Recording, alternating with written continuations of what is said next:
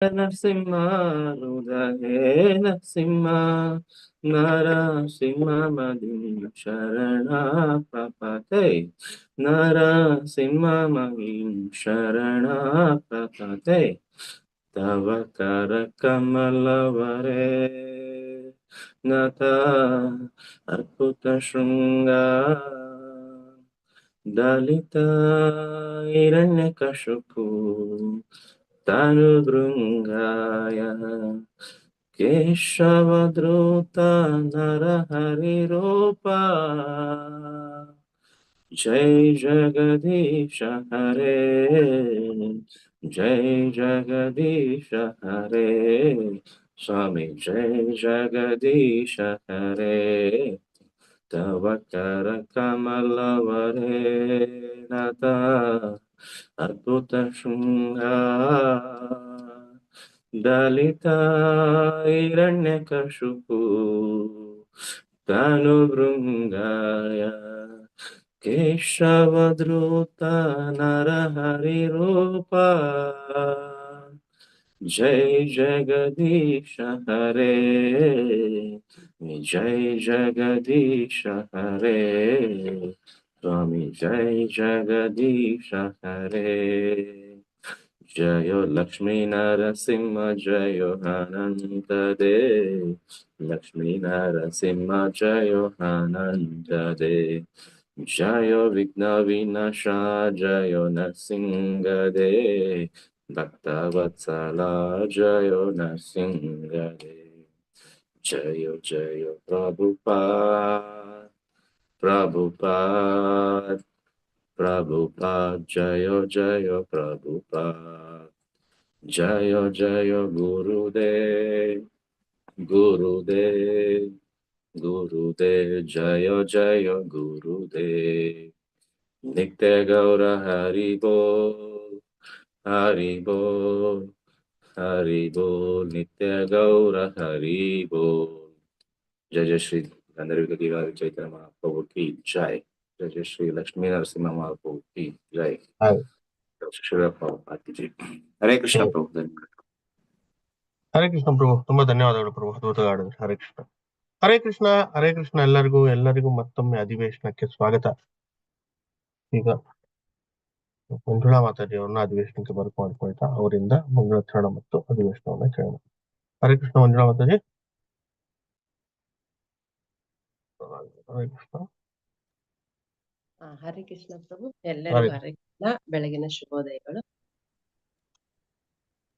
ಒಂದು ನಿಮಿಷ ಮಾತಾಡಿ, ಪ್ರೆಸೆಂಟೇಷನ್ ಸ್ಟಾರ್ಟ್ ಮಾಡ್ತೀನಿ.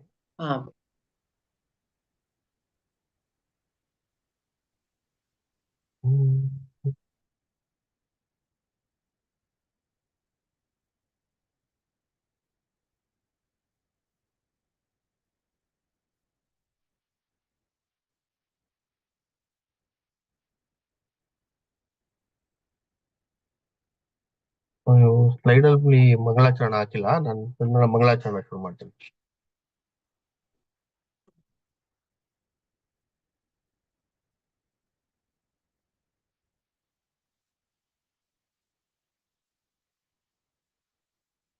ಎಲ್ಲರೂ ಭಕ್ತಿಯಿಂದ ನಮ್ರತೆಯಿಂದ ಗುರುಗಳ ಹಾಗೂ ಕೃಷ್ಣ ಆಶೀರ್ವಾದ ಅಂತ ಹೋದಾಗ ಮಂಗಳಾಚರಣದೊಂದಿಗೆ ಶುರು ಮಾಡ. ಹರೇ ಕೃಷ್ಣ. ಮಂಗಳಾಚರಣ.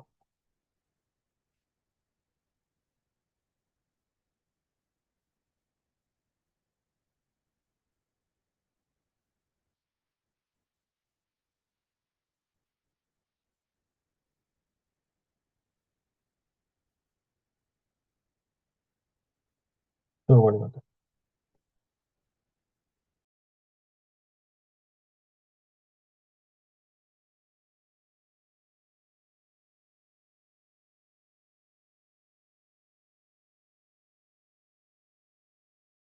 ಹರೇ ಕೃಷ್ಣ ಮಾತಾಜಿ, ಶುರು ಮಾಡಿ. ಒನ್ ಮ್ಯೂಟ್ ಆಗ್ತಾ ಇರ್ಲಿಲ್ಲ ಅದು.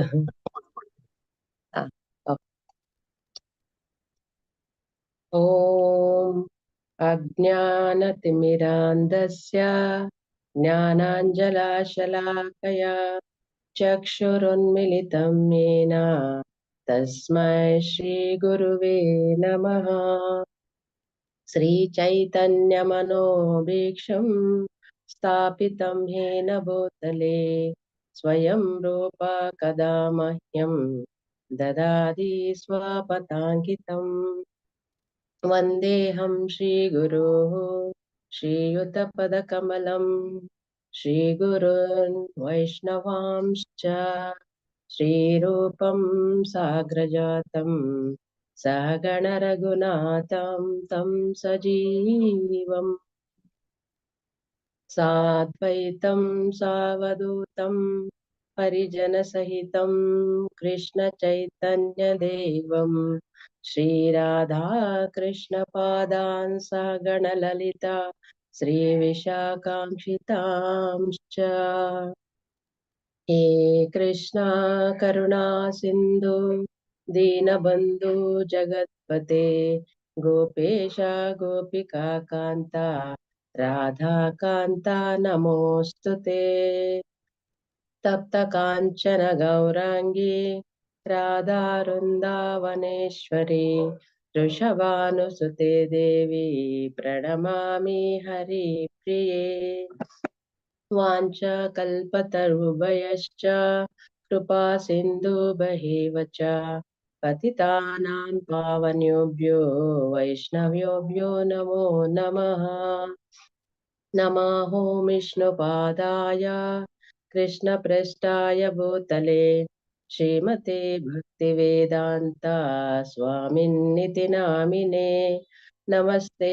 सारस्वती देवी गौरवाणी प्रचारिणे निर्विशेषा शून्यवादी पाश्चात्यादेशतारिणी जय श्री कृष्ण चैतन्य प्रभु नित्यानंद श्री अद्वैत गदाधर शिवसादि गौरभक्तवृंद हरे कृष्णा कृष्णा कृष्णा हरे हरे हरे राम राम राम हरे हरे ಹರೇ ಕೃಷ್ಣ. ಎಲ್ಲರಿಗೂ ಮತ್ತೊಮ್ಮೆ ಹರೇ ಕೃಷ್ಣ.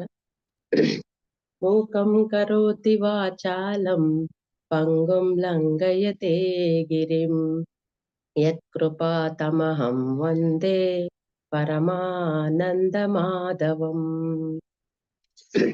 ಇವತ್ತಿನ ಒಂದು ಶೀರ್ಷಿಕೆ ಭಗವಂತ ಮತ್ತೆ ಭಕ್ತನ ನಡುವಿನ ಒಂದು ಸಂಬಂಧ ಅಂತ. ಸೊ ಇದು ನನಗೆ ಫಸ್ಟ್ ಬಾರಿ ಅವಕಾಶ ಕೊಟ್ಟಿದ್ದಾರೆ ಪ್ರಭುಗಳು. ದಯವಿಟ್ಟು ನಿಮ್ಮೆಲ್ಲರ ಹಾರೈಕೆ ನನ್ನ ಮೇಲೆ ಇರ್ಲಿ ಅಂತ ನಾವು 1 ಬಾರಿ ಹರೇ ಕೃಷ್ಣ ಮಹಾಮಂತ್ರವನ್ನ ಜಪ ಮಾಡಿ ಹರೇ ಕೃಷ್ಣ ಕೃಷ್ಣ ಕೃಷ್ಣ ಹರೇ ಹರೇ ಹರೇ ರಾಮ ರಾಮ ರಾಮ ಹರೇ ಹರೇ. ಹರೇ ಕೃಷ್ಣ ಅಂದ್ರೆ ಭಗವಂತ ಭಕ್ತನ ನಡುವಿನ ಸಂಬಂಧನೇ ಭಕ್ತಿ ಅಂತ. ಭಕ್ತಿ ಅಂದ್ರೆ ಭಗವಂತನನ್ನ ಒಂದು ಪ್ರೀತಿ ಮಾಡುವಂಥದ್ದು, ಲವ್ ಆಫ್ ಗಾಡ್.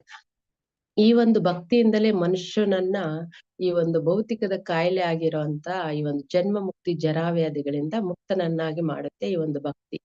ಇದು ಒಂದು ಮಹೋನ್ನತೆಯನ್ನ ಪಡೆಯುವಂಥದ್ದು. ಭಕ್ತರ ಒಂದು ಸಾಂಗತ್ಯದಲ್ಲಿ ಇರೋದ್ರಿಂದನೇ ಈ ಒಂದು ಭಕ್ತಿಯನ್ನ ಮಾಡಬಹುದು. ಭಕ್ತಿ ಅಂತಂದ್ರೆ ನೋಡಿಲ್ಲಿ, ಭಕ್ತಿ ಅಂದ್ರೇನೆ ಕೃಷ್ಣ ಅಂದ್ರೇನೆ ಇಲ್ಲಿ ಭಕ್ತಿ ಅಂತ. ಭಕ್ತನಿಲ್ಲದೆ ಭಗವಂತನಿಲ್ಲ, ಭಗವಂತನಿಲ್ಲದೆ ಭಕ್ತಿ ಇಲ್ಲ. ಇವರಿಬ್ಬರಿಗೂ ಒಂದು ಅವಿನಾಭಾವ, ಒಂದು ನಿಕಟವಾದ ಸಂಬಂಧ ಇರುತ್ತೆ ಅಂತ ಹೇಳ್ಬಿಟ್ಟು. ಸೊ ಈ ಒಂದು ಭಕ್ತಿ ಮಾರ್ಗ ಬಂದು ಆಧ್ಯಾತ್ಮಿಕದ ಒಂದು ಉದ್ದೇಶ, ನಮ್ಮನ್ನ ಭಗವಂತನ ಒಂದು ಸಮೀಪಕ್ಕೆ ಕೊಂಡೊಯ್ಯುವಂಥದ್ದು. ಭಗವಂತ ಹೇಳ್ತಾರೆ ಭಕ್ತಾ ಮಾಂ ಅಭಿಜಾನಾತಿ ಅಂತ. ಅಂದ್ರೆ ನನ್ನನ್ನ ಈ ಒಂದು ಭಕ್ತಿ ಸೇವೆಯಿಂದ ಮಾತ್ರ ಪಡಿಬಹುದು ಅಂತ. ಸೊ ಈ ಒಂದು ಭಕ್ತಿಗೆ ಅಷ್ಟೊಂದು ಶಕ್ತಿ ಇದೆ, ಪವರ್ ಇದೆ ಅಂತ ನಾವು ಅರ್ಥ ಮಾಡ್ಕೋಬೇಕು. ಭಕ್ತಿಯಿಂದಲೇ ಎಲ್ಲವನ್ನ ನಾವು ಪಡ್ಕೊಳ್ಬಹುದು. ಭಗವಂತನು ಸರ್ವಶಕ್ತ ಆಗಿರುವಂತದ್ದು, ಸರ್ವವ್ಯಾಪಿ. ತನ್ನ ಒಂದು ಸಮಸ್ತ ಶಕ್ತಿಯನ್ನ ಈ ಒಂದು ಪವಿತ್ರ ನಾಮದಲ್ಲಿ ತುಂಬಿಟ್ಟಿದ್ದಾರೆ. ಈ ಒಂದು ನಾಮದಿಂದಲೇ ಒಂದು ಭಕ್ತಿಯ ಒಂದು ಪ್ರಾರಂಭ ಅನ್ನೋದು ಆಗುತ್ತೆ.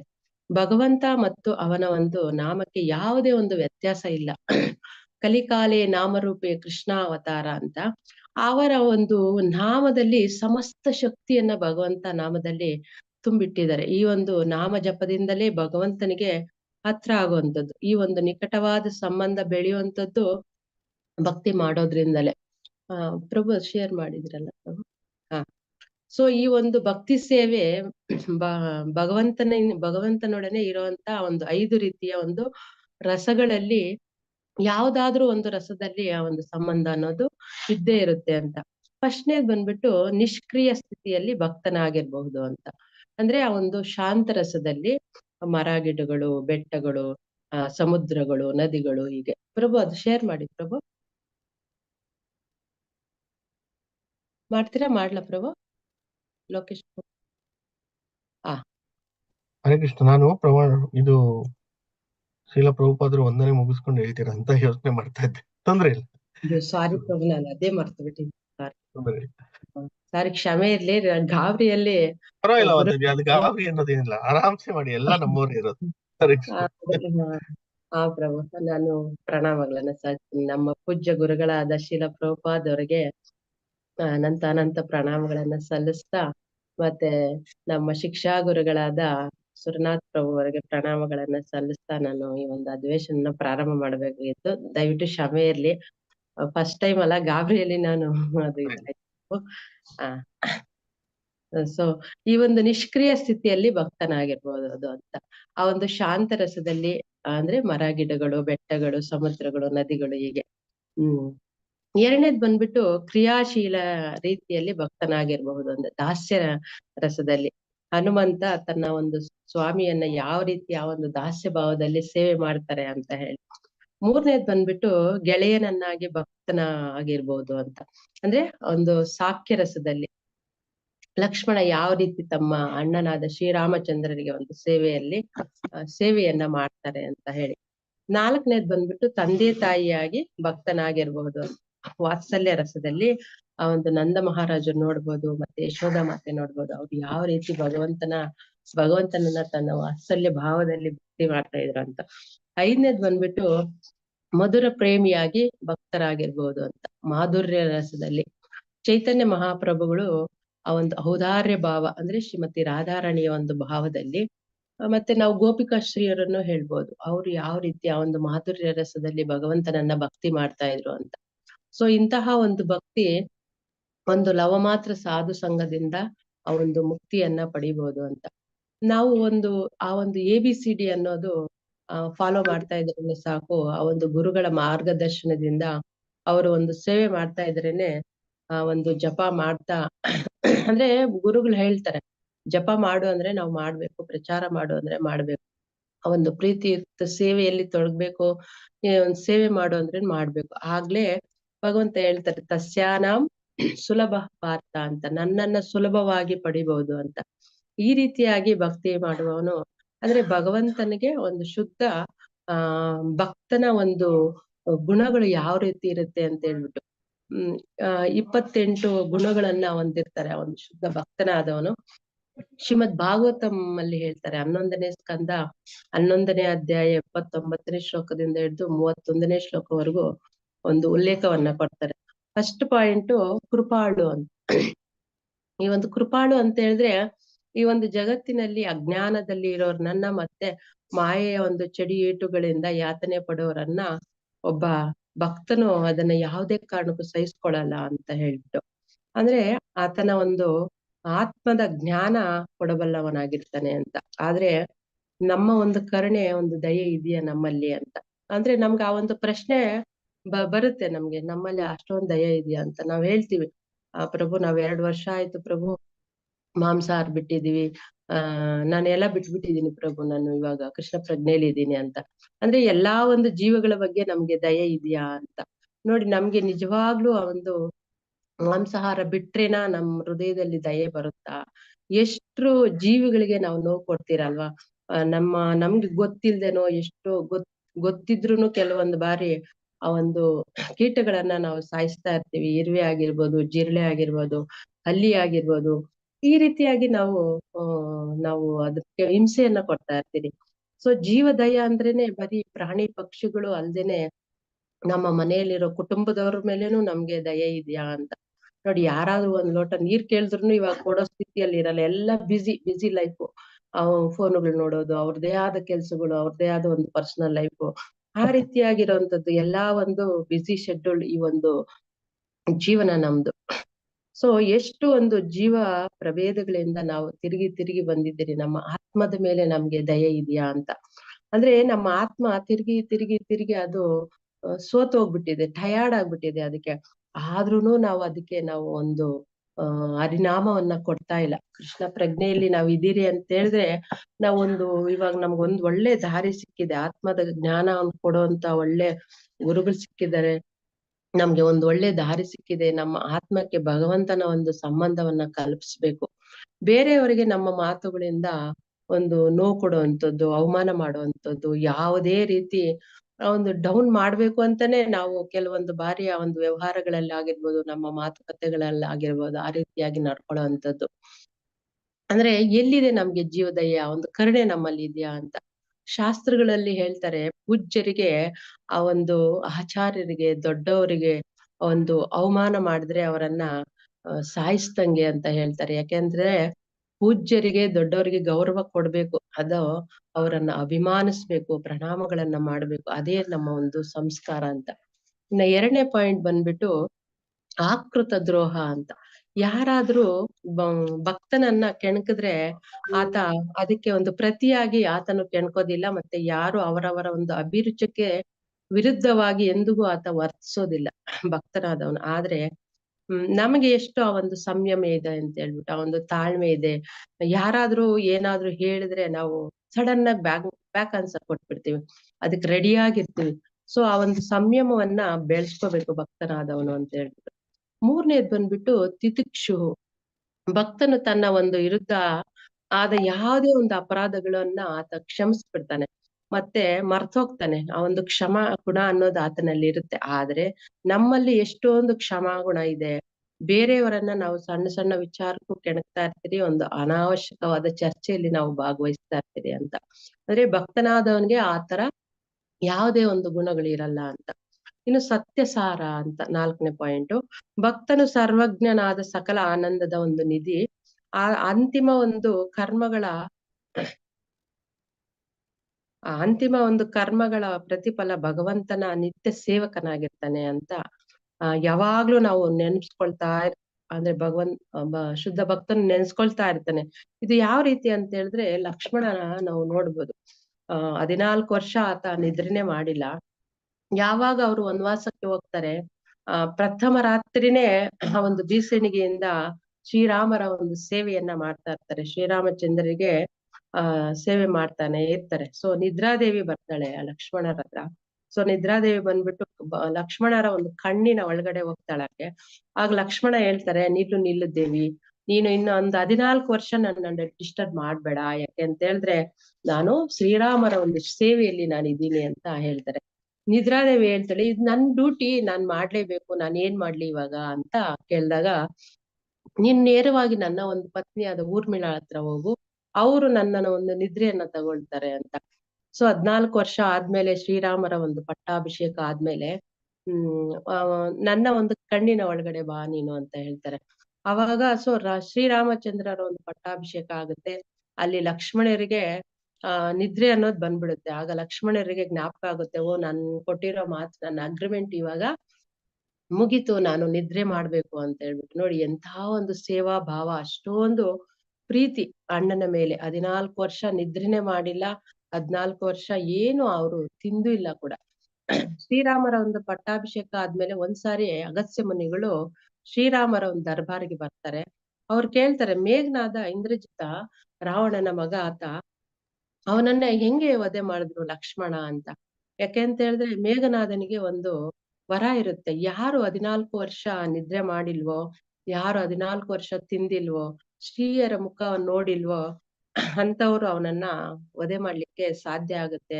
ಆದ್ರೆ ಲಕ್ಷ್ಮಣ ಹೆಂಗ್ ಮಾಡಿದ್ರು ಅಂತ ಹೇಳ್ಬಿಟ್ಟು, 14 ವರ್ಷ ಸೀತಾಮಾತೆ ಜೊತೆಯಲ್ಲೇ ನೀನಿದ್ದೆ ಅಲ್ವಾ, ನೀನು ಸೀತಾಮಾತೆಯನ್ನ ನೋಡಿರ್ತೀಯಾ ಅಥವಾ ತಿಂದಿರ್ತೀಯ ನೀನು ಅಂತ ಹೇಳ್ತಾರೆ.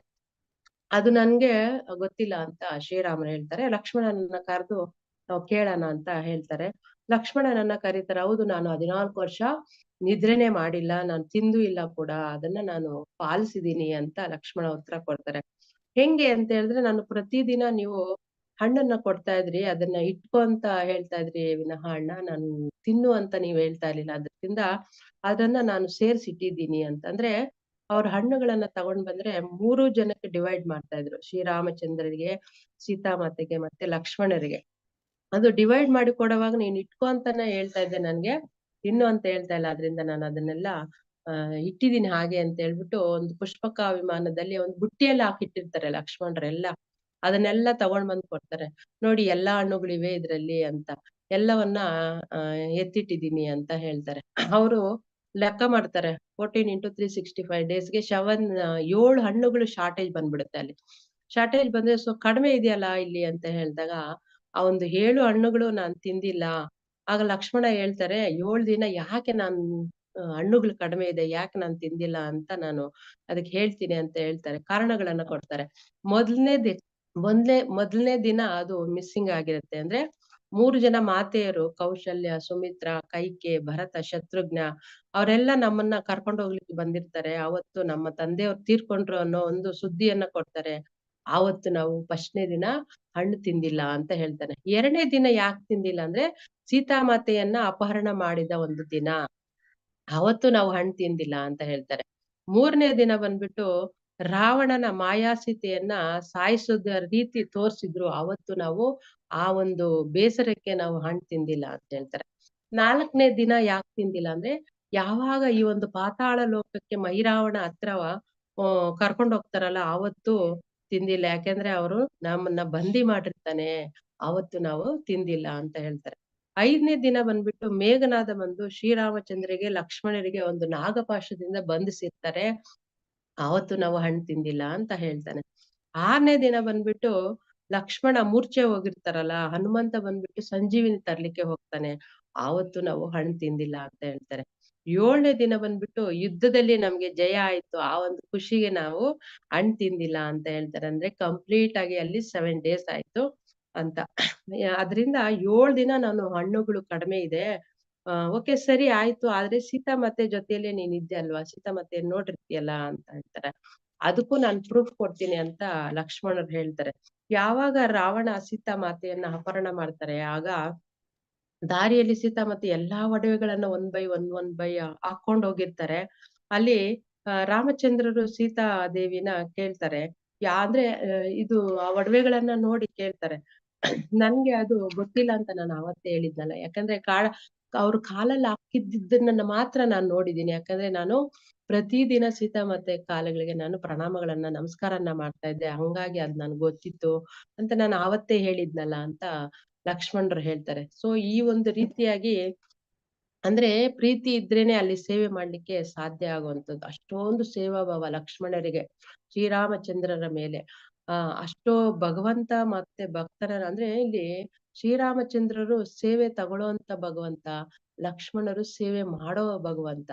ಅಂದ್ರೆ ಅವರ ಒಂದು ಇಬ್ಬರ ನಡುವೆ ನಿಕಟವಾದ ಒಂದು ಸಂಬಂಧ ಅನ್ನೋದು ಇರುತ್ತೆ. ಲಕ್ಷ್ಮಣ ರಾಮಚಂದ್ರರ ಒಂದು ಕಣ್ಣು ರೆಪ್ಪೆಗಳಾಗಿ, ಕಾಲು ಹೆಜ್ಜೆಗಳಾಗಿ ಅವರ ಒಂದು ಪ್ರತಿಯೊಂದು ಹೆಜ್ಜೆ ಇಡ್ಬೇಕಾದ್ರೂನು ಲಕ್ಷ್ಮಣರ ಒಂದು ಇಚ್ಛೆ ಆಗಿತ್ತು. ಸುರಕ್ಷಿತವಾಗಿ ಲಕ್ಷ್ಮಣರ ಒಂದು ಇಚ್ಛೆಯಿಂದಲೇ ಅವ್ರು ಪ್ರತಿಯೊಂದು ಹೆಜ್ಜೆಯನ್ನ ಇಡ್ತಾ ಇದ್ರು. ಶ್ರೀರಾಮಚಂದ್ರ ಅಷ್ಟೊಂದು ಕೇರ್ ಮಾಡ್ತಾ ಇದ್ರು, ಅಷ್ಟೊಂದು ಸುರಕ್ಷಿತವಾಗಿ ಅವರನ್ನ ನೋಡ್ಕೊಳ್ತಾ ಇದ್ರು ಅಂತ. ಸೊ 5ನೇ ಪಾಯಿಂಟ್ ಬಂದ್ಬಿಟ್ಟು ಅನವಧ್ಯಾತ್ಮ ಅಂತ. ಪ್ರಭು ಚೇಂಜ್ ಮಾಡಿ ಪ್ರಭು. ಭಕ್ತನು ಈ ಒಂದು ಭೌತಿಕದ ಲೋಕ ಮತ್ತೆ ಈ ಒಂದು ತಾತ್ಕಾಲಿಕ ಮತ್ತೆ ಈ ಒಂದು ಮಾಯಾದೀಪ ಅಂತೇಳಿ ಆತ ತಿಳಿದಿರ್ತಾನೆ. ಬೇರೆಯವರನ್ನ ಒಂದು ಅನಾವಶ್ಯಕವಾಗಿ ಯಾವುದೇ ರೀತಿ ಟೀಕೆ ಮಾಡಲ್ಲ, ಯಾರನ್ನು ದ್ವೇಷನೂ ಮಾಡಲ್ಲ. ಆದ್ರೆ ನಾವುಗಳು ಈ ಒಂದು ಭೌತಿಕ ಲೋಕನೇ ಶಾಶ್ವತ, ಆ ಒಂದು ಆತ್ಮದ ಜ್ಞಾನ ಇಲ್ದೇನೆ ಅಜ್ಞಾನದಲ್ಲಿ ಇದೀವಿ. ಅಂದ್ರೆ ಸತ್ಯ, ನಿಷ್ಠೆ, ಧಾರ್ಮಿಕತೆ ಇಲ್ಲ ಅಲ್ಲಿ. ಯಾವುದೋ ಒಂದು ನ್ಯಾಯಬದ್ಧವಾದ ಜೀವನನೇ ಇಲ್ದೇನೆ ನಿಷ್ಪ್ರಯೋಜಕವಾಗಿ ಜೀವಿಸುವಂಥದ್ದು. ಶಿಶುಪಾಲ ನೋಡ್ಬೋದು ನಾವು, ಆ ಒಂದು ಲೌಕಿಕ ಜ್ಞಾನದಿಂದ ಆ ಒಂದು ರಾಜಸೂಯ ಯಜ್ಞದಲ್ಲಿ ಕೃಷ್ಣನಿಗೆ ಒಂದು ಅಗ್ರ ಪೂಜೆ ಸಲ್ಲಿಸ್ತಾರೆ. ಅವರಿಗೆ ಆತನಿಗೆ ಸಹಿಸ್ಕೊಳಕ್ಕೆ ಆಗಲ್ಲ ಅದು. ಅಷ್ಟೊಂದು ಅಸೂಯೆ ಭಾವ ಆ ಶಿಶುಪಾಲನಲ್ಲಿ. ಎಲ್ಲರನ್ನ ನಿಂದನೆ ಮಾಡ್ತಾ ಇರ್ತಾನೆ. ಕೃಷ್ಣನನ್ನ ಈ ಒಂದು ವರ್ಣಾಶ್ರಮ ಧರ್ಮಕ್ಕೆ ಬಾಹಿರಾಗಿದ್ಯಾ ನೀನು, ಅಂದ್ರೆ ಮರ್ಯಾದವಂತರ ಒಂದು ಸಮುದಾಯದಿಂದ ಹೊರಗೆ ಉಳ್ದಿದ್ಯಾ, ಈ ಒಂದು ಧಾರ್ಮಿಕ ತತ್ವಾಚರಣೆ ಇಲ್ಲ ನಿನ್ನಲ್ಲಿ, ಸದ್ಗುಣಗಳಿಲ್ಲ, ಈ ರೀತಿಯಾಗಿ ಅನೇಕ ಒಂದು ದೈವ ನಿಂದನೆಗಳನ್ನ ಮಾಡ್ತಾನೆ. ಕೃಷ್ಣ ಮೌನಿಯಾಗಿ ಇರ್ತಾರೆ. ನಿನ್ನ ಒಂದು ತಪ್ಪುಗಳನ್ನ ನೀನ್ ಲೆಕ್ಕ ಹಾಕ್ತಾ ಇದೀಯಾ ಅಂತ ಭಗವಂತ ಹೇಳ್ತಾರೆ. ಅಂದ್ರೆ ಅವ್ರ ತಾಯಿಗೆ 100 ತಪ್ಪುಗಳು ಒಂದು ಕ್ಷಮ ಕೊಡುವಂತ ವರವನ್ನ ಕೊಟ್ಟಿರ್ತಾರೆ. ತಾಯಿ ಬಂದ್ಬಿಟ್ಟು ಶ್ರುತಿಶೇವೆಗೆ ಆಕೆಗೆ ಮಾತು ಕೊಟ್ಟಿರ್ತಾರೆ ಕೃಷ್ಣ. ಆ ಒಂದು ಲೆಕ್ಕ ಹಾಕೊಳ್ತಾ ಇದೀಯಾ ನಿನ್ ತಪ್ಪುಗಳನ್ನ ಅಂತ ಹೇಳಿದಾಗ 100 ತಪ್ಪು ಆದ್ಮೇಲೆ ಭಗವಂತ ಅವರಿಗೆ ಒಂದು ಮುಕ್ತಿಯನ್ನ ಕೊಡ್ತಾರೆ, ಆ ಒಂದು ಶಿರಚ್ಛೇದನವನ್ನ ಮಾಡ್ತಾರೆ. ನೋಡಿ 3 ಜನ್ಮಗಳಲ್ಲಿ ಭಗವಂತನ ಒಂದು ವೈರಿಯಾಗಿ ಜೀವಿಸಿದ್ರು ಅವರು. ಕೊನೆಗೆ ಸಾಯುಜ್ಯ ಮೋಕ್ಷವನ್ನ ಪಡೆದ್ರು ಭಗವಂತನಿಂದಲೇ ಅಂದ್ರೆ ಆ ಒಂದು ಲೌಕಿಕ ಜ್ಞಾನದಿಂದ, ಕೃಷ್ಣ ಧ್ಯಾನದಿಂದಲೇ ಅವನಿಗೆ ಮೋಕ್ಷ ಪ್ರಾಪ್ತಿ ಆಯ್ತು ಅಂತ ಹೇಳ್ಬಿಟ್ಟು. ಕೃಷ್ಣ ಭಕ್ತಿಯಿಂದಲೇ ಅದು ಮಾತ್ರ ಸಾಧ್ಯ ಆಗುವಂತದ್ದು. ಅವ್ನ್ ವೈರಿ ಆಗಿದ್ರುನು ಕೂಡ ಅಲ್ಲಿ ಕೃಷ್ಣನ ಒಂದು ಜಪ ಮಾಡ್ತಾ ಇದ್ರು. ಭಗವಂತನಿಂದಲೇ ಆತನಿಗೆ ಮೋಕ್ಷ ಪ್ರಾಪ್ತಿ ಆಯ್ತು ಅಂತ ನಾವು ಅರ್ಥ ಮಾಡ್ಕೋಬಹುದು. 6ನೇ ಪಾಯಿಂಟ್ ಬಂದ್ಬಿಟ್ಟು ಸರ್ವೋಪಕಾರಕ ಅಂತ. ಅಂದ್ರೆ ಭಕ್ತನಾದವನು ತನ್ನ ಆಸೆಗಳನ್ನ ಅಲಕ್ಷ್ಯ ಮಾಡಿ ಇತರರ ಒಂದು ತೃಪ್ತಿಗಾಗಿ ಆತ ಕೆಲಸ ಮಾಡ್ತಾ ಇರ್ತಾನೆ. ದುಃಖಿಯಾಗಿರ್ತಾನೆ. ತನ್ನ ಒಂದು ವೈಯಕ್ತಿಕ ಒಂದು ಸಂತೋಷಕ್ಕಾಗಿ ಬೇರೆಯವರಿಗೆ ಒಂದು ತೊಂದರೆ ಕೊಡಲ್ಲ ಆತ.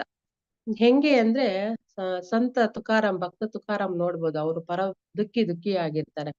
ತುಕಾರಾಮ್ ಬಂದ್ಬಿಟ್ಟು ಹಾವ್ಲಿ ಬಂದ್ಬಿಟ್ಟು ಒಂದು 200 ರೂಪಾಯಿ ಲೋನ್ ತಗೊಂತಾಳೆ ಎಲ್ಲಾರ ಹತ್ರ. ಅವಾಗ ಬಡತನ ಅಲ್ವಾ, ಪಕ್ಕದ ಮನೆಯವ್ರ ಹತ್ರ ಅಲ್ಲಿ ಇಲ್ಲಿ ಹೋಗಿ ಸಾಲ ತಗೊಳ್ತಾಳೆ 200 ರೂಪಾಯಿ. ಆ ಒಂದು 200 ರೂಪಾಯಿ ತಗೊಂಡ್ ಬಂದು ತುಕಾರಾಮ್ ಗಂಡನ ಹತ್ರ ಕೊಡ್ತಾರೆ. ಇದನ್ನ ಉಪ್ಪು ಪರ್ಚೇಸ್ ಮಾಡ್ತಾರೆ. ಅದ್ರಲ್ಲಿ ಉಪ್ಪು ಪರ್ಚೇಸ್ ಮಾಡ್ಬಿಟ್ಟು ಸೇಲ್ ಮಾಡ್ಕೊಂಡ್ ಬಾ, ಇದ್ರಲ್ಲಿ ಏನೋ ಒಂದು ಲಾಭ ಸಿಗುತ್ತೆ ಅಲ್ವಾ ಅಂತ ಹೇಳ್ಬಿಟ್ಟು ತುಕಾರಾಮ್ ಹೋಗ್ತಾರೆ, ಮಾರ್ಲಿಕ್ ಹೋಗ್ತಾರೆ. ಅಲ್ಲಿ ಇನ್ನೂ ವ್ಯಾಪಾರಸ್ಥರು ಇರ್ತಾರೆ, ಮರ್ಚೆಂಟ್ಸ್ ಎಲ್ಲ ಜೊತೆಯಲ್ಲೆಲ್ಲ ಹೋಗ್ತಾರೆ. ಒಬ್ಬೊಬ್ರು ಒಂದೊಂದು ಐಟಮ್ ತಂದಿರ್ತಾರೆ. ಒಬ್ರು ಬೆಲ್ಲ, ಮೆಣಸಿನ್ಕಾಯಿ, ತರಕಾರಿಗಳಿಗೆ. ಅದ್ರಲ್ಲಿ ತುಕಾರಾಮ್ ಉಪ್ಪು ತಗೊಂಡೋಗಿರ್ತಾರೆ, ಮಾರ್ತಾ ಇರ್ತಾರೆ. ಅಂದ್ರೆ ಇವಾಗ ಏನಂತ ಹೇಳಿದ್ರೆ, ಅವು ಇವಾಗ ಸೇಲ್ ಮಾಡ್ಬೇಕು ಒಂದ್ ವಸ್ತುನ ಅಂತ ಹೇಳಿದ್ರೆ ಒಂದು ಟೆಕ್ನಿಕ್, ಅದೊಂದು ಟ್ರಿಕ್ಸ್ ಇರುತ್ತೆ. ಮೇಡಮ್ ಈಗ ನಿಮ್ಗೋಸ್ಕರನೇ ಮೇಡಮ್, ಸರ್ ನಿಮ್ಗೋಸ್ಕರನೇ ಸರ್ ಅನ್ನೋ ಒಂದು ಚಾಣಕ್ಷತನದಿಂದ ಮಾತಾಡ್ತಾರೆ. ಆದ್ರೆ ತುಕಾರಾಮ್ಗೆ ಅದು ಗೊತ್ತಿಲ್ಲ. ಎಷ್ಟು ನೋಡಿ, ನನ್ಗೆ ಇಷ್ಟು ತಗೊಂಡಿದೀನಿ ನಾನು, ಇದಕ್ಕೊಂದ್ 10 ರೂಪಾಯಿ 20 ರೂಪಾಯಿ ಹಾಕ್ಬಿಟ್ಟು ಸೇರ್ಸಿ ನನ್ಗೆ ಕೊಡಿ ಅಂದ್ರೆ ಯಾರ್ ಕೊಡ್ತಾರೆ? ಕಡಿಮೆ ಸಿಕ್ಕದಲ್ಲ ಅಂತ ತಗೊಂಡೋಗ್ಬಿಡ್ತಾರೆ, ಎಲ್ಲ ಕೊಂಡ್ಕೊಂಡ್ ಹೋಗ್ಬಿಡ್ತಾರೆ. ಹಂಗ ಆಗ್ಬಿಡುತ್ತೆ ತುಕಾರಾಮ್ಗೆ. ಅಂದ್ರೆ ಆ ಟ್ರಿಕ್ಸ್ ಬರಲ್ಲ ತುಕಾರಾಮ್ಗೆ ಮಾತನಾಡ್ಲಿಕ್ಕೆ. ಅವ್ರು ತುಂಬಾ ಇನ್ನೋಸೆಂಟ್ ಆಗಿರ್ತಾರೆ. ಸೊ ನೆಕ್ಸ್ಟ್ ಏನಾಗುತ್ತೆ, ಅಲ್ಲಿ ಇನ್ನ ಆಯ್ತು ಎಲ್ಲ ಮಾರ್ಕೊಂಡು ಮನೆಗ್ ಹೋಗ್ಬೇಕು. ಅವ್ರು ಮನೆ ಕಡೆ ಹೋಗ್ತಾ ಇರ್ತಾರೆ. ಅಲ್ಲಿ ಬ್ರಾಹ್ಮಣರು ಒಬ್ರು ಬರ್ತಾರೆ ತುಕಾರಾಮ್ ಮುಂದೆ. ಬ್ರಾಹ್ಮಣರು ಬಂದಾಗ ಆಕ್ಚುಲಿ ಬ್ರಾಹ್ಮಣ ಬಂದ್ಬಿಟ್ಟು ಶಿಕ್ಷೆಗೆ ಗುರಿ ಆಗಿರ್ತಾನೆ ರಾಜನ ಹತ್ರ. ಏನಪ್ಪಾ ಶಿಕ್ಷೆ ಅಂತ ಹೇಳಿದ್ರೆ, 300 ರೂಪಾಯಿ ನನಗೆ ನೀನ್ ಕೊಡ್ಬೇಕಿಲ್ಲ ಅಂದ್ರೆ ನಿನ್ಗೆ ಜೀವನ ಪೂರ್ತಿ ನನ್ನ ಹತ್ರನೇ ಜೀತದಾಳಿ ಆಗಿರ್ಬೇಕು ಅಂತ ಒಂದು ಶಿಕ್ಷೆ ಕೊಟ್ಟಿರ್ತಾನೆ. ಅದಕ್ಕೋಸ್ಕರ ಆ ಬ್ರಾಹ್ಮಣ ಏನ್ ಮಾಡ್ತಾನೆ, ಎಲ್ಲಾರ ಹತ್ರ ಹಣವನ್ನ ಕಲೆಕ್ಟ್ ಮಾಡಕ್ಕೆ ಬರ್ತಾ ಇರ್ತಾನೆ. ಅವಾಗ ತುಕಾರಾಮ್ ಅಲ್ಲಿ ಇರ್ತಾರೆ. ಇವ್ರು ಬೇಸರದಿಂದ ಬಂದಾಗ ತುಕಾರಾಮ್ ಹೇಳ್ತಾರೆ, ಏನಾಯ್ತು ನಿನ್ಗೆ, ಬಾ ಕುತ್ಕೋ ಇಲ್ಲಿ ಅಂತ ಸಮಾಧಾನವಾಗಿ ಕುಂಡ್ರಿಸಿ ಅವ್ರಿಗೆ ಹೇಳ್ತಾರೆ ಅವ್ರು ಬ್ರಾಹ್ಮಣರು, ಈ ತರ ಎಲ್ಲ ಆಗಿದೆ, ನನ್ ಸ್ಥಿತಿ ಈ ತರ ಇದೆ, ನನಗೆ ಇವಾಗ 300 ರೂಪಾಯಿ ಬೇಕು ಅಂತ. ಇವ್ರಿಗೆ ತುಕಾರಾಮ್ ಹತ್ರ 50 ರೂಪಾಯಿ ಲಾಭ ಬಂದಿರೋದು. ಸೊ 50 ರೂಪಾಯಿ 250 ರೂಪಾಯಿ ಕೊಟ್ಬಿಡ್ತಾರೆ ಅವ್ರಿಗೆ. ಅಲ್ಲಿರೋರೆಲ್ಲ, ಪಕ್ಕದಲ್ಲಿರೋ ಮರ್ಚೆಂಟ್ಸ್ ಎಲ್ಲ ಹೇಳ್ತಾರೆ, ಇವತ್ತು ತುಕಾರಾಮ್ ಕೆಲ್ಸ ಆಯ್ತು, ಮನೆಗ್ ಹೋದ್ರೆ ಅಷ್ಟೇ, ಅವ್ಲಿ ಹೇಳ್ಬೇಕು, ಅವರು ಅವ್ಲಿ ಬಾಯಿಗೆ ಸಿಕ್ಕಾಕೊಟ್ರೆ ಅಷ್ಟೇ ಅಂತ ನಗಿತಾ ಇರ್ತಾರೆ. ಆದ್ರೆ ತುಕಾರಾಮ್ ಇಲ್ಲಿ ಏನು ಅಂತ ಹೇಳಿದ್ರೆ, ನಾನು ಅವನ ಕಷ್ಟದಿಂದ ಬಿಡುಗಡೆ ಮಾಡಿದೀನಿ, ಒಂದು ಮುಕ್ತಿಯನ್ನ ಕೊಟ್ಟಿದ್ದೀನಿ, ನನ್ಗೆ ಅಷ್ಟೇ ಸಾಕು ಅಂತ ಹೇಳ್ತಾರೆ. ಇನ್ನು ಮನೆಗ್ ವಾಪಸ್ ಹೋಗ್ಬೇಕಾದ್ರೆ ಯೋಚನೆ ಬರುತ್ತೆ ತುಕಾರಾಮ್ಗೆ, ಇವಾಗ ನನ್ನ ಹೆಂಡ್ತಿಗೆ ನಾನು ಏನ್ ಹೇಳ್ಬೇಕು, ಏನ್ ಜವಾಬ್ ಕೊಡ್ಬೇಕು ಅಂತ ಹೇಳ್ಬಿಟ್ಟು. ತಕ್ಷಣ ಭಗವಂತನಿಗೆ ಆ ಮಾತು ಕೇಳಿಸ್ಬಿಡುತ್ತೆ. ಭಗವಂತ ಓಡೋಡಿ ಬರ್ತಾರೆ ತುಕಾರಾಮ್ ರೂಪದಲ್ಲಿ ಬಂದ್ಬಿಟ್ಟು, ಆ ಒಂದು ಆ ಲೋನ್ ಏನ್ ತಗೊಂಡಿದ್ರು 200 ರೂಪಾಯಿ ಅದನ್ನೆಲ್ಲ ಎಲ್ಲಾರ್ಗು ಕೊಟ್ಬಿಟ್ಟು, ಜೊತೆಗೆ ಒಂದ್ 5 ಗೋಲ್ಡ್ ಕಾಯಿನ್ ತಗೊಂಡ್ ಬಂದ್ಬಿಟ್ಟು ಆ ಮರ್ಚೆಂಟ್ಸ್ ಇರ್ತಾರಲ್ಲ ಪಕ್ಕದಲ್ಲಿ, ತುಕಾರಾಮ್ ಕೊಲೀಗ್ಸ್, ಅವ್ರ ಹತ್ರ ಕೊಡ್ತಾರೆ. ನೀವು ಇದು ಸ್ವಲ್ಪ ನಮ್ ಮನೇಲಿ ಕೊಟ್ಬಿಡಿ ಅಂತ ಹೇಳ್ತಾರೆ. ಇಲ್ಲ ನಿಮ್ ಮನೆ ಇಲ್ಲೇ ಅಲ್ವಾ ಇರೋದು, ನೀವೇ ಹೋಗ್ಕೊಡಿ, ನಾವ್ ಯಾಕೆ ಕೊಡ್ಬೇಕು ಅಂತ ಅವ್ರು ಹೇಳ್ತಾರೆ. ಇಲ್ಲ ನನ್ಗೆ ಹಾವ್ಲಿ ಅಂದ್ರೆ, ನನ್ನ ಹೆಂಡ್ತಿ ಅಂದ್ರೆ ನಂಗೆ ತುಂಬಾ ಭಯ, ದಯವಿಟ್ಟು ಸ್ವಲ್ಪ ಹೋಗಿ ಕೊಟ್ಬಿಡಿ ಅಂತ ಹೇಳ್ತಾರೆ. ಅಂದ್ರೆ ಇಲ್ಲಿ ಹಾವ್ಲಿ ಅಂದ್ರೆ ಅಷ್ಟ್ ಭಯನ ಭಗವಂತನಿಗೆ? ಖಂಡಿತ ಇಲ್ಲ. ಭಗವಂತ ಆ ಒಂದು ಭಕ್ತರ ನಡುವೆ ಆ ಒಂದು ನಾನು ಈ ರೀತಿ ಸ್ಪಂದಿಸ್ತೀನಿ ಅಂತ ಹೇಳೋದು ಒಂದು ಲೀಲೆ ಅಷ್ಟೇ. ಮರ್ಚೆಂಟ್ ಅಂದ್ರೆ ಅವರು ಕೊಡ್ತಾರೆ, ಈಸ್ಕೊಂಡೋಗಿ ಮರ್ಚೆಂಟ್ ಆವ್ಲಿ ಹತ್ರ ಕೊಟ್ಟು ಬಿಡ್ತಾರೆ. ಆವ್ಲಿಗೆ ತುಂಬಾ ಸಂತೋಷ ಆಗುತ್ತೆ, ಯಾಕಂದ್ರೆ ತುಂಬಾ ಬಡತನದಲ್ಲಿ ಇರ್ತಾರೆ. ಆ ಒಂದು ಗೋಲ್ಡ್ ಕಾಯಿನ್ ಎಲ್ಲ ಸಿಕ್ಕಿದಾಗ ಆಕೆಗೆ ಸಂತೋಷ ಆಗ್ಬಿಡ್ತು, ಇವತ್ತು ಒಳ್ಳೆ ಬಿಸ್ನೆಸ್ ಆಗಿದೆ ನಮ್ಮ ಮನೆಯವರಿಗೆ ಅಂತ ಹೇಳ್ಬಿಟ್ಟು. ಅಂದ್ರೆ ಭಗವಂತ ಅಲ್ಲಿ ತುಕಾರಾಮ್ ರೂಪದಲ್ಲಿ ಬಂದ್ರು, ಆ ಬಂದ್ಬಿಟ್ಟು ಅವರಿಗೆ ಸಹಾಯವನ್ನ ಮಾಡಿದ್ರು. ಅಲ್ಲಿ ನೋಡ್ಬೋದು ನಾವು ಭಗವಂತ ಯಾವ ರೀತಿ ಆ ಒಂದು, ಅಂದ್ರೆ ಹೃದಯದಲ್ಲಿ ಕೃಷ್ಣನಿಗಾಗಿ ಒಂದು ಸ್ಥಾನ ಇದ್ರೇನೆ, ಆ ಒಂದು ಭಕ್ತಿ ಇದ್ರೇನೆ ಭಗವಂತ ಒಂದು ಸ್ಪಂದನೆ ಮಾಡೋ ಅಂಥದ್ದು. ಜಸ್ಟ್ ನಾವೊಂದು ಅಂದ್ರೆ ಸಂಪೂರ್ಣವಾಗಿ ನಂಬಬೇಕು ನಾವು. 100% ನಂಬಿಕೆ ಇದ್ದನ್ನೇ ಭಗವಂತ ಸ್ಪಂದಿಸ್ತಾನೆ. ಅಲ್ಲಿ ತುಕಾರಾಮು ಅಷ್ಟೇ, ಮನ್ಸಲ್ಲಿ ಅಂದ್ಕೊಂಡ್ರೆ ಅಷ್ಟೇ ಅವರು ಭಗವಂತ ಓಡೋಡ್ ಬಂದ್ರು, ಬಂದ್ಬಿಟ್ಟು ಅವ್ರಿಗೆ ತುಕಾರಾಮ್ಗೆ ಒಂದು ಸಹಾಯವನ್ನ ಮಾಡಿದ್ರು. ಅವರಿಬ್ಬರ ನಡುವೆ ಒಂದು ಅಷ್ಟೊಂದು ಒಂದು ಅವಿನಾಭಾವ ಸಂಬಂಧ ಇರುತ್ತೆ ಭಕ್ತರ ನಡುವೆ ಅಂತ ಹೇಳ್ಬಿಟ್ಟು ತಿಳ್ಕೊಬಹುದು. ಅಲ್ಲಿ ತುಕಾರಾಮು ಅಷ್ಟೇನೆ ದುಃಖಿಯಾಗಿ ಇನ್ನೊಬ್ರಿಗೆ ಸಹಾಯವನ್ನ ಮಾಡ್ತಾರೆ ಅಂತ ನಾವು ಅರ್ಥ ಮಾಡ್ಕೋಬಹುದು. 7ನೇ ಪಾಯಿಂಟ್ ಬಂದ್ಬಿಟ್ಟು ಕಾಮೈ ರಹೆ ತದಿ ಅಂತ. ಆಕ್ಚುಲಿ ಸಾಮಾನ್ಯ ಜನರು ಈ ಒಂದು ಭೌತಿಕದ ವಸ್ತುಗಳನ್ನ ತಮ್ಮ ಒಂದು ಸ್ವಾರ್ಥಕ್ಕಾಗಿ ಅವರು ಬಳಸ್ಕೊಳ್ತಾ ಇರ್ತಾರೆ, ಮತ್ತೆ ಅವುಗಳ ಒಂದು ಸಂಗ್ರಹ ಮಾಡ್ಲಿಕ್ಕೆ ಪ್ರಯತ್ನನೂ ಮಾಡ್ತಾ ಇರ್ತಾರೆ. ಅಲ್ಲಿ ಭಗವಂತನ ಒಂದು ಸೊತ್ತು ಅದು.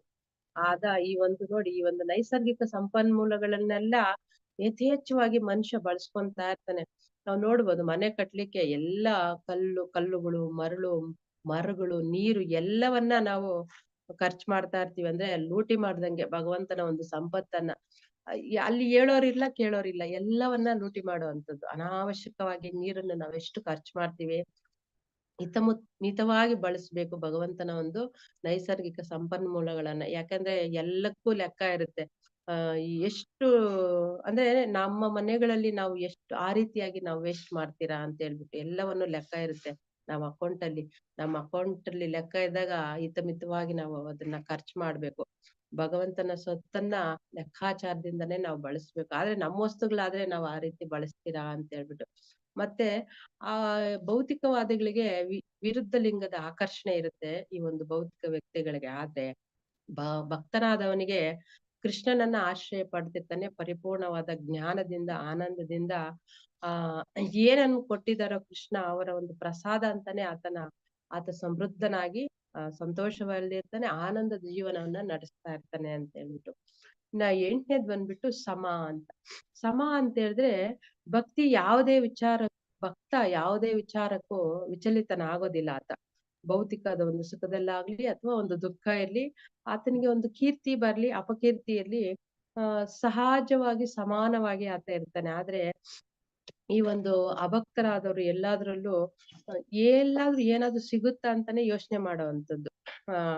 ನಾನೇ ಫಸ್ಟ್, ನನ್ನ ಹೆಸರೇ ಫಸ್ಟ್ ಬರ್ಬೇಕು, ನಾನೇ ಮಾಡಿದ್ದು ಅನ್ನೋದು. ಸುಖ ಬಂದಾಗ ಹಿಗ್ತಾ ಇರ್ತಾನೆ ಮನುಷ್ಯ, ದುಃಖ ಬಂದಾಗ ಕುಗ್ತಾ ಇರ್ತಾನೆ. ಅವಾಗ ಎಲ್ಲವೂ ನಾನೇ ಮಾಡಿದ್ದು. ಕಷ್ಟ ಬಂದಾಗ ದೇವ್ರಿಗೆ ನನಗೆ ಯಾಕೆ ಕೃಷ್ಣ ಕಷ್ಟ ಕೊಟ್ಬಿಟ್ರು, ಅಥವಾ ದೇವ್ರು ಯಾಕೆ ನನ್ಗೆ ಕಷ್ಟ ಕೊಟ್ಬಿಟ್ರು ಅಂತಾನೆ ನಿಂದನೆ ಮಾಡುವಂಥದ್ದು. ಆದ್ರೆ ಭಕ್ತ ಅಲ್ಲಿ ನಿರ್ಲಿಪ್ತನಾಗಿರ್ತಾನೆ, ಎಲ್ಲಾದ್ರಿಂದ ದೂರ ಇರ್ತಾನೆ. ಏನೇ ಆದ್ರೂನು ಸಹ ಒಂದು ಕೃಷ್ಣನ ಆಜ್ಞೆ ಅಂತಾನೆ ಆತ ಪ್ರಸಾದವಾಗಿ ಸ್ವೀಕಾರ ಮಾಡ್ತಾನೆ.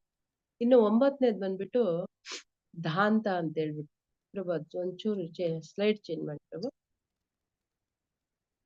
ದಾಂತ ಅಂತ ಹೇಳಿ, ಭಕ್ತ ಸ್ವಾಭಾವಿಕವಾಗಿ ಪ್ರಭುವಿನ ಒಂದು ಕೃಪೆಯಿಂದ ಆ ಒಂದು ಪಾಪ ಕರ್ಮಗಳಿಂದ ಬಿಡುಗಡೆ ಹೊಂದಿರ್ತಾನೆ ಅಂತ.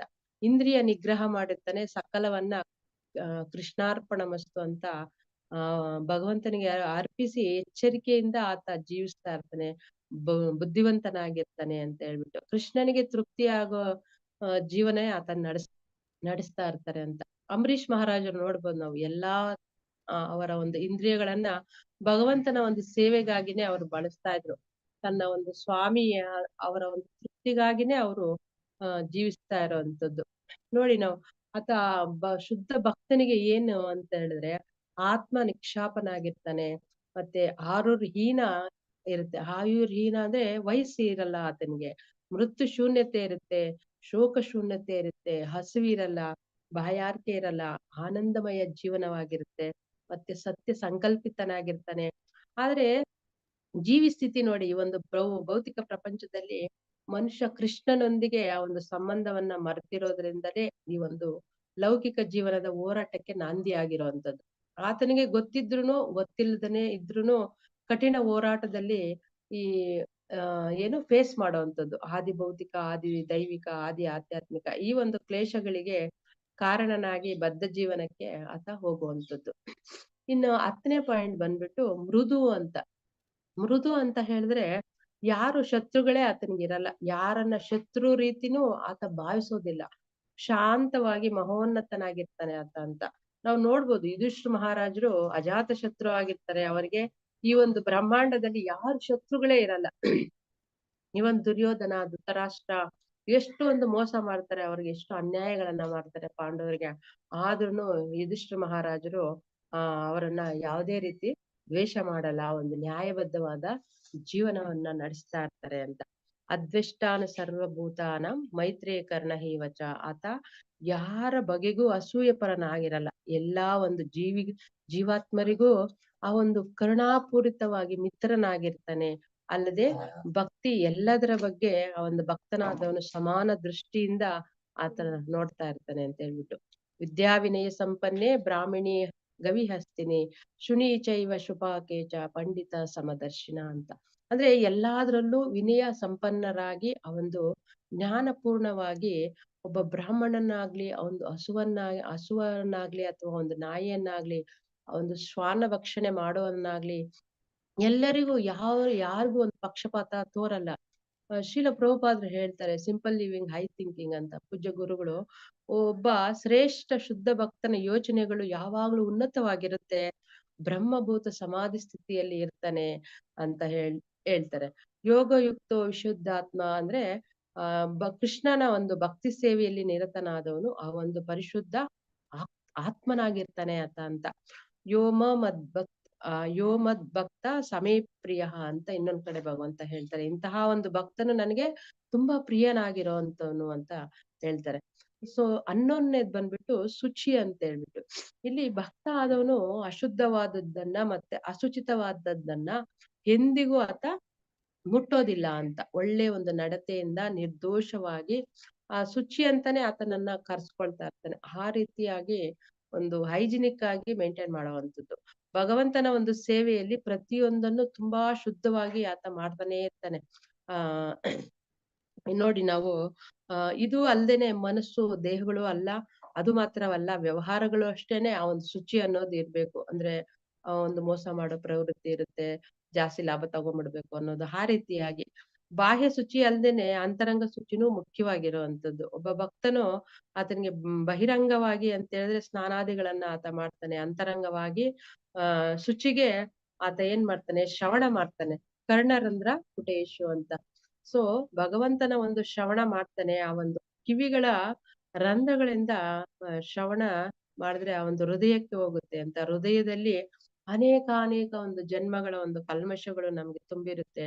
ಆ ಒಂದು ಶ್ರವಣದ ಮೂಲಕ ಅದು ಶುದ್ಧೀಕರಣ ಆಗ್ತದೆ ಅಂತ. ಚೇತೋದರ್ಪಣ ಮಾರ್ಜನಂ, ನಮ್ಮ ಎಲ್ಲಾ ಒಂದು ಕಲ್ಮಶಗಳು ಶುದ್ಧಿ ಆಗ್ತಾನೆ ಇರುತ್ತೆ. ಶ್ರವಣ ಅಷ್ಟೊಂದು ಪವರ್ಫುಲ್ ಆಗಿರುವಂತದ್ದು. ನಂತರ ಬಂದ್ಬಿಟ್ಟು 12ನೇದು ಬಂದ್ಬಿಟ್ಟು ಅಕಿಂಚನ ಅಂತ. ಅಂದ್ರೆ ಭಕ್ತನಾದವನಿಗೆ ಆ ಒಂದು ಒಡೆತನದ ಭಾವನೆ ಇರಲ್ಲ ಆತನಿಗೆ. ಆತ ಒಂದು ಪ್ರತಿಯೊಂದನ್ನು ಭಗವಾನ್ ಕೃಷ್ಣನ ಸೊತ್ತೆಂದೇ ಭಾವಿಸ್ತಾ ಇರ್ತಾನೆ.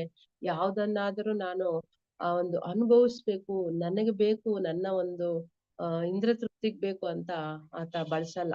ಎಷ್ಟು ಅವಶ್ಯಕತೆ ಇದೆಯೋ ಅಷ್ಟನ್ನ ಮಾತ್ರ ಆತನ ಬಳಸ್ತಾ ಇರ್ತಾನೆ. ಯಾವುದೇ ಒಂದು ಸಂಪತ್ತು ಇಟ್ಕೊಳ್ಳೋದೇ ಇಲ್ಲ ಆತ. ಇದು ನಂದು, ನನಗ್ ಸೇರ್ಬೇಕು ಅಂತ ಒಂದು ಮಾಲೀಕದ ಭಾವನೆ ಆತನಲ್ಲಿ ಇರೋದಿಲ್ಲ ಅಂತ. ಯಾವುದೇ ಒಂದು ವಸ್ತುಗಳ ಮೇಲೆ ಅಧಿಕಾರನೂ ಆತ ತೋರ್ಸಲ್ಲ. ಆ ಒಂದು ಒಡೆತನದ ಭಾವನೆ ಆತನಿಗೆ ಇರಲ್ಲ. ಏನು ಇರೋದ್ರಲ್ಲಿಯೇ ಆ ವಸ್ತುಗಳನ್ನ ಅದ್ರಲ್ಲೇ ಸಂತೋಷ ಪಡ್ತಾ ಇರ್ತಾನೆ. ನಾವು ಗೋಸ್ವಾಮಿಗಳನ್ನ ನೋಡ್ಬೋದು, ಅವ್ರಿಗೆ ಏನೂ ಇರಲ್ಲ. ಪ್ರತಿದಿನ ಒಂದು ಆಹಾರಕ್ಕೆ, ಅವರ ಒಂದು ಭೋಜನಕ್ಕೆ ಮಧುಕರಿಯನ್ನ ಮಾಡಿ ಅವರು ಅದರಲ್ಲಿ ಬಂದಿದ್ದನ್ನ ಊಟ ಮಾಡ್ತಾ ಇರ್ತಾರೆ. ಒಂದು ಮರದ ಕೆಳಗಡೆ ಇವತ್ತಿದ್ರೆ ನಾಳೆ ಆ ಮರದ ಕೆಳಗಡೆ ಇರಲ್ಲ ಅಂತ ಒಂದು ನಿಸ್ವಾರ್ಥ ಜೀವನವನ್ನ ಅವ್ರು ನಡೆಸ್ತಾ ಇರ್ತಾರೆ.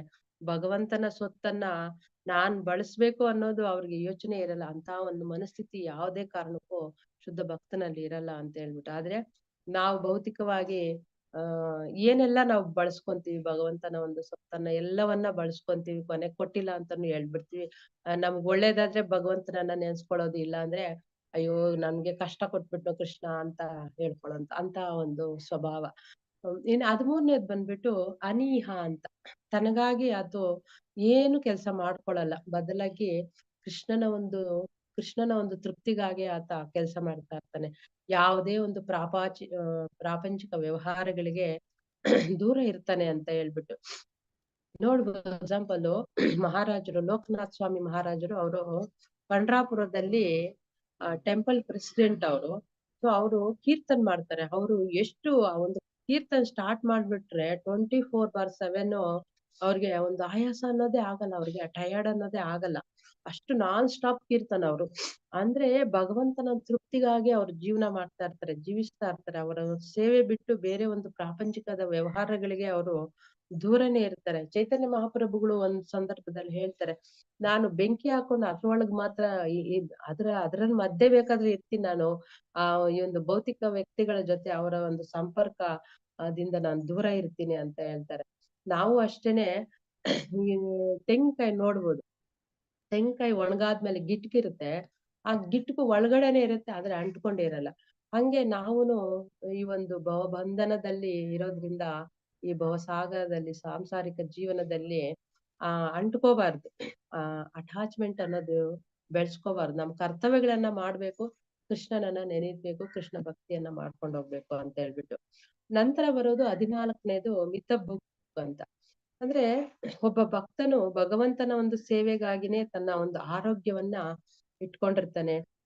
ಇಂದ್ರಿಯ ಒಂದು ಚಟುವಟಿಕೆಗಳಲ್ಲಿ ಯಾವುದೇ ಕಾರಣಕ್ಕೂ ಆತ ಸಿಕ್ಕಿ ಬೀಳಲ್ಲ ಅಂತ. ಯಾವತ್ತಿಗೂ ಅಷ್ಟೇನೆ ತನ್ನ ಒಂದು ಸಾಕ್ಷಾತ್ಕಾರಕ್ಕೆ ಭಗವಂತನ ಒಂದು ಇರುವಿಕೆಯನ್ನ ಅರ್ಥ ಮಾಡ್ಕೊಳ್ಳೋದಕ್ಕೆ ಆತ ಘಾಸಿ ಪಡೋದಿಲ್ಲ. ಯಾಕೆಂದ್ರೆ ಭಕ್ತಿ ಮಾರ್ಗ ಅಂತ ಒಂದು ಶ್ರೇಷ್ಠವಾಗಿರುವಂತದ್ದು.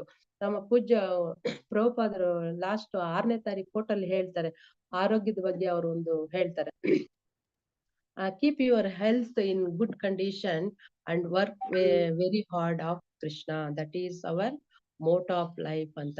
ಅಂದ್ರೆ ನಮ್ಮ ಒಂದು ಆರೋಗ್ಯವನ್ನ ಸರಿಯಾಗಿ ಇಟ್ಕೊಳ್ಳುವಂಥದ್ದು ಫಸ್ಟ್ ನಮ್ಗೆ ಅದು ಫಸ್ಟ್ ಗುರಿಯಾಗಿರ್ಬೇಕು. ಕೃಷ್ಣನ ಒಂದು ಸೇವೆಯನ್ನ ಮಾಡ್ಲಿಕ್ಕೆ ನಮ್ಮ ಒಂದು ಆರೋಗ್ಯವನ್ನ ಸರಿಯಾಗಿ ಇಟ್ಕೋಬೇಕು. ಅದು ಶ್ರಮದಾಯಕವಾಗಿ ಮಾಡ್ಬೇಕು. ಕೃಷ್ಣನ ಒಂದು ಸೇವೆ ಕಷ್ಟಪಟ್ಟು ಮಾಡ್ಬೇಕು. ಯಾಕೆ ಅಂತ ಹೇಳಿದ್ರೆ ಕೃಷ್ಣನ ಒಂದು ಸೇವೆಗಾಗಿ ನಮ್ಮ ಆರೋಗ್ಯವನ್ನ ಬ್ಯಾಲೆನ್ಸಿಂಗ್ ಮಾಡ್ಬೇಕು, ಸಮತೋಲನವನ್ನ ಕಾಪಾಡ್ಕೊಳ್ಬೇಕು. ನಾವು ಈ ಒಂದು ಭೌತಿಕದ ಜೀವನ ಮತ್ತೆ ಆಧ್ಯಾತ್ಮಿಕ ಜೀವನವನ್ನ ನಾವು ಯಾವ ರೀತಿ ಬ್ಯಾಲೆನ್ಸಿಂಗ್ ಮಾಡ್ತೀರಿ, ಅದೇ ರೀತಿಯಾಗಿ ನಮ್ಮ ಆರೋಗ್ಯವನ್ನ ಕೂಡ ನಾವು ಕಾಪಾಡ್ಕೊಳ್ಬೇಕು ಅಂತ ಪ್ರಭುಗಳು ಒಂದು ಎಕ್ಸಾಂಪಲ್ ಕೊಡ್ತಾರೆ ಇದಕ್ಕೆ. ಒಂದು ಕಾರನ್ನ ನಾವು ವರ್ಷಕ್ಕೆ 2 ವರ್ಷಕ್ಕೋ 3 ವರ್ಷಕ್ಕೋ ಅದನ್ನ ಸರ್ವಿಸ್ ಮಾಡಿಸ್ತಾ ಇರ್ಬೇಕು. ಆವಾಗ್ಲೇ ಅದ್ರ ಕಂಡೀಷನ್ ಚೆನ್ನಾಗಿರುತ್ತೆ. ಅಂದ್ರೆ ಆ ಒಂದು ಅದ್ರ ಮೇಲೆ ಯಾವಾಗ ಹೋಗಿ ಪಾಲಿಶ್ ಮಾಡೋದು ಅವಶ್ಯಕತೆ ಇಲ್ಲ ಅಂತ ಹೇಳ್ಬಿಟ್ಟು. ಅದೇ ರೀತಿನೇ ನಮ್ಮ ಆರೋಗ್ಯನೂ ಅಷ್ಟೇನೆ ಅಲಂಕಾರಕ್ಕೆ ಅವಶ್ಯಕತೆ ಬೇಡ ಅದಕ್ಕೆ, ಆದ್ರೆ ಆರೋಗ್ಯದ ಒಂದು ಅವಶ್ಯಕತೆ ನಮ್ಗೆ ಬೇಕು. ಕೃಷ್ಣನಿಗೆ ಭಗವಂತನಿಗೆ ಒಂದು ದೀರ್ಘ ಕಾಲಕ್ಕೆ ಸೇವೆ ಮಾಡುವ ಒಂದು ಸಲುವಾಗಿ ನಮ್ಮ ಒಂದು ಆರೋಗ್ಯವನ್ನ ಸರಿಯಾಗಿ ಇಟ್ಕೊಬೇಕು. ಇದು ಅತ್ಯಂತ ಮುಖ್ಯವಾಗಿರುವಂತದ್ದು ಕೃಷ್ಣ ಪ್ರಜ್ಞೆಯಲ್ಲಿ. ನಮ್ಮ ಒಂದು ಇಂದ್ರಿಯ ತೃಪ್ತಿಗೆ ಆರೋಗ್ಯದ ಒಂದು ಅವಶ್ಯಕತೆ ಇಲ್ಲ. ಪ್ರಭುಪಾದರು ಹಲವಾರು ಒಂದು ಲೆಕ್ಚರ್ಸ್ ಅಲ್ಲಿ ಹೇಳ್ತಾರೆ. ಒಂದು ಲೆಕ್ಚರ್ಸ್ ಅಲ್ಲಿ ಹೇಳುವಂತದ್ದಾಗಿರ್ಬೋದು ಅಥವಾ ಪುಸ್ತಕಗಳಾಗಿರ್ಬೋದು, ಗುರುಗಳ ಒಂದು ಶೀಲ ಪ್ರಭುಪಾದರ ಒಂದು ಶಿಷ್ಯರ ಒಂದು ಜೀವನ ಶೈಲಿಯೇ ಆಗಿರ್ಬೋದು, ಇದನ್ನೆಲ್ಲ ನಾವು ನಮ್ಮನ್ನ ತೊಡಗಿಸ್ಕೋಬೇಕು. ನಮ್ಗೆ ಆ ಒಂದು ತೊಡಗಿಸ್ಕೊಂಡಾಗ್ಲೇ ಆ ಒಂದು ಸರಿಯಾದ ಒಂದು ಕ್ರಮದಲ್ಲಿ ಅದು ಬರುತ್ತೆ ಅಂತ ಹೇಳ್ಬಿಟ್ಟು ಈ ಒಂದು ಕೃಷ್ಣ ಪ್ರಜ್ಞೆ ಎಲ್ಲವನ್ನ ನಮ್ಗೆ ಕಲ್ಸ್ಕೊಡುತ್ತೆ. ಮಿತ ಆಹಾರವನ್ನ ಸೇವನೆ ಮಾಡುವಂಥದ್ದು, ಆವಾಗ್ಲೇ ಆರೋಗ್ಯಕರವಾಗಿರುವಂತದ್ದು ಅಂತ ನಾವು ಅರ್ಥ ಮಾಡ್ಕೋಬಹುದು. 15ನೇದ್ ಬಂದ್ಬಿಟ್ಟು ಶಾಂತ ಅಂತ. ಸೊ ಶಾಂತ ಅಂತ ಹೇಳಿದ್ರೆ ಭಗವಂತನ ಒಂದು ಸೃಷ್ಟಿಯನ್ನ ಸ್ವಾರ್ಥಕ್ಕಾಗಿ ಬಳಸ್ಕೊಳ್ಳೋ ಅಂತವ್ರು, ಅಂದ್ರೆ ಯಾವಾಗ್ಲೂ ಅಶಾಂತರಾಗಿರ್ತಾರೆ. ಮತ್ತೆ ಈ ಒಂದು ಇಂದ್ರಿಯ ತೃಪ್ತಿನೇ ನನಗೆ ಸೂಕ್ತ ಅಂತೇಳಿ ಆ ಒಂದು ಭಾವನೆಯಲ್ಲೇ ಇರೋವಂಥದ್ದು. ಆದ್ರೆ ಒಬ್ಬ ಭಕ್ತ ಏನ್ ಮಾಡ್ತಾನೆ, ಪ್ರತಿಯೊಂದನ್ನು ಕೃಷ್ಣನ ಒಂದು ಸೇವೆಗಾಗಿ ಬಳಸ್ತಾ ಇರ್ತಾನೆ. ಆ ಒಂದು ಇಂದ್ರಿಯ ತೃಪ್ತಿನೂ ಅಷ್ಟೇನೆ ಆ ಒಂದು ನನಗೆ ವಿರುದ್ಧ ಆಗಿದೆ, ಇಂದ್ರಿಯ ತೃಪ್ತಿ ಬೇಡ ಅನ್ನೋ ರೀತಿಯಲ್ಲಿ ಆತ ಜೀವಿಸ್ತಾ ಇರ್ತಾನೆ ಅಂತ. ಪೂಜ್ಯ ಗುರುಗಳ ಜೀವನ ಚರಿತ್ರೆಯನ್ನು ನೋಡ್ಬೋದು. ಪ್ರಭುಪಾದರ ಒಂದು ಜೀವನ ಚರಿತ್ರೆ, ಇಸ್ಕಾನ್, ಈ ಒಂದು international society of Krishna consciousness ಅಂದ್ರೆ ಅಂತಾರಾಷ್ಟ್ರೀಯ ಒಂದು ಕೃಷ್ಣ ಚೈತನ್ಯ ಸಂಘವನ್ನ ಅವರು ಕಟ್ಟೋವರೆಗೂ ಅವರ ಜೀವನದಲ್ಲಿ ಫೈಲ್ಯೂರ್ಸ್ ಎಲ್ಲಾ ಒಂದು ಸೋಲಾಗ್ತಾ ಇತ್ತು ಅವ್ರಿಗೆ. ಗುರುಗಳ ಒಂದು ಚರಿತಾಮೃತವನ್ನ ಕೇಳ್ಬಿಟ್ರೆ ನಮ್ಗೆಲ್ಲ ಒಂದು ಇನ್ಸ್ಪೈರ್ ಆಗುತ್ತೆ. ಅಂದ್ರೆ ಆ ಒಂದು ಉತ್ಸಾಹ ಅನ್ನೋದು ನಮ್ಗೆ ಆಗುತ್ತೆ. ಯಾಕೆ ಅಂತ ಹೇಳಿದ್ರೆ ನಾವೇನ್ ಮಾಡ್ತೀರಿ, ನಮ್ಮ ಒಂದು ಜೀವನದಲ್ಲಿ ಚಿಕ್ಕ ಪುಟ್ಟ ಒಂದು ಕಷ್ಟಗಳಿಗೆ ಚಿಕ್ಕ ಚಿಕ್ಕಕ್ಕೆ ನಾವು ಡಿಸಪಾಯಿಂಟ್ ಆಗ್ಬಿಡ್ತೀರಿ, ಅದು ಸೋಲಾಗ್ಬಿಟ್ಟಿದೆ ಅಲ್ಲ ಅಂತ ನಾವು ಬೇಜಾರು ಪಟ್ಕೊಳ್ತೀವಿ. ಅಂದ್ರೆ ಈ ಒಂದು ಭಕ್ತಿ ಜೀವನದಲ್ಲಿ ನಾವು ಮುಂದೆ ಹೋಗ್ಲಿಕ್ಕೆ ಆಗುತ್ತೋ ಇಲ್ವೋ, ಅಥವಾ ಸೇವೆ ಮಾಡಕ್ ಆಗುತ್ತೋ ಇಲ್ವೋ, ಪ್ರಚಾರ ಮಾಡಕ್ ಆಗುತ್ತೋ ಇಲ್ವೋ ಅನ್ನೋದೇ ನಮ್ಗೆ ಅನ್ಸ್ಬಿಡುತ್ತೆ. ಆದ್ರೆ ಪೂಜ್ಯ ಗುರುಗಳ ಒಂದು ಜೀವನವನ್ನ ನೋಡಿದ್ರೆ ನಾವು ಅವರ ಒಂದು ಜೀವನನೇ ಒಂದು ಏನು ಅವ್ರ ಸ್ಟೋರಿನೇ ಫುಲ್ಲು ಸೋಲಾಗಿರುವಂತದ್ದು. ಸ್ಟಾರ್ಟಿಂಗ್ ಹಿಡ್ದು ಅವ್ರಿಗೆ ಯಾವುದೇ ಒಂದು ಸಕ್ಸಸ್ ಕಾಣ್ಲಿಲ್ಲ ಶ್ರೀಲ ಪ್ರಭುಪಾದವರು.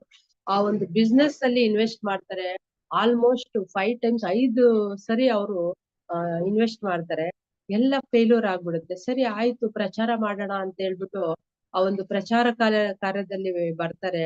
ಭಕ್ತಿ ಸಿದ್ಧಾಂತ ಸರಸ್ವತಿ ಗೋಸ್ವಾಮಿ ಮಹಾರಾಜರು ಅವರ ಒಂದು ಶಿಷ್ಯಂದ್ರು ಗೌಡಿಯ ಮಠವನ್ನ ಸ್ಥಾಪಿಸಿರ್ತಾರಲ್ಲ, ಅಲ್ಲಿ ಕೂಡ ಯಾವುದೇ ಒಂದು ಅವ್ರಿಗೆ ಸಪೋರ್ಟ್ ಸಿಕ್ಕಲ್ಲ ಶ್ರೀಲ ಪ್ರಭುಪಾದರಿಗೆ. ಇವನ್ ಒಂದು ಪಂಚ ಕೂಡ ಅವ್ರಿಗೆ ತಗೊಳ್ತಾ ಇರಲ್ಲ. ಅಂದ್ರೆ ಅಷ್ಟೊಂದು ಇದ್ರಾಗಿ ಇರುತ್ತೆ ಆ ಒಂದು ಪರಿಸ್ಥಿತಿ. ಸರಿ ಆಯ್ತು ಇನ್ನ ಗೃಹಸ್ಥನಾಗಿರೋಣ, ಅಲ್ಲಿ ಒಂದು ಸಂತೋಷವಾಗಿ ಇರೋಣ ಅಂತ ಹೇಳಿದ್ರೆ ನಮ್ಗೆಲ್ಲ ಗೊತ್ತಿರೋಂಗೆ ಹೆಂಡತಿ ಸಪೋರ್ಟೇ ಇಲ್ಲ ಶ್ರೀಲ ಪ್ರಭುಪಾದರಿಗೆ. ಅಲ್ಲಿ ಕೂಡ ಅಂದ್ರೆ ಅವ್ರು ಬರ್ದಿರೋ ಪುಸ್ತಕಗಳನ್ನೆಲ್ಲ ಒಂದು ಟೀ ಬಿಸ್ಕೆಟ್ಗೋಸ್ಕರ ಆಕೆ ಸೇಲ್ ಮಾಡ್ಬಿಡ್ತಾರೆ, ಮಾರ್ಬಿಡ್ತಾರೆ. ಆದ್ರೆ ಆ ರೀತಿಯಾಗಿ ಯಾವುದೇ ಒಂದು ಸಪೋರ್ಟ್ ಇಲ್ದಾನೆ ಶ್ರೀಲ ಪ್ರಭುಪಾದರು ಎಲ್ಲವನ್ನ ಫೇಸ್ ಮಾಡ್ತಾರೆ. ಈ ಕಡೆ ಫೈನಾನ್ಸ್ ಸಪೋರ್ಟ್ ಇಲ್ಲ, ಒಂದು ಫ್ಯಾಮಿಲಿ ಸಪೋರ್ಟ್ ಇಲ್ಲ, ಇನ್ಸ್ಟಿಟ್ಯೂಟ್ ಅಲ್ಲೂ ಸಪೋರ್ಟ್ ಇಲ್ಲ, ಯಾವ್ದು ಬಿಸ್ನೆಸ್ ಅಲ್ಲೂ ಸಪೋರ್ಟ್ ಇಲ್ಲ, ಯಾವ್ದು ಕ್ಲಿಕ್ ಆಗ್ಲೇ ಇಲ್ಲ. ಅವ್ರು ಯಾವ್ದೋ ಒಂದು ಸಕ್ಸಸ್ ಅನ್ನೋದೇ ಕಾಣ್ಲಿಲ್ಲ. ಆದ್ರೂನು ಅವರು ಯಾವಾಗ್ಲೂ ಯಂಗ್ ಅಂಡ್ ಎನರ್ಜೆಟಿಕ್ ಆಗೇ ಇರ್ತಾರೆ. ಎಲ್ಲವನ್ನು ಒಂದು 43 ವರ್ಷ 1920ರಲ್ಲಿ ಅವರು ಗುರುಗಳು ಶ್ರೀಲ ಪ್ರಭುಪಾದರಿಗೆ ಆದೇಶವನ್ನ ಕೊಡ್ತಾರೆ, ನೀನು ಪಾಶ್ಚಿಮಾತ್ಯ ದೇಶಗಳಿಗೆ ಹೋಗಿ ನೀನು ಪ್ರಚಾರ ಮಾಡು, ಭಗವಂತನ ಒಂದು ಸಂದೇಶವನ್ನ ನೀನು ಪ್ರಚಾರ ಮಾಡು ಅಂತ. ಈ ಮಾತನ್ನು ಅವರು ಹೃದಯದಲ್ಲೇ ಇಟ್ಕೊಂಡಿರ್ತಾರೆ. ಆ ಮಾತು ಅವ್ರಿಗೆ ಮೇಲ್ಕ್ ಹಾಕೊಳ್ತಾನೆ ಇರ್ತಾರೆ. ಅದು ಪರಿಪಕ್ವವಾದ ಒಂದು ಸಮಯ ಬರಲಿಲ್ಲ.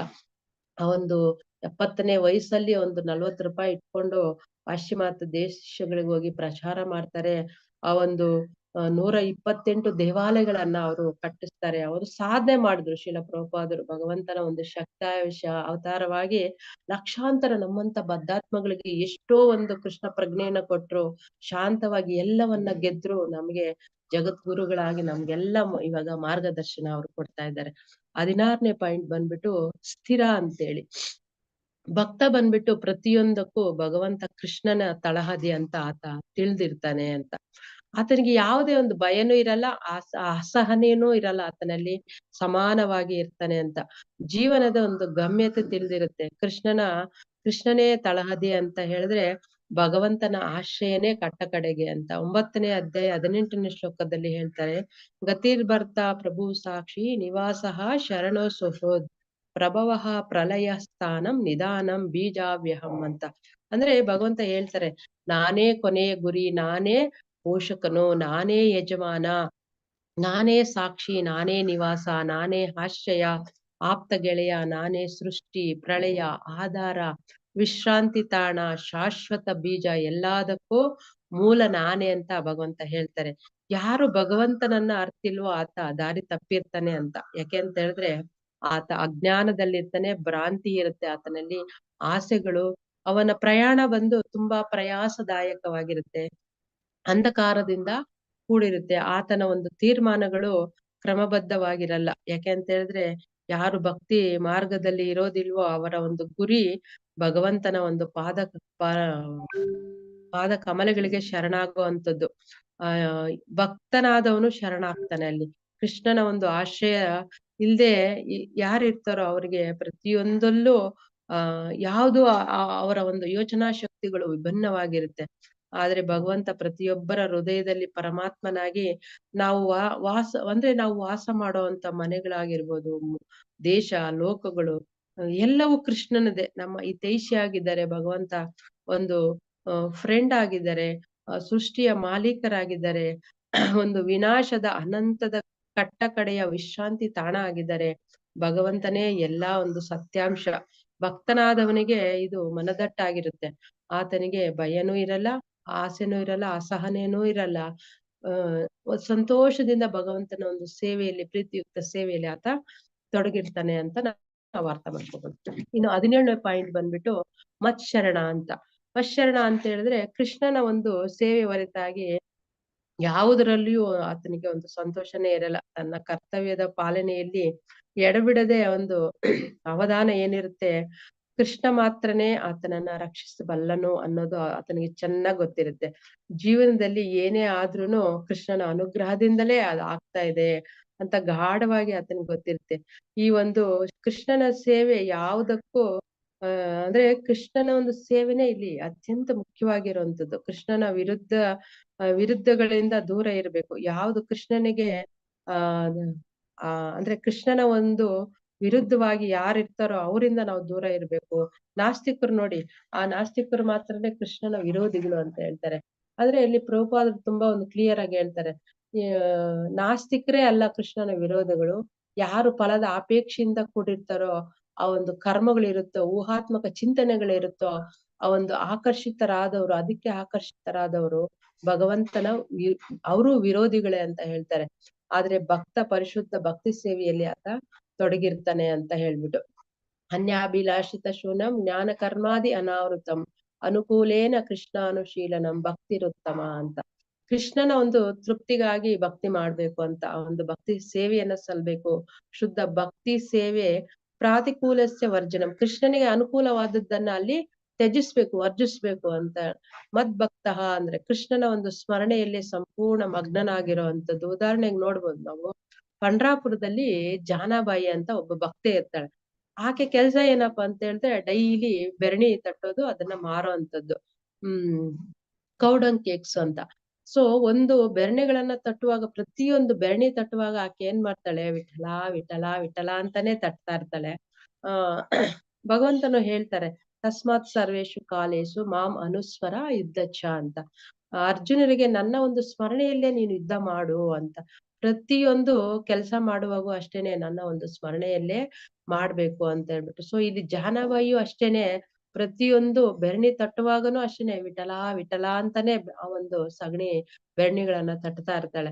ಒಂದಿನ ಏನಾಗುತ್ತೆ, ಪಕ್ಕದ ಗೋಡೆಯಲ್ಲಿ ಇನ್ನೊಬ್ಬಾಕೆ ಬಂದಿರ್ತಾಳೆ ಬೆರಣಿ ತಟ್ಟಕ್ಕೆ. ಜಾಹ್ನಬಾಯಿ ಬಂದ್ಬಿಟ್ಟು ಯಾವಾಗೂ ವಿಠಲ ವಿಠಲ ಅಂತ ಇರ್ತಾಳಿಕೆ, ಇವಳು ಬೆರಣಿಗಳನ್ನ ಸ್ವಲ್ಪ ನಾನು ತಗೊಂಡ್ಬಿಡೋಣ, ಕಳ್ತನ ಮಾಡ್ಬಿಡೋಣ ಅಂತ ಹೇಳ್ಬಿಟ್ಟು ಪ್ಲಾನ್ ಮಾಡ್ತಾಳೆ. ಈಕೆ ಬೆರಣಿಗಳನ್ನ ವಿಠಲ ವಿಠಲ ಅಂತ ಗೋಡೆಗೆ ತಟ್ಟುವಾಗ ಕೆಳಗಡೆಯಿಂದ ಎತ್ಕೊಂಡ್ಬಿಡ್ತಾಳೆ. ಸ್ವಲ್ಪ ಎತ್ಕೊಂಡ್ಬಿಟ್ರೆ ಜಾಹ್ನಬಾಯಿಗೆ ಗೊತ್ತಾಗ್ಬಿಡುತ್ತೆ, ನನ್ನ ಬೆರಣಿಗಳನ್ನ ನೀನ್ ತಗೊಂಡ್ಬಿಟ್ಟಿದೀಯಲ್ಲ, ಕೊಡು ಅಂತ ಕೇಳ್ತಾಳೆ. ನಾನ್ ತಗೊಂಡಿಲ್ಲ, ನೀನೇನ್ ನೋಡ್ದೇನು ನಾನ್ ತಗೊಂಡಿದ್ದು ಅಂತ ವಾದ ಮಾಡ್ತಾಳ ಆಕೆ. ಆವಾಗ ಏನ್ ಮಾಡ್ತಾರೆ, ರಾಜರ ಹತ್ರ ಹೋಗ್ತಾರೆ ಇಮಿಡಿಯೇಟ್. ರಾಜರ ಹತ್ರ ಹೋದಾಗ ಒಂದ್ ಕಡೆ ಜಾಹ್ನಬಾಯಿ ಬಕೆಟ್, ಇನ್ನೊಂದ್ ಕಡೆ ಇನ್ನೊಬ್ಬ ಆಕೆ ಬಕೆಟ್ ಇಟ್ಟಿರ್ತಾರೆ. ರಾಜ ಬಂದ್ಬಿಟ್ಟು ಮಂತ್ರಿಗಳ ಕಡೆ ನೋಡ್ತಾರೆ. ನೋಡಿದಾಗ ಇಲ್ಲ ಇಲ್ಲ ಸ್ವಾಮಿಗಳೇ, ಇದು ತುಂಬಾ ಸುಲಭ, ನಾನ್ ಮಾಡ್ತೀನಿ ಅಂತ ಹೇಳ್ತಾರೆ. ಯಾಕೆಂದ್ರೆ ಜಾಹ್ನಬಾಯಿದು ಬೆರಣಿಗಳೆಲ್ಲ ವಿಠಲ ವಿಠಲ ಅಂತಾನೆ ಅಂತ ಇರುತ್ತೆ. ಅವಾಗ ಈಸಿಯಾಗಿ ಅದನ್ನ ಡಿವೈಡ್ ಮಾಡ್ಬಿಡ್ತಾರೆ. ಆ ವಿಠಲ ಅನ್ನೋ ಬೆರಣಿಗಳೆಲ್ಲ ಎತ್ತಿ ಜಾಹ್ನಬಾಯಿ ಬಕೆಟ್ ಅಲ್ಲಿ ಹಾಕ್ಬಿಡ್ತಾರೆ ಮಂತ್ರಿಗಳು. ಆವಾಗ ಜಾಹ್ನಬಾಯಿಗೆ ತುಂಬಾ ಒಂದು ಖುಷಿ ಆಗುತ್ತೆ. ಪ್ರತಿಯೊಂದು ಕಾರ್ಯದಲ್ಲೂ ಅಷ್ಟೇನೆ ಕೃಷ್ಣನಿಗೆ ಆಕೆ ಸಮರ್ಪಣೆ ಮಾಡ್ತಾ ಇರ್ತಾಳೆ. ಎಲ್ಲಾ ಕೃಷ್ಣಮಯಂ ಅಂತಾನೆ ಆ ಒಂದು ಸ್ಮರಣೆಯಲ್ಲೇ ಆಕೆ ಆ ಭಕ್ತಿಯನ್ನ ಮಾಡ್ತಾ ಇರ್ತಾಳೆ. ಕೃಷ್ಣ ತನ್ನ ಭಕ್ತಳಾದ ಜಾಹ್ನಬಾಯಿಯನ್ನ ಅಲ್ಲಿ ಬಿಟ್ಟಿಲ್ಲ, ಅಲ್ಲಿ ಕೂಡ ಭಗವಂತ ಕಾಪಾಡಿದ್ರು. ನಾನಿದೀನಿ ನಿನ್ ಜೊತೆ, ನಿನ್ ಪಾಲಿಗೆ ಅಂತ ಅಲ್ಲಿ ತೋರ್ಸ್ಕೊಟ್ರು. ತನ್ನ ಭಕ್ತರ ಪಾಲಿಗೆ ಭಗವಂತ ಶ್ರೀರಕ್ಷೆಯಾಗಿ ರಕ್ಷಿಸ್ತಾನೆ. ನಮ್ಮ ಒಂದು ಕೆಲಸನೂ ಅಷ್ಟೇ ಅದೇ ರೀತಿಯಾಗಿರ್ಬೇಕು. ನಮ್ಮ ಒಂದು ಪ್ರತಿಯೊಂದು ಕೆಲಸದಲ್ಲೂ ಕೆಲಸವನ್ನ ಕೃಷ್ಣನಿಗೆ ಒಂದು ಸಮರ್ಪಣೆ ಮಾಡ್ಬೇಕು. ಕೃಷ್ಣನನ್ನ ಸೆಂಟ್ರಲ್ ಇಟ್ಬಿಟ್ಟು ಅವರ ಒಂದು ಸುತ್ತಲೂ ನಮ್ಮ ಒಂದು ಕೆಲಸ ಕಾರ್ಯಗಳು ಇರ್ಬೇಕು ಅನ್ನೋದು. ಪ್ರತಿಯೊಂದ್ರಲ್ಲೂ ಅಷ್ಟೇ, ಪ್ರತಿಯೊಂದು ವಿಚಾರಕ್ಕೂ ಅಷ್ಟೇನೆ ಭಗವಂತ ಸ್ಪಂದಿಸದೆ ಇರಲ್ಲ. ತನ್ನ ಭಕ್ತರ ಜೊತೆಗೆ ಭಗವಂತ ಸ್ಪಂದಿಸ್ತಾರೆ ಅಂತ. ಇನ್ನು 18ನೇದ್ ಬಂದ್ಬಿಟ್ಟು ಮುನಿ. ಮುನಿ ಅಂತ ಹೇಳಿದ್ರೆ ಭಕ್ತನು ವೈಚಾರಿಕತೆ ಉಳ್ಳವನಾಗಿರ್ತಾನೆ, ಮತ್ತೆ ಬೌದ್ಧಿಕ ಅನುಸಂಧಾನದಿಂದ ತನ್ನ ಒಂದು ಆಧ್ಯಾತ್ಮಿಕದ ಪ್ರಗತಿಯಲ್ಲಿ ಆತ ವಿಚಲಿತನಾಗೋದಿಲ್ಲ ಅಂತ. ಭಗವಂತನ ಬಗ್ಗೆ ಆತನಿಗೆ ಯಾವುದೇ ರೀತಿಯಾದ ಒಂದು ಸಂಶಯ ಇರೋದಿಲ್ಲ. ದೃಢ ಸಂಕಲ್ಪದಿಂದ ಕೃಷ್ಣ ಪ್ರಜ್ಞೆಯಲ್ಲಿ ಜೀವನದಲ್ಲಿ ಎಲ್ಲಾ ಒಂದು ಸಮಸ್ಯೆಗಳನ್ನ ಆತ ಏನ್ ಮಾಡ್ತಾನೆ, ಎದುರಿಸ್ತಾನೆ ಅಂತ. ಪ್ರತಿಯೊಂದು ವಿಚಾರವನ್ನು ಇಲ್ಲಿ ಭಕ್ತನು ವಿಚಾರ ಮಾಡಿನೇ ಸಂಕ್ಷಿಪ್ತವಾಗಿ ವಿಶ್ಲೇಷಣೆ ಮಾಡಿ ಯೋಚನೆ ಮಾಡಿ ಆ ಒಂದು ತೀರ್ಮಾನವನ್ನು ಮಾಡುವಂಥದ್ದು. ಯಾವುದೇ ಒಂದು ಭೌತಿಕದ ವಿಚಾರಗಳಿಗೆ ಮತ್ತೆ ಈ ಒಂದು ಆಧ್ಯಾತ್ಮಿಕ ಪ್ರಗತಿಗೆ ಆತ ವಿಚಲಿತನ ಆಗೋದಿಲ್ಲ. ತನ್ನ ಒಂದು ಮಾತುಗಳಲ್ಲಿ ಆತ ತಪ್ಪಿರಲ್ಲ. ಮತ್ತೆ ಯಾರ ಹತ್ರ ಎಷ್ಟು ಬೇಕೋ ಅಷ್ಟನ್ನೇ ಮಾತಾಡುವಂಥದ್ದು. ಅನಾವಶ್ಯಕವಾದ ಪ್ರಜಲ್ಪನು ಕೂಡ ಆ ಒಂದು ಆಸ್ಪದ ಕೊಡಲ್ಲ ಭಕ್ತನಾದವನು. ಭಗವಂತನನ್ನ ನಂಬಿರ್ತಾನೆ, ಹಗರವಾಗಿ ನಂಬಿರ್ತಾನೆ, ಸಂಪೂರ್ಣವಾಗಿ ನಂಬಿರ್ತಾನೆ. ಅವ್ರ ಬಗ್ಗೆ ಯಾವುದೇ ಒಂದು ಸಂಶಯ ರಹಿತನಾಗಿ ಭಕ್ತನಾದವನು ಇರ್ತಾನೆ ಅಂತ ಹೇಳ್ಬಿಟ್ಟು. ಅಂದ್ರೆ ರಾಮದಾಸ್ ವಿಪ್ರ ಅಂತ ಹೇಳ್ಬಿಟ್ಟು ಒಬ್ಬ ಮಹಾಭಕ್ತರಿರ್ತಾರೆ. ಇದು ಚೈತನ್ಯ ಚರಿತಾಮೃತದಲ್ಲಿ ಬರುವಂತ ಕತೆ. ಶ್ರೀರಾಮಚಂದ್ರರು ಅಂದ್ರೆ ಅವ್ರಿಗೆ ತುಂಬಾ ಭಕ್ತಿ ರಾಮದಾಸ್ ವಿಪ್ರರಿಗೆ. 24/7 ಅವ್ರದ್ದೇ ಚಿಂತೆ ಮಾಡ್ತಾ ಇರ್ತಾರೆ. ಯಾವಾಗ್ಲೂ ಅಷ್ಟೇನೆ ಅವ್ರು ಸಮಾಧಿ ಸ್ಥಿತಿಯಲ್ಲಿ ಇರ್ತಾರೆ. ಭಗವಂತನ ಲೀಲೆಗಳು ಅವ್ರಿಗೆ ಹಂಗಂಗೆ ಕಣ್ಣಿಗೆ ಪ್ರಕಟ ಆಗ್ತಾ ಇರುತ್ತೆ. ಆ ಒಂದು ಪ್ರಕಟಣೆ ಪ್ರಕಟ ಆಗುವಂತದ್ದು ಆ ಒಂದು ಲೀಲೆಗಳೆಲ್ಲವೂ. ಒಂದಿನ ಚೈತನ್ಯ ಮಹಾಪ್ರಭುಗಳನ್ನ ಭೋಜನಕ್ಕೆ ಆಹ್ವಾನಿಸಿರ್ತಾರೆ ಮಧುರೈಯಲ್ಲಿ. ಸೊ ಮಧುರೈಯಲ್ಲಿ ಕೀರ್ತಿಮಾಲಾ ಒಂದು ನದಿ ಇರುತ್ತೆ. ಆ ನದಿಯಲ್ಲಿ ಚೈತನ್ಯ ಮಹಾಪ್ರಭುಗಳು ಸ್ನಾನಾದಿಗಳನ್ನ ಮುಗಿಸಿ ಭೋಜನಕ್ಕೆ ಬರ್ತಾರೆ. ಅಲ್ಲಿ ನೋಡಿದ್ರೆ ಮನೆಗ್ ಬರ್ತಾರೆ, ಏನು ತಯಾರಾಗಿಲ್ಲ, ಊಟಕ್ಕೆ ಕರೆದೆ ಏನು ರೆಡಿ ಆಗಿಲ್ಲಲ್ಲ ಅಂತ ಕೇಳಿದಾಗ ಚೈತನ್ಯ ಮಹಾಪ್ರಭುಗಳು ರಾಮದಾಸ್ ವಿಪ್ರ ಹೇಳ್ತಾರೆ, ಲಕ್ಷ್ಮಣ ಕಾಡ್ಗ್ ಹೋಗಿದ್ದಾನೆ, ಸೌದೆ ತರಕ್ ಹೋಗಿದ್ದಾನೆ, ಸೀತಾ ಮತ್ತೆ ಅಡಿಗೆ ಮಾಡ್ತಾ ಇದ್ದಾರೆ, ನಿಮ್ಗೆ ಬಡಿಸ್ತೀನಿ ಅಂತ ಹೇಳ್ತಾರೆ. ಚೈತನ್ಯ ಮಹಾಪ್ರಭುಗಳಿಗೆ ಗೊತ್ತಾಗ್ಬಿಡುತ್ತೆ, ಓ ಇವ್ರು ಲೀಲೆಯಲ್ಲಿ ಹೋಗ್ಬಿಟ್ಟಿದ್ದಾರೆ ಅಂತ. ಸೊ ಹಂಗೆ ನಗ್ತಾ ಇರ್ತಾರೆ ಚೈತನ್ಯ ಮಹಾಪ್ರಭುಗಳು, ಮುಗುಳ್ನಗು ನಗ್ತಾ ಇರ್ತಾರೆ. ಅದ್ ಸ್ವಲ್ಪ ಹೊತ್ತಾದ್ಮೇಲೆ ಅವ್ರು ಸಮಾಧಿ ಸ್ಥಿತಿಯಿಂದ ಹೊರಗ್ ಬರ್ತಾರೆ ರಾಮದಾಸ್ ವಿಪ್ರ. ಅವ್ರಿಗೆ ಸ್ವಲ್ಪ ನಾಚಿಕೆ ಆಗ್ಬಿಡತ್ತೆ, ಅಯ್ಯೋ ಏನಪ್ಪ ಹಿಂಗಾಯ್ತು ನಾನು ಅಂತ ಹೇಳ್ಬಿಟ್ಟು. ಆಮೇಲೆ ಏನ್ ಮಾಡ್ತಾರೆ, ಅವ್ರು ಬೇಗನೆ ಅಡಿಗೆ ಎಲ್ಲ ಮಾಡಿ ಚೈತನ್ಯ ಮಹಾಪ್ರಭುಗಳಿಗೆ ಬಡಿಸ್ತಾರೆ. ಅಂದ್ರೆ ಸಮಾಧಿ ಸ್ಥಿತಿ ಅಂದ್ರೇನೆ ಅದು ಭಗವಂತನ ಲೀಲೆಗಳಲ್ಲಿ ಲೀನ ಆಗುವಂಥದ್ದು.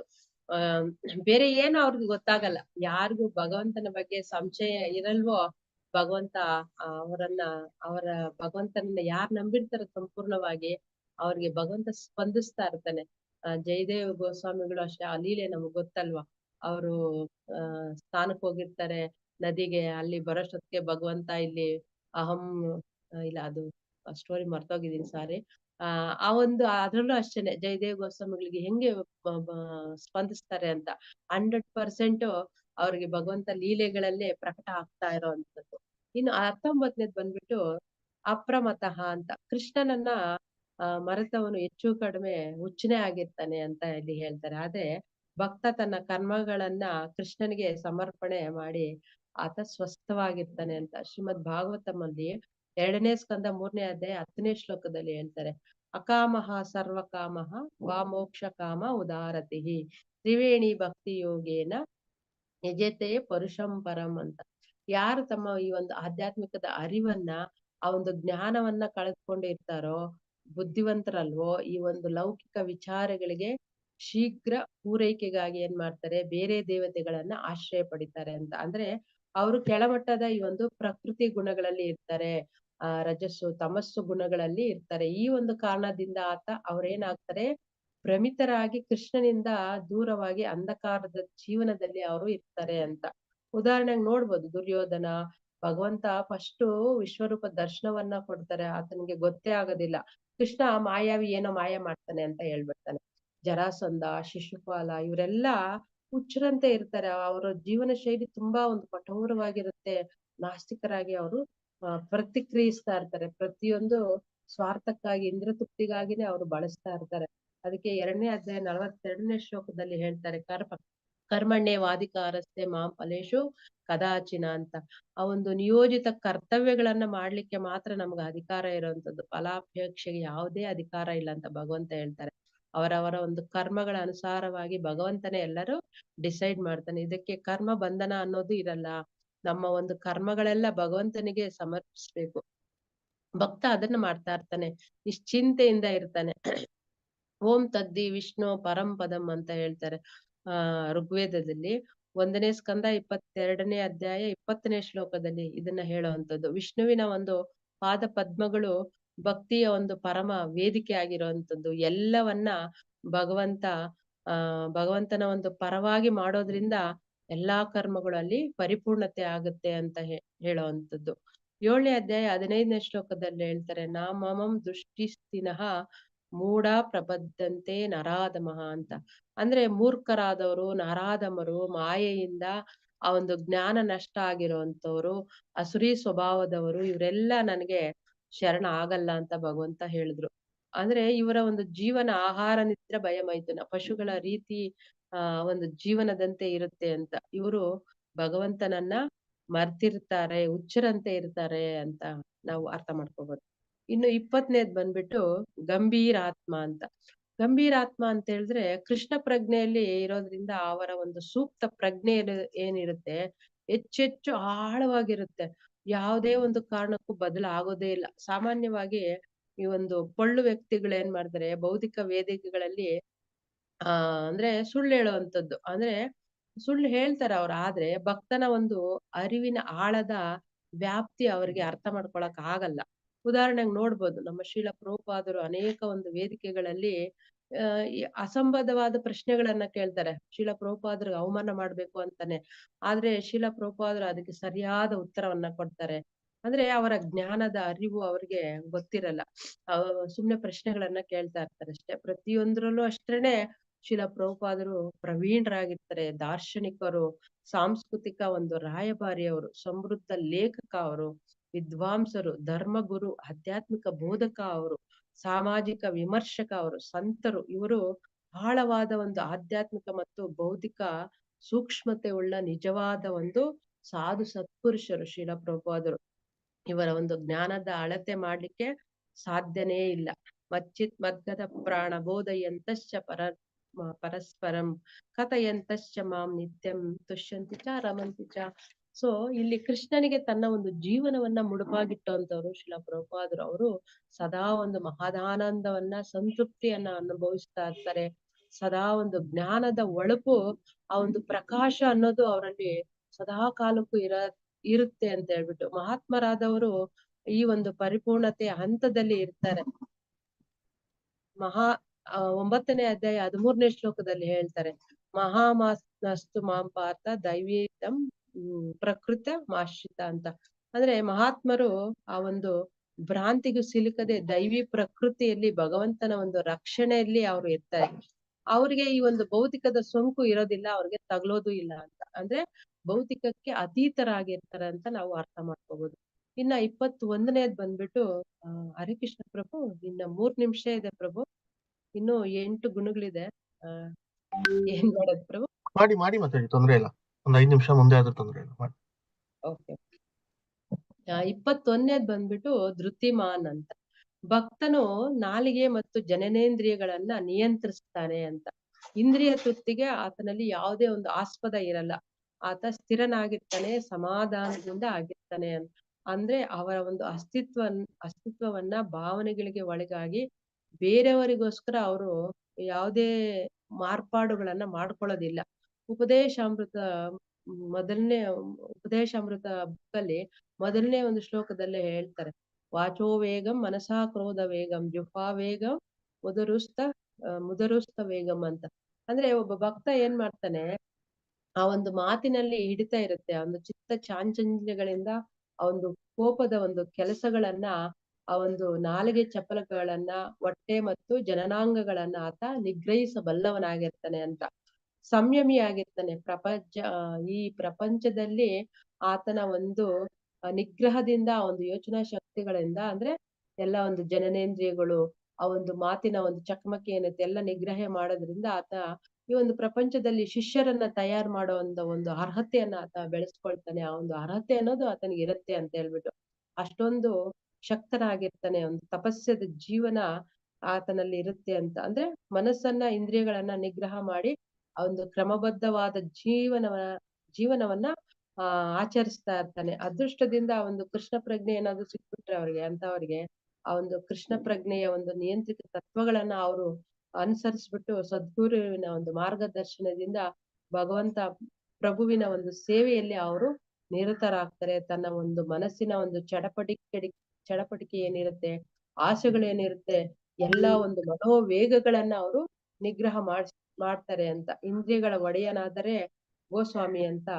ಕರೀತಾರೆ. ಅದೇ ಇಂದ್ರಿಯಗಳ ದಾಸರಾದ್ರೆ ಗೋದಾಸ ಅಂತ ಕರೀತಾರೆ ಅಂತ ನಾವು ಅರ್ಥ ಮಾಡ್ಕೋಬಹುದು. ಅಂದ್ರೆ ಇಲ್ಲಿ ಇಂದ್ರಿಯ ನಿಗ್ರಹ ಅತ್ಯಂತ ಮುಖ್ಯವಾಗಿರುವಂತದ್ದು ಅಂತ. 22ನೇದ್ ಬಂದ್ಬಿಟ್ಟು ಜಿತಶದ್ಗುಣ ಅಂತ. ಜಿತಶದ್ಗುಣ ಅಂತ ಹೇಳಿದ್ರೆ ಭಕ್ತನು ಈ ಒಂದು ಆಧ್ಯಾತ್ಮಿಕದ ಒಂದು ಜ್ಞಾನದಿಂದ ಆತನಿಗೆ ಹಸಿವು, ಶೋಕ, ಬಾಯಾರಿಕೆ, ಮಾಯೆ, ಮುಪ್ಪು, ಮತ್ತೆ ಈ ಒಂದು ಸಾವು, ಇವುಗಳನ್ನ ನಿಗ್ರಹಿಸ್ತಾ ಇರ್ತಾನೆ, ನಿಗ್ರಹಿಸ್ಲಿಕ್ಕೆ ಸಮರ್ಥನಾಗಿರ್ತಾನೆ ಆತ. ಈ ಒಂದು ಕೃಷ್ಣ ಪ್ರಜ್ಞೆ ಎಲ್ಲವನ್ನು ಕಲಿಸ್ಕೊಡುತ್ತೆ. ಕೃಷ್ಣ ಪ್ರಜ್ಞೆಯಲ್ಲಿ ಮುಂದುವರಿತಾ ಒಂದು ಪ್ರೀತಿಯುಕ್ತ ಸೇವೆಯಲ್ಲಿ ಭಕ್ತನು ಒಂದು ಪೂರ್ಣ ಜ್ಞಾನದಿಂದ ಏನ್ ಮಾಡ್ತಾನೆ, ಮಿತ ಆಹಾರ ಸೇವನೆ ಮಾಡ್ತಾನೆ, ಯಾವುದಕ್ಕೂ ಶೋಕ ಪಡಲ್ಲ, ಎಲ್ಲದಕ್ಕೂ ಭಗವಂತನ ಮೇಲೆ ಡಿಪೆಂಡ್ ಆಗಿರ್ತಾನೆ. ಇವೆಲ್ಲ ಒಂದು ಆತ್ಮದ ಗುಣಗಳು. ಭಕ್ತನಾದವನಿಗೆ ಈ ಒಂದು ಆತನಿಗೆ ದುಃಖನೂ ಇರಲ್ಲ, ಪಾಪಗಳಿರಲ್ಲ, ಜನ್ಮ ಇರಲ್ಲ, ಮೃತ್ಯು ಇರಲ್ಲ ಅಂತ.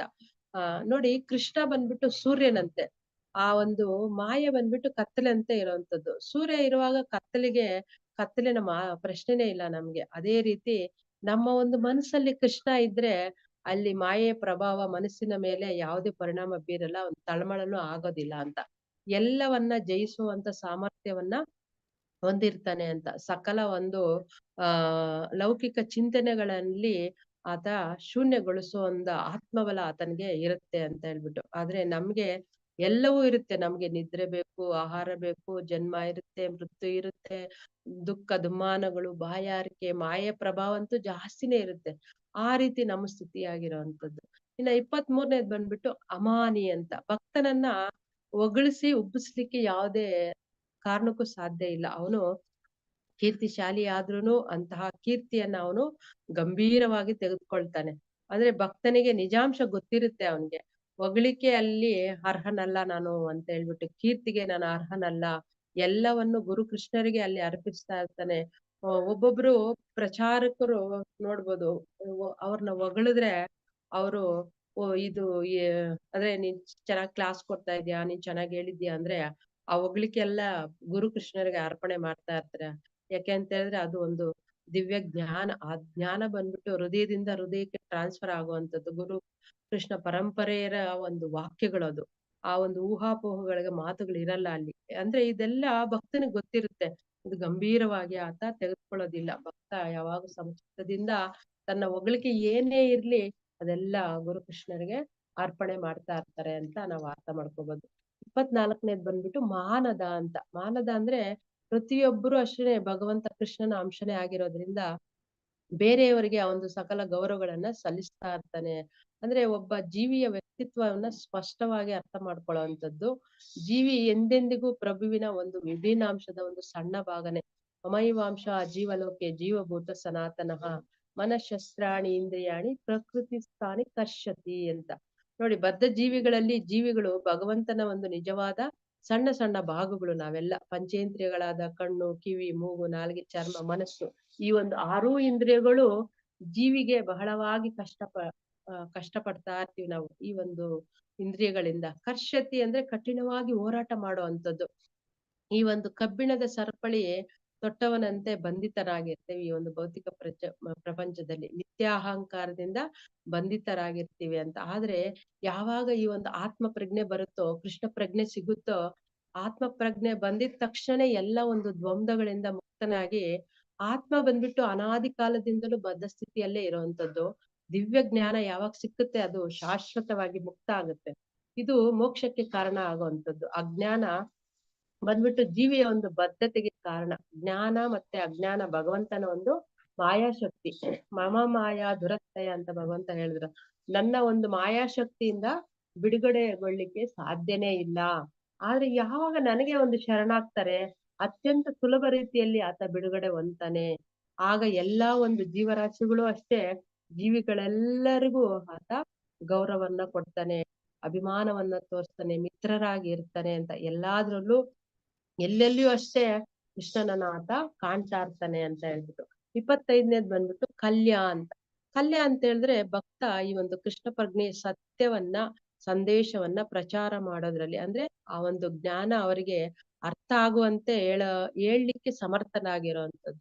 ನಾವು ನೋಡ್ಬೋದು ನಮ್ಮ ಗುರುಗಳು ಸುರ್ನಾಥ್ ಪ್ರಭುಗಳು 18 ದಿನಗಳ ಅಧಿವೇಶನದಲ್ಲಿ ಆ ಒಂದು ಗುರು ಪರಂಪರೆಯ ಒಂದು ದಿವ್ಯ ಜ್ಞಾನವನ್ನು ಕೊಟ್ಟು ಎಲ್ಲರನ್ನ ಭಕ್ತಿ ಮಾಡ್ಬೇಕು ಅನ್ನೋದೇ ಅವ್ರ ಉದ್ದೇಶ. ಎಲ್ಲರನ್ನ ಉದ್ಧಾರ ಮಾಡ್ಬೇಕು, ಎಲ್ಲಾರನ್ನ ಕೃಷ್ಣ ಪ್ರಜ್ಞೆಗೆ ತರಬೇಕು ಅನ್ನೋದು ಅವರ ಒಂದು ಏನು ಅಭಿಲಾಷೆ. ಆ ಒಂದು ಜ್ಞಾನದ ಅರಿವು ಎಲ್ಲಾರ್ಲಲ್ಲೂ ಮೂಡಿಸ್ಬೇಕು ಅಂತ ಹೇಳ್ಬಿಟ್ಟು ಅವರು ಅವರ ಒಂದು ಶತ ಪ್ರಯತ್ನ ಮಾಡ್ತಾನೇ ಇದ್ದಾರೆ. ಅಂದ್ರೆ ಅವರು ಆ ಒಂದು ಆ ಒಂದು ಸಂದೇಶವನ್ನ, ಭಗವಂತನ ಒಂದು ಸಂದೇಶವನ್ನ ಹೇಳಲಿಕ್ಕೆ ಸಮರ್ಥರಾಗಿದ್ದಾರೆ. ಅದ್ ನಮ್ಗೆಲ್ಲ ಗೊತ್ತೇ ಇರೋದೆ. ಅವರ ಒಂದು ಎಷ್ಟು ಸಾಮರ್ಥ್ಯ ಇದೆ ಅವರಲ್ಲಿ, ಎಲ್ಲರನ್ನ ಭಕ್ತಿ ಮಾಡ್ಬೇಕು ಅಂತ ಹೇಳ್ಬಿಟ್ಟು. ಆ ರೀತಿಯಾಗಿ ಇರುವಂತದ್ದು. 26ನೇದು ಬಂದ್ಬಿಟ್ಟು ಮೈತ್ರ ಅಂತ. ಮೈತ್ರ ಅಂತ ಹೇಳಿದ್ರೆ ಭಕ್ತನಾದವನು ಜೀವನದ ಒಂದು ದೈಹಿಕದ ಕಲ್ಪನೆ, ಯೋಚನೆಗಳಿಗೆ ಪ್ರೋತ್ಸಾಹಿಸುವ ಮೂಲಕ ಯಾರಿಗೂ ಆತ ಮೋಸ ಮಾಡಲ್ಲ, ವಂಚಿಸಲ್ಲ. ಆದ್ರೆ ತನ್ನ ಒಂದು ಧರ್ಮ ಪ್ರಚಾರ ಕಾರ್ಯ ಏನಿರುತ್ತೆ, ಅವನು ಪ್ರತಿಯೊಬ್ಬನಿಗೂ ನಿಜವಾದ ಮಿತ್ರನಾಗಿರ್ತಾನೆ ಅಂತ. ಅಂದ್ರೆ ಈ ಒಂದು ಭೌತಿಕವಾಗಿ ಯಾರಿಗಾದ್ರೂ ಏನೋ ಒಂದು ಕಷ್ಟ ಬರುತ್ತೆ, ನಾವು ಹಣ ಸಹಾಯ ಮಾಡ್ತೀರಿ ಅಥವಾ ಒಂದು ಮಾರಲ್ ಸಪೋರ್ಟ್ ಕೊಡ್ಬೋದು, ಬೇರೆ ಏನೋ ಒಂದು ಸಹಾಯ ಮಾಡ್ಬೋದು. ಆದ್ರೆ ಕೃಷ್ಣನನ್ನ ಕೊಡುವಂಥದ್ದು ಅದು ಮಹತ್ತರವಾಗಿರುವಂತದ್ದು, ಪುಣ್ಯ ಕಾರ್ಯವಾಗಿರುವಂತದ್ದು. ನಾವುಗಳು ಅಷ್ಟೇ 84 ಜೀವ ಪ್ರಭೇದಗಳಿಂದ ನಮ್ಮ ಒಂದು ಆತ್ಮ ಸುತ್ತಿ ಬದ್ಧ ಸ್ಥಿತಿಯಲ್ಲೇ ಇರುತ್ತೆ. ಇದರ ಒಂದು ಬಿಡುಗಡೆ ಒಬ್ಬ ಒಳ್ಳೆ ಪ್ರಚಾರಕರು ಮಾಡ್ತಾರೆ, ಒಬ್ಬ ಒಳ್ಳೆ ಗುರುಗಳು ಮಾಡ್ತಾರೆ, ಅಧಿಕೃತ ಗುರುಗಳು ಮಾಡ್ತಾರೆ. ಈ ಒಂದು ಕೃಷ್ಣ ಪ್ರಜ್ಞೆ ಮಾನವ ಸಮಾಜವನ್ನ ಆಧ್ಯಾತ್ಮಿಕದ ವಿನಾಶದಿಂದ ರಕ್ಷಿಸಲಿಕ್ಕೆ ಒಂದು ಉದ್ದೇಶಪೂರಿತವಾಗಿರುವಂತದ್ದು. ಪ್ರಸ್ತುತದಲ್ಲಿ ಮಾನವನ ಸಮಾಜದಲ್ಲಿ ಅಂಧ ನಾಯಕರು ಏನ್ ಮಾಡ್ತಾರೆ, ತಪ್ಪು ದಾರಿಗೆ ಎಳೆಯುವಂಥದ್ದು. ಯಾಕೆಂದ್ರೆ ಅವರು ಈ ಒಂದು ಮಾನವ ಜೀವನದ ಧ್ಯೇಯೋದ್ದೇಶಗಳನ್ನ ಅವ್ರಿಗೆ ಗೊತ್ತಿಲ್ಲ, ಅದರ ಅರಿವು ಇಲ್ಲ ಅವ್ರಿಗೆ.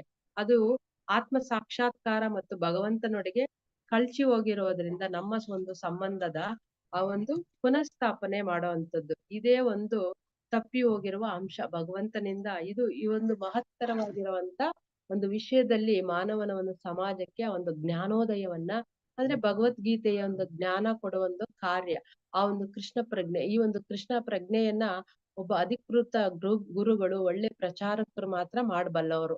ಅವರೇ ಎಲ್ಲರಿಗೂ ನಿಜವಾದ ಮಿತ್ರರಾಗಿರ್ತಾರೆ. ಈ ಒಂದು ಜನ್ಮ ಮುಕ್ತಿ ಜರಾವ್ಯಾಧಿಗಳಿಂದ ಬಿಡುಗಡೆ ಮಾಡುವಂತವರು ಅವರೇನೆ ಅಂತ ನಾವು ಅರ್ಥ ಮಾಡ್ಕೋಬಹುದು. 27ನೇದು ಬಂದ್ಬಿಟ್ಟು ಕಾರುಣಿಕ ಅಂತ. ಕಾರುಣಿಕ ಅಂತ ಹೇಳಿದ್ರೆ ಜನರನ್ನ ಸ್ವಸ್ಥಚಿತ್ತರನ್ನಾಗಿ ಮಾಡುವಂತ ಅವರು ಪ್ರಯತ್ನ ಮಾಡ್ತಾ ಇರ್ತಾರೆ, ಭಕ್ತನಾದವನು. ಅಂದ್ರೆ ನಿಜವಾದ ಜ್ಞಾನದ ಕಡೆಗೆ ಕೊಂಡೊಯ್ಯುವಂಥದ್ದು. ಅವರು ದಯಾಳು ಆಗಿರ್ತಾರೆ, ದುಃಖಿ ಆಗಿರ್ತಾರೆ. ಆದ್ರೆ ಯಾಕೆ ನಾವು ಬದ್ಧರಾಗಿದ್ದೀವಿ ಅಂದ್ರೆ ನಮ್ಗಿರೋ ಅಂತದ್ದು 5 ರೀತಿಯ ಒಂದು ವ್ಯಾಮೋಹಗಳು ಈ ಒಂದು ದೇಹವನ್ನ ಲೌಕಿಕ ಪ್ರಜ್ಞೆಗೆ ಕಟ್ಟಿ ಹಾಕಿರೋದ್ರಿಂದ ಈ ಒಂದು ಸರಪಳಿಗಳಲ್ಲಿ ನಾವು ಸಿಕ್ಕಾಕೊಂಡಿದೀವಿ ಅಂತ. ಯಾವ್ದು ಅದು 5 ಅಂತಂದ್ರೆ, ಫಸ್ಟ್ನೇದು ಬಂದ್ಬಿಟ್ಟು ಆಧ್ಯಾತ್ಮಿಕದ ಈ ಒಂದು ಸತ್ಯ ಸಂಗತಿಗಳ ಅರಿವಿನ ಅಭಾವದಿಂದ ದೇಹದ ಬಗ್ಗೆ ನಮ್ಗಿರೋ ವ್ಯಾಮೋಹ ಫಸ್ಟ್. 2ನೇದು ಬಂದ್ಬಿಟ್ಟು ದೈಹಿಕ ಸಂಬಂಧಗಳಿಂದಾಗಿ ಇಷ್ಟಪಡುವವರ ಬಗ್ಗೆ ವ್ಯಾಮೋಹ ಇರುವಂತದ್ದು. 3ನೇದು ಬಂದ್ಬಿಟ್ಟು ಜನ್ಮಭೂಮಿಯ ಬಗ್ಗೆ ಮತ್ತೆ ನಮ್ಗಿರೋ ಒಂದು ಮನೆ, ಆಸ್ತಿ, ಸಂಪತ್ತು, ವ್ಯವಹಾರಗಳು, ಈ ಲೌಕಿಕ ಸ್ವತ್ತುಗಳ ಬಗ್ಗೆ ಇರುವಂತ ವ್ಯಾಮೋಹ. 4ನೇದು ಬಂದ್ಬಿಟ್ಟು ಆಧ್ಯಾತ್ಮಿಕದ ಬೆಳಕಿನ ಅಭಾವದಿಂದ ಸದಾ ಒಂದು ನಿಗೂಢವಾಗಿ ಉಳಿದಿರುವಂತ ಈ ಒಂದು ಭೌತ ವಿಜ್ಞಾನದ ಬಗ್ಗೆ ವ್ಯಾಮೋಹ ಆಗಿರುವಂತದ್ದು. 5ನೇದು ಬಂದ್ಬಿಟ್ಟು ಧಾರ್ಮಿಕ ವಿಧಿಗಳು ಮತ್ತು ಪವಿತ್ರ ಸಂಸ್ಕಾರಗಳನ್ನ ಪವಿತ್ರಗೊಳಿಸುವ ಭಗವಂತನ ಅಥವಾ ಅವನ ಭಕ್ತರನ್ನ ಅರಿಯದೆ ಇವೆಲ್ಲವುಗಳ ಬಗ್ಗೆ ವ್ಯಾಮೋಹ ಇರುವಂತದ್ದು. ಮಾನವ ದೇಹ ಎಂಬ ದೋಣಿಯಲ್ಲಿ ನಾವು ಕಟ್ಟಿ ಹಾಕಿದೀವಿ ಅಂತ. ಅಂದ್ರೆ ಆದ್ದರಿಂದಲೇ ಈ ಒಂದು ಜೀವಿಗಳ ಹೃದಯ ತುಂಬಾ ಕಲ್ಮಶಿತ ಮತ್ತೆ ಪಾಪಪೂರಿತವಾಗಿರುವಂತದ್ದು. ಇದನ್ನ ಸ್ವಚ್ಛಗೊಳಿಸುವ ನಿಜವಾದ ಜ್ಞಾನದ ಕಡೆಗೆ ಕೊಂಡೊಯ್ಯುವಂಥದ್ದು. ಅದರಲ್ಲಿ ಭಕ್ತ ಬಂದ್ಬಿಟ್ಟು ದಯಾಳು ಆಗಿರ್ತಾನೆ, ದುಃಖಿ ಆಗಿರ್ತಾನೆ. ಆ ಒಂದು ಭಾವನೆ ಆತನಲ್ಲಿರುತ್ತೆ. ಕೃಷ್ಣನನ್ನ ಕೊಡುವಂಥದ್ದು ಅವನ ಒಂದು ದಯೆ ಆಗಿರುತ್ತೆ ಅಂತ ಹೇಳ್ಬಿಟ್ಟು. 8ನೇದು ಬಂದ್ಬಿಟ್ಟು ಕವಿ. 28ನೇದು ಬಂದ್ಬಿಟ್ಟು ಕವಿ. ಭಗವಂತ ದಿವ್ಯ ಒಂದು ಗುಣಗಳ ಅಧ್ಯಯನದಲ್ಲಿ ಪ್ರವೀಣರಾಗಿರ್ತಾರೆ ಆತ. ಅಂದ್ರೆ ಕೃಷ್ಣ ಪ್ರಜ್ಞೆಯ ಸತ್ಯವನ್ನು ಯಾವುದೇ ಒಂದು ವಿರೋಧ ಇಲ್ಲದೆ, ಆ ಒಂದು ಭ್ರಮೆ ಇಲ್ಲದೆ ಯಾವಾಗ್ಲೂ ತಿಳಿದುಕೊಳ್ಳಬಲ್ಲವನು ಕವಿ ಅಂತ ಇಲ್ಲಿ ಹೇಳ್ಕೊಳ್ತಾರೆ. ಮಹಾ ವಿದ್ವಾಂಸರಾಗಿರ್ತಾರೆ ಅಂತ. ಈ ಒಂದು ಆಧ್ಯಾತ್ಮಿಕದ ಪಥದಲ್ಲಿ ಇರುವವರ ಸ್ಥಾನವನ್ನ ಉಪಯುಕ್ತ ಗುಣಗಳ ಒಂದು ವೃದ್ಧಿ ಯಾವ ರೀತಿ ಇರುತ್ತೆ ಅಂತ ಹೇಳಿದ್ರೆ, ಅದನ್ನ ನಾವು ಅರ್ಥ ಮಾಡ್ಕೊಳ್ಳುವಂಥದ್ದು. ಅಂದ್ರೆ ಈ ಒಂದು ಪ್ರಾಪಂಚಿಕವಾಗಿ ಭಕ್ತನಿಗೆ ಸಕಲ ಸದ್ಗುಣಗಳು ನೀಡಬಲ್ಲವನಾಗಿರ್ತಾನೆ. ಭಕ್ತ ಮತ್ತು ಭಗವಂತ ನಡುವಿನ ಸಂಬಂಧಗಳು, ಆ ಒಂದು ಲೀಲೆಗಳು ಅದ್ಭುತವಾಗಿರುವಂತದ್ದು. ಭಕ್ತಿ ಸೇವೆಯಲ್ಲೇ ತನ್ನನ್ನ ಶುದ್ಧೀಕರಿಸಿದಾಗ ಆ ಒಂದು ಜ್ಞಾನದ ಮೂಲಕ ಆತ ಏನ್ ಮಾಡ್ತಾನೆ, ವಿರಕ್ತಿ ಭಾವನ ತಾಳ್ತಾನೆ. ಈ ಒಂದು ಹಂತವನ್ನ ಜ್ಞಾನ ಮಿಶ್ರಿತ ಭಕ್ತಿ ಆಗಿರುತ್ತೆ ಅಂತ ಹೇಳ್ತಾರೆ. ಆದ್ರೆ ಕೃಷ್ಣನ ಬಗೆಗೆ ಶುದ್ಧ ಪ್ರೇಮ ನಮ್ಮಲ್ಲಿ ಯಾವಾಗ ಅದು ಬರುತ್ತೋ, ಆ ಒಂದು ಪರಿಶುದ್ಧಗೊಳ್ಳುತ್ತೋ, ಆವಾಗ ಒಂದು ನಿಕಟವಾದ ಸಂಬಂಧ ಅನ್ನೋದು ಬೆಳೆಯುತ್ತೆ.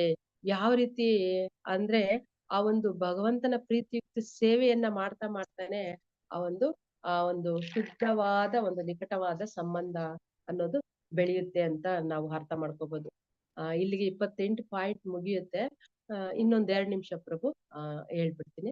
ಅಂದ್ರೆ ಕೃಷ್ಣ ಬಂದ್ಬಿಟ್ಟು ಸುಪ್ರೀಂ ಪರ್ಸನಾಲಿಟಿ ಆಫ್ ಗಾಡೆಡ್, ಎಲ್ಲದರ ಒಂದು ಸೃಷ್ಟಿಕರ್ತ, ಸರ್ವಲೋಕ ಮಹೇಶ್ವರ ಭಗವಂತ, ಎಲ್ಲಾ ಒಂದು ದೇವತೆಗಳ ಅಧಿಪತಿ. ಅವರನ್ನ ಒಂದು ಬಾರಿ ಕೃಷ್ಣ ಅಂತ ಕರೆದ್ಬಿಟ್ರೇನೆ ಸಾಕು, ಅವ್ರು ತಿರುಗಿ ನೋಡ್ತಾರೆ ಭಗವಂತ. ಎಲ್ಲವನ್ನ ಸ್ವೀಕರಿಸಿ ಹೇರಳವಾಗಿ ಅನುಗ್ರಹಿಸ್ತಾರೆ. ಅಂದ್ರೆ ಅಲ್ಪವನ್ನ ಸ್ವೀಕರಿಸಿ ಹೇರಳವಾಗಿ ಕೊಡುವಂತವರು ನಮ್ ಕೃಷ್ಣ. ಪತ್ರಂ ಪುಷ್ಪಂ ಫಲಂ ತೋಯಂ ಅಂತ ಹೇಳ್ತಾರೆ. ಇಷ್ಟು ಸಾಕು ನನ್ಗೆ ಅಂತ ಹೇಳ್ತಾರೆ. ಅನ್ಲಿಮಿಟೆಡ್ ಆಗಿ ಮಿತಿ ಇಲ್ಲದೆ ಆನಂದವನ್ನ ಅವರು ಭಗವಂತ ಕೊಡ್ತಾರೆ. ಧ್ಯಾನ ಯೋಗದಲ್ಲಿ 6ನೇ ಅಧ್ಯಾಯ 28ನೇ ಶ್ಲೋಕದಲ್ಲಿ ಭಗವಂತ ಹೇಳ್ತಾರೆ, ಇಂಜಯೇನಂ ಸದಾ ಆತ್ಮಾನಂ ಯೋಗಿ ವಿಗತ ಕಲ್ಮಷಃ ಸುಖೇನ ಬ್ರಹ್ಮ ಸಂಸ್ಪರ್ಶಂ ಅತ್ಯಂತಂ ಸುಖಮಶ್ನುತೆ. ಭಗವಂತನೊಂದಿಗೆ ಆ ಒಂದು ಸಂಪರ್ಕವೇ, ಅವರ ಒಂದು ಒಡನಾಟದಲ್ಲಿ ಅವರ ಒಂದು ಜೊತೆಯಲ್ಲಿರೋದೇ ಆ ಒಂದು ದಿವ್ಯ ಸಂಪರ್ಕಕ್ಕೆ ಬ್ರಹ್ಮ ಸಂಸ್ಪರ್ಶ ಅಂತ ಕರೀತಾರೆ ಅಂತ. ಭಗವಂತ ಜಾಸ್ತಿ ಸುಖ ಕೊಡ್ಲಿಕ್ಕೆ ತನ್ನ ಭಕ್ತರಿಗೆ ರೆಡಿ ಆಗ್ಬಿಟ್ಟಿದ್ದಾರೆ. ಅವರು ಯಾವಾಗ್ಲೂ ರೆಡಿ ಆಗಿರ್ತಾರೆ. ಅದನ್ನ ಸ್ವೀಕಾರ ಮಾಡ್ಲಿಕ್ಕೆ ನಾವ್ ಎಷ್ಟು ರೆಡಿ ಆಗಿದ್ದೀವಿ ಅನ್ನೋದೇ ಇಲ್ಲಿ ಮುಖ್ಯ ಆಗುತ್ತೆ. ಅವರು ದೇವೋತ್ತಮ ಪರಮ ಪುರುಷನ ಒಂದು ಬಗ್ಗೆ ಆಚಾರ್ಯರು ತುಂಬಾ ಒಂದು ಸುಂದರವಾದ ಒಂದು ಉಲ್ಲೇಖವನ್ನ ಕೊಡ್ತಾರೆ.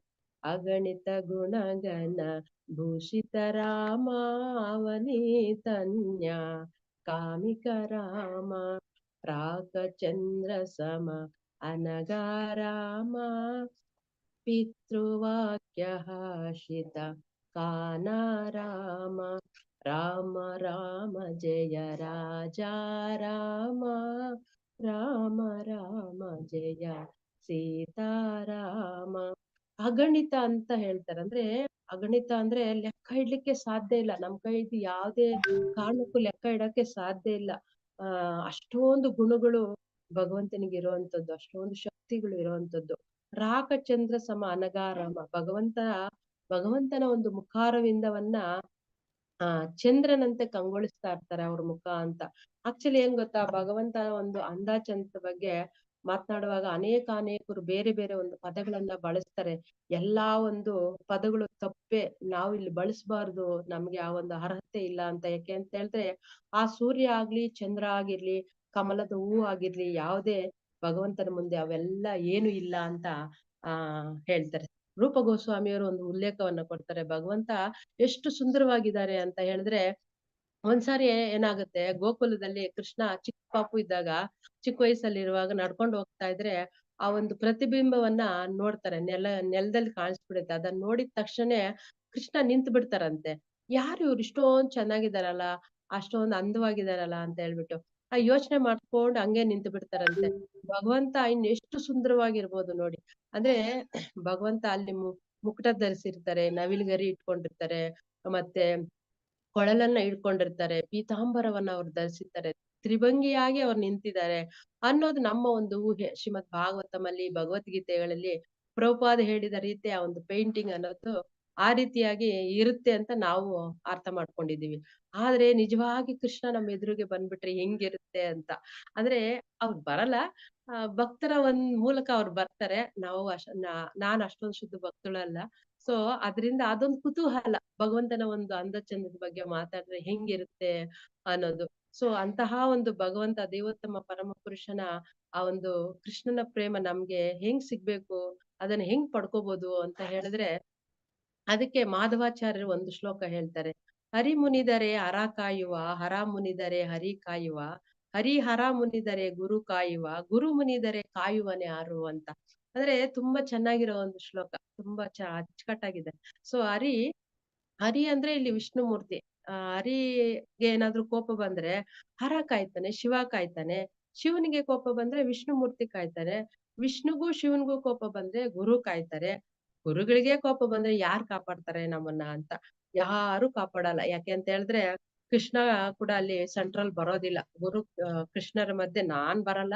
ಗುರುಗಳಿಗೆ ಕೋಪ ಬಂದ್ಬಿಟ್ಟು ಈ ಪ್ರಪಂಚದಲ್ಲಿ ಯಾರು ನಮ್ಮನ್ನ ಕಾಪಾಡೋದಿಲ್ಲ. ಕೃಷ್ಣನೇ ಬರೋದಿಲ್ಲ ಅಂದ್ರೆ ಇನ್ಯಾರು ಕಾಪಾಡ್ತಾರೆ ನಮ್ಮನ್ನ, ಅಲ್ವಾ?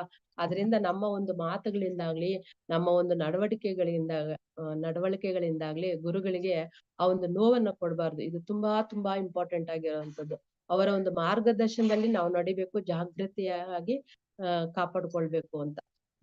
ಮಾಧವಾಚಾರ್ಯರು ಹೇಳ್ತಾರೆ, ಈ ಒಂದು ಕೃಷ್ಣ ಪ್ರೇಮ ಈ ಒಂದು ದಿವ್ಯ ಜ್ಞಾನ ಪುಸ್ತಕಗಳಿಂದ ಬರಲ್ಲ, ಯಾವುದೇ ಒಂದು ಶಾಸ್ತ್ರಗಳು ಓದ್ಬಿಟ್ಟು ನಾನು ಭಕ್ತನಾಗ್ತೀನಿ ಅಂತ ಹೇಳಿದ್ರು ಅದು ಆಗಲ್ಲ, ಮತ್ತೆ ತುಂಬಾ ವೈರಾಗ್ಯದಲ್ಲಿ ನಾನು ಇರ್ತೀನಿ ಅಂದ್ರು ಅದು ಸಾಧ್ಯ ಇಲ್ಲ, ಮತ್ತೆ ತುಂಬಾ ಒಂದು ಅಂದವಾದ ಶ್ರೀಯನ್ನ ನಾನು ನೋಡಿದೀನಿ ಅದು ನನ್ಗೆ ಆಕರ್ಷಣೆ ಇಲ್ಲ ಅಂದ್ರೆ ಆ ಒಂದು ಸ್ಟೇಜ್ ಅಲ್ಲಿ ನಾನು ಇದ್ದೀನಿ ಅಂತ ಹೇಳಿದ್ರೆ ಅದು ಕೂಡ ಕೆಲ್ಸಕ್ಕೆ ಬರಲ್ಲ ಅಂತ ಹೇಳ್ತಾರೆ. ನಿಜವಾಗಿ ಕೃಷ್ಣ ಬೇಕು, ನಮ್ಗೆ ಭಕ್ತಿ ಬೇಕು ಅಂದ್ರೆ ಈ ಒಂದು ಜನ್ಮ ಮುಕ್ತಿ ಜರಾವ್ಯಾಧಿಗಳಿಂದ ಬಿಡುಗಡೆ ಆಗ್ಬೇಕು ಅಂತ ಹೇಳಿದ್ರೆ ಗುರುಗಳಿಗೆ ಗುಲಾಮನಾಗ್ಬೇಕು, ಗುರುಗಳಿಗೆ ಗುಲಾಮನಾಗುವ ತನಕ ಸಿಗದಯ್ಯ ಮುಕ್ತಿ ಅಂತ ಹೇಳ್ತಾರೆ. ಗುರುಗಳಿಗೆ ಕೆಲ್ಸಗಾರನಲ್ಲ, ಗುಲಾಮನಾಗ್ಬೇಕು ಅಂತ. ಯಾಕೆ ಅಂತ ಹೇಳಿದ್ರೆ ಕೆಲ್ಸಗಾರನಿಗೆ ಮೆಡಿಕಲ್ ಲೀವ್ಸ್ ಇರುತ್ತೆ, ಆಮೇಲೆ ಕ್ಯಾಶುವಲ್ ಲೀವ್ಸ್ ಇರುತ್ತೆ, ಸ್ಯಾಲ್ರಿ ಇರುತ್ತೆ, ಎಲ್ಲ ಇರುತ್ತೆ. ಆದ್ರೆ ಗುಲಾಮ್ಗೆ ಸ್ಲೇವ್ ಅವನ್ಗೆ ಏನು ಇರಲ್ಲ. ಗುರುಗಳಿಗೆ ಕೆಲಸಗಾರನಲ್ಲ, ಗುಲಾಮನಾಗಿ ರೆಡಿ ಆಗಿದ್ದೀರಾ ಅನ್ನೋದೇ ಇಲ್ಲಿ ಆವಾಗ್ಲೇ ನಮ್ಗೆ ಕೃಷ್ಣ ಪ್ರೇಮ ಅನ್ನೋದು ಸಿಕ್ಕತ್ತೆ. ಯಾಕೆ ಅಂತ ಹೇಳಿದ್ರೆ ಕೃಷ್ಣ ಪ್ರೇಮ ಗುರುಗಳ ಹೃದಯದಿಂದ ಹೃದಯಕ್ಕೆ ವಿನಃ ಯಾವುದೇ ಒಂದು ಪುಸ್ತಕಗಳಿಂದ ಅಥವಾ ಮಂತ್ರಗಳಿಂದ ಬರಲ್ಲ ಅಂತ ಹೇಳ್ಬಿಟ್ಟು, ಜಪ ಮಾಡ್ತಾ ಮಾಡ್ತಾ ಮಾಡ್ತಾ ಜೀವನದ ಎಲ್ಲ ಒಂದು ಅನರ್ಥಗಳು ಎಲ್ಲ ನಿಘಂಟುಗಳಿಗೂ ನಮ್ಗೆ ದೂರ ಆಗ್ತಾನೆ ಇರುತ್ತೆ, ಭಗವಂತನಿಗೆ ನಾವು ಹತ್ರ ಆಗ್ತಾ ಇರ್ತೀವಿ. ಈ ರೀತಿಯಾದ ಒಂದು ಸಂದರ್ಭಗಳನ್ನ ಭಗವಂತ ಸೃಷ್ಟಿ ಮಾಡಿ ಅವರೇ ನಮ್ಗೆ ಸಹಾಯ ಮಾಡ್ತಾರೆ, ಬೇರೆ ಯಾರು ಸಹಾಯ ಮಾಡ್ಲಿಕ್ಕೆ ಸಾಧ್ಯ ಇಲ್ಲ. ಕೃಷ್ಣ ಮಾಡಿದಷ್ಟು ನಮ್ಗೆ ಗುರು ಕೃಷ್ಣರು ಮಾಡಿದಷ್ಟು ಯಾರು ನಮ್ಗೆ ಸಹಾಯ ಮಾಡಲ್ಲ. ಒಳ್ಳೆ ಒಂದು ಗುರುಗಳು ಸಿಕ್ಕಿದ್ದಾರೆ, ಈ ಒಂದು ಗುರು ಪರಂಪರೆ ಸಿಕ್ಕಿದೆ, ಅದನ್ನ ನಾವು ಸದುಪಯೋಗ ಮಾಡ್ಕೋಬೇಕು, ನಮ್ಮ ಈ ಒಂದು ಮಾನವ ಜನ್ಮವನ್ನ ಸಾರ್ಥಕತೆ ಮಾಡ್ಕೊಳ್ಬೇಕು. ಕೃಷ್ಣ ಭಕ್ತಿ ಮಾಡ್ಕೊಂಡು ಭಕ್ತ ತನ್ನ ಒಂದು ಸ್ವಾಮಿಯನ್ನ ಎಂದಿಗೂ ಆತ ಬಿಡೋದೇ ಇಲ್ಲ. ಅದೇ ರೀತಿ ಎಷ್ಟೇ ಜನ್ಮಗಳಾದ್ರೂ ಗುರು ಕೃಷ್ಣರು ತನ್ನ ಭಕ್ತನನ್ನ ಬಿಡೋದೇ ಇಲ್ಲ, ಅವರು ಉದ್ಧಾರ ಮಾಡೇ ಮಾಡ್ತಾರೆ. ಸರ್ವಾಕಿಲಂ ಕಿಲಂ ಅಂದ್ರೆ ಸರ್ವ ಕರ್ಮಾಕಿಲಂ, ಮನುಷ್ಯನು ಮಾಡುವಂತ ಪ್ರತಿಯೊಂದು ಚಟುವಟಿಕೆಗಳೆಲ್ಲವೂ ಅಷ್ಟೇ, ಎಷ್ಟೇ ಒಂದು ಜನ್ಮಗಳಾದ್ರೂ ಅಷ್ಟೇ ಕೊನೆಯಲ್ಲಿ ಭಗವಂತನ ಒಂದು ಕೃಷ್ಣನ ಒಂದು ದಿವ್ಯ ಜ್ಞಾನದಲ್ಲಿ ಸಾಕ್ಷಾತ್ಕಾರ ಆಗಿ ಅದು ಕೊನೆಗೊಳ್ಳುವಂಥದ್ದು.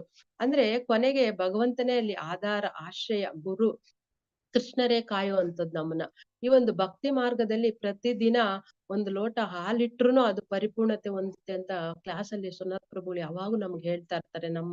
ನಮ್ಮ ಒಂದು ಭಕ್ತಿ ಯಾವ ರೀತಿ ಮಾಡ್ಬೇಕು ಅಂತ, ನಾವು ಆಡಂಬರವಾಗಿ ಮಾಡುವಂತದ್ದಲ್ಲ, ಅದಿಲ್ಲ ಇದಿಲ್ಲ ಅಂತ ಹೇಳ್ಬಿಟ್ಟು ಇರೋದ್ರಲ್ಲೇ ನಾವು ಕಾಯ ವಾಚ ಮನಸ್ಥಿತಿಯಿಂದ ಒಂದು ಭಗವಂತನಿಗೆ ಒಂದ್ ಲೋಟ ಹಾಲಿಟ್ರುನು ಅದು ಪರಿಪೂರ್ಣತೆ ಆಗುತ್ತೆ ಅಂತ ಪ್ರಭುಗಳು ಹೇಳ್ತಾ ಇರ್ತಾರೆ. ನೋಡಿ, ಒಬ್ಬರಿಗೆ ಮನುಷ್ಯರಿಗೆ 99 ಒಳ್ಳೇದ್ ಮಾಡಿ ಒಂದನ್ನ ಕೆಟ್ಟದ್ ಮಾಡ್ಬಿಟ್ರೆ ಏನು ಬೈ ಮಿಸ್ಟೇಕ್ ಆತ ಮಾಡ್ಬೇಕು ಅಂತ ಮಾಡಿರಲ್ಲ, ಆದ್ರೂ ಅಲ್ಲಿ ಏನು ವಿಚಾರಣೆ ಮಾಡಲ್ಲ, ಯಾಕೆ ಏನು ಅನ್ನೋ ಸಂದರ್ಭನೂ ಆತ ಏನು ವಿಚಾರ ಮಾಡಲ್ಲ. ಅಯ್ಯೋ ಅವ್ರು ತಪ್ಪು ಮಾಡ್ಬಿಟ್ಲಲ್ಲ, ತಪ್ಪು ಮಾಡ್ಬಿಟ್ಲಲ್ಲ, ಅವ್ನು ತುಂಬಾ ಕೆಟ್ಟವನು, ಅಷ್ಟೇ, ಅವ್ನ್ ಸರಿ ಇಲ್ಲ ಅಂತಾನೆ ನಮ್ಮ ಒಂದು ಜೀವಿಗಳ ಮನಸ್ಥಿತಿ. ಆದ್ರೆ ಕೃಷ್ಣನಿಗೆ ಸ್ವಲ್ಪ ಭಕ್ತಿ ಮಾಡಿದ್ರು ಅಷ್ಟೇ, ಸ್ವಲ್ಪ ಮಕ್ಕಸ್ಯ ಧರ್ಮಸ್ಯ ತ್ರಾಯತೋ ಮಹತೋ ಭಯಾತ್, ಸ್ವಲ್ಪ ಭಕ್ತಿ ಮಾಡಿದ್ರು ನಮ್ಗೆ ನಮ್ಮ ಅಕೌಂಟ್ ಅಲ್ಲಿ ಆ ಒಂದು ಭಕ್ತಿ ಅನ್ನೋದು ಇರುತ್ತೆ. ಕೃಷ್ಣ ಸರಿಯಾದ ಟೈಮ್ ಬಂದಾಗ ಅದನ್ನ ನಮ್ಗೆ ಕೊಡ್ತಾರೆ ಅಂತ ಹೇಳಿ ನಾವು ಕೃಷ್ಣ ಅಂದ್ರೆ ಕೃಷ್ಣ ಭಕ್ತಿ ಅಷ್ಟೊಂದು ಶ್ರೇಷ್ಠವಾಗಿರುವಂತದ್ದು. ನಾವು ಅಶಾಶ್ವತವಾದ ಒಂದು ಸಂಬಂಧಗಳಿಗೆ ನಾವು ಅಳ್ತಾ ಇರ್ತೀವಿ, ನೋವು ಪಡ್ತಾ ಇರ್ತೀವಿ, ದುಃಖ ಪಡ್ತಾ ಇರ್ತೀರಿ. ಅಯ್ಯೋ ನನ್ ಮಗನ್ಗೆ ಹಿಂಗ ಆಯ್ತಲ್ಲ, ನನ್ ಮಗನ್ ಕೆಲ್ಸ ಸಿಕ್ಕಿಲ್ಲ, ಅವ್ನ್ ಸರಿಯಾಗಿ ಓದ್ತಾ ಇಲ್ಲ, ನನ್ ಗಂಡ ಕೆಲ್ಸಕ್ ಹೋಗಿಲ್ಲ, ನನ್ ಹೆಂಡತಿ ಕೆಲ್ಸಕ್ ಹೋಗಿಲ್ಲ, ಅವಳು ಸರಿಯಾಗಿ ಅಡಿಗೆ ಮಾಡಲ್ಲ, ಅವ್ರಿಗೋಸ್ಕರನೇ ನಾವು ಆಳೋಂಥದ್ದು. ಚಿಕ್ಕ ಚಿಕ್ಕ ವಿಷಯಗಳಿಗೆಲ್ಲ ನಾವು ತಲೆ ಕೆಡ್ಸ್ಕೊಳ್ತಾ ಇರ್ತೀವಿ. ಆಕ್ಚುಲಿ ನಮ್ಮ ಒಂದು ಸಂಬಂಧ ಬಂದ್ಬಿಟ್ಟು ಜನ್ಮ ಜನ್ಮಾಂತರದ ಒಂದು ಸಂಬಂಧ ಬಂದ್ಬಿಟ್ಟು ಕೃಷ್ಣನೊಂದಿಗೆ, ಭಗವಂತನೊಂದಿಗೆ ಆ ಒಂದು ಅಗಲಿಕೆಯ ಭಾವ ನಮ್ಮಲ್ಲಿ ಬರ್ಬೇಕು. ಆ ಒಂದು ಅಯ್ಯೋ ಕೃಷ್ಣ ನಮ್ಮಿಂದ ದೂರ ಇದೀವಲ್ಲ, ಕೃಷ್ಣನಿಂದ ನಾವು ದೂರ ಇದ್ದೀರಲ್ಲ ಅಂತ ಆ ಒಂದು ಭಾವ, ಆ ಒಂದು ಭಕ್ತಿಯ ತೀವ್ರತೆ ಬೆಳೆಸ್ಕೊಳ್ಳುತ್ತೆ. ಭಕ್ತಿ ಅನ್ನೋದೇ ಆ ಒಂದು ಬೆಳೆಸ್ಕೊಳ್ಳುವಂಥದ್ದು. 3ನೇ ಅಧ್ಯಾಯ 27ನೇ ಶ್ಲೋಕದಲ್ಲಿ ಹೇಳ್ತಾರೆ, ಪ್ರಕೃತಿ ಕ್ರಿಯಮಾಣಾಣಿ ಗುಣೈ ಕರ್ಮಾಣಿ ಸರ್ವಶಃ ಅಹಂಕಾರ ವಿಮೂಢಾತ್ಮ ಕರ್ತಾಮತಿ ಮನ್ಯತೆ ಅಂತ. ಅಂದ್ರೆ ಜೀವಿಗಳು ಸದಾ ಕೃಷ್ಣಾವಲಂಬಿನೇ ಆಗಿರೋವಂಥದ್ದು, ನಾವೆಲ್ಲರೂ ಅಷ್ಟೇ. ಆದ್ರೆ ಮಿಥ್ಯಾಹಂಕಾರದ ಕಾರಣದಿಂದ ಭಗವಂತನನ್ನ ಅಲಕ್ಷ್ಯ ಮಾಡಿ ನಾನೇ ಕರ್ತೃ ಅಂತ ತಿಳಿಯುವಂಥದ್ದು. ಇದಕ್ಕೆ ಮಧ್ವಾಚಾರ್ಯರು ಒಂದು ಹೇಳಿಕೆಯನ್ನ ಕೊಡ್ತಾರೆ.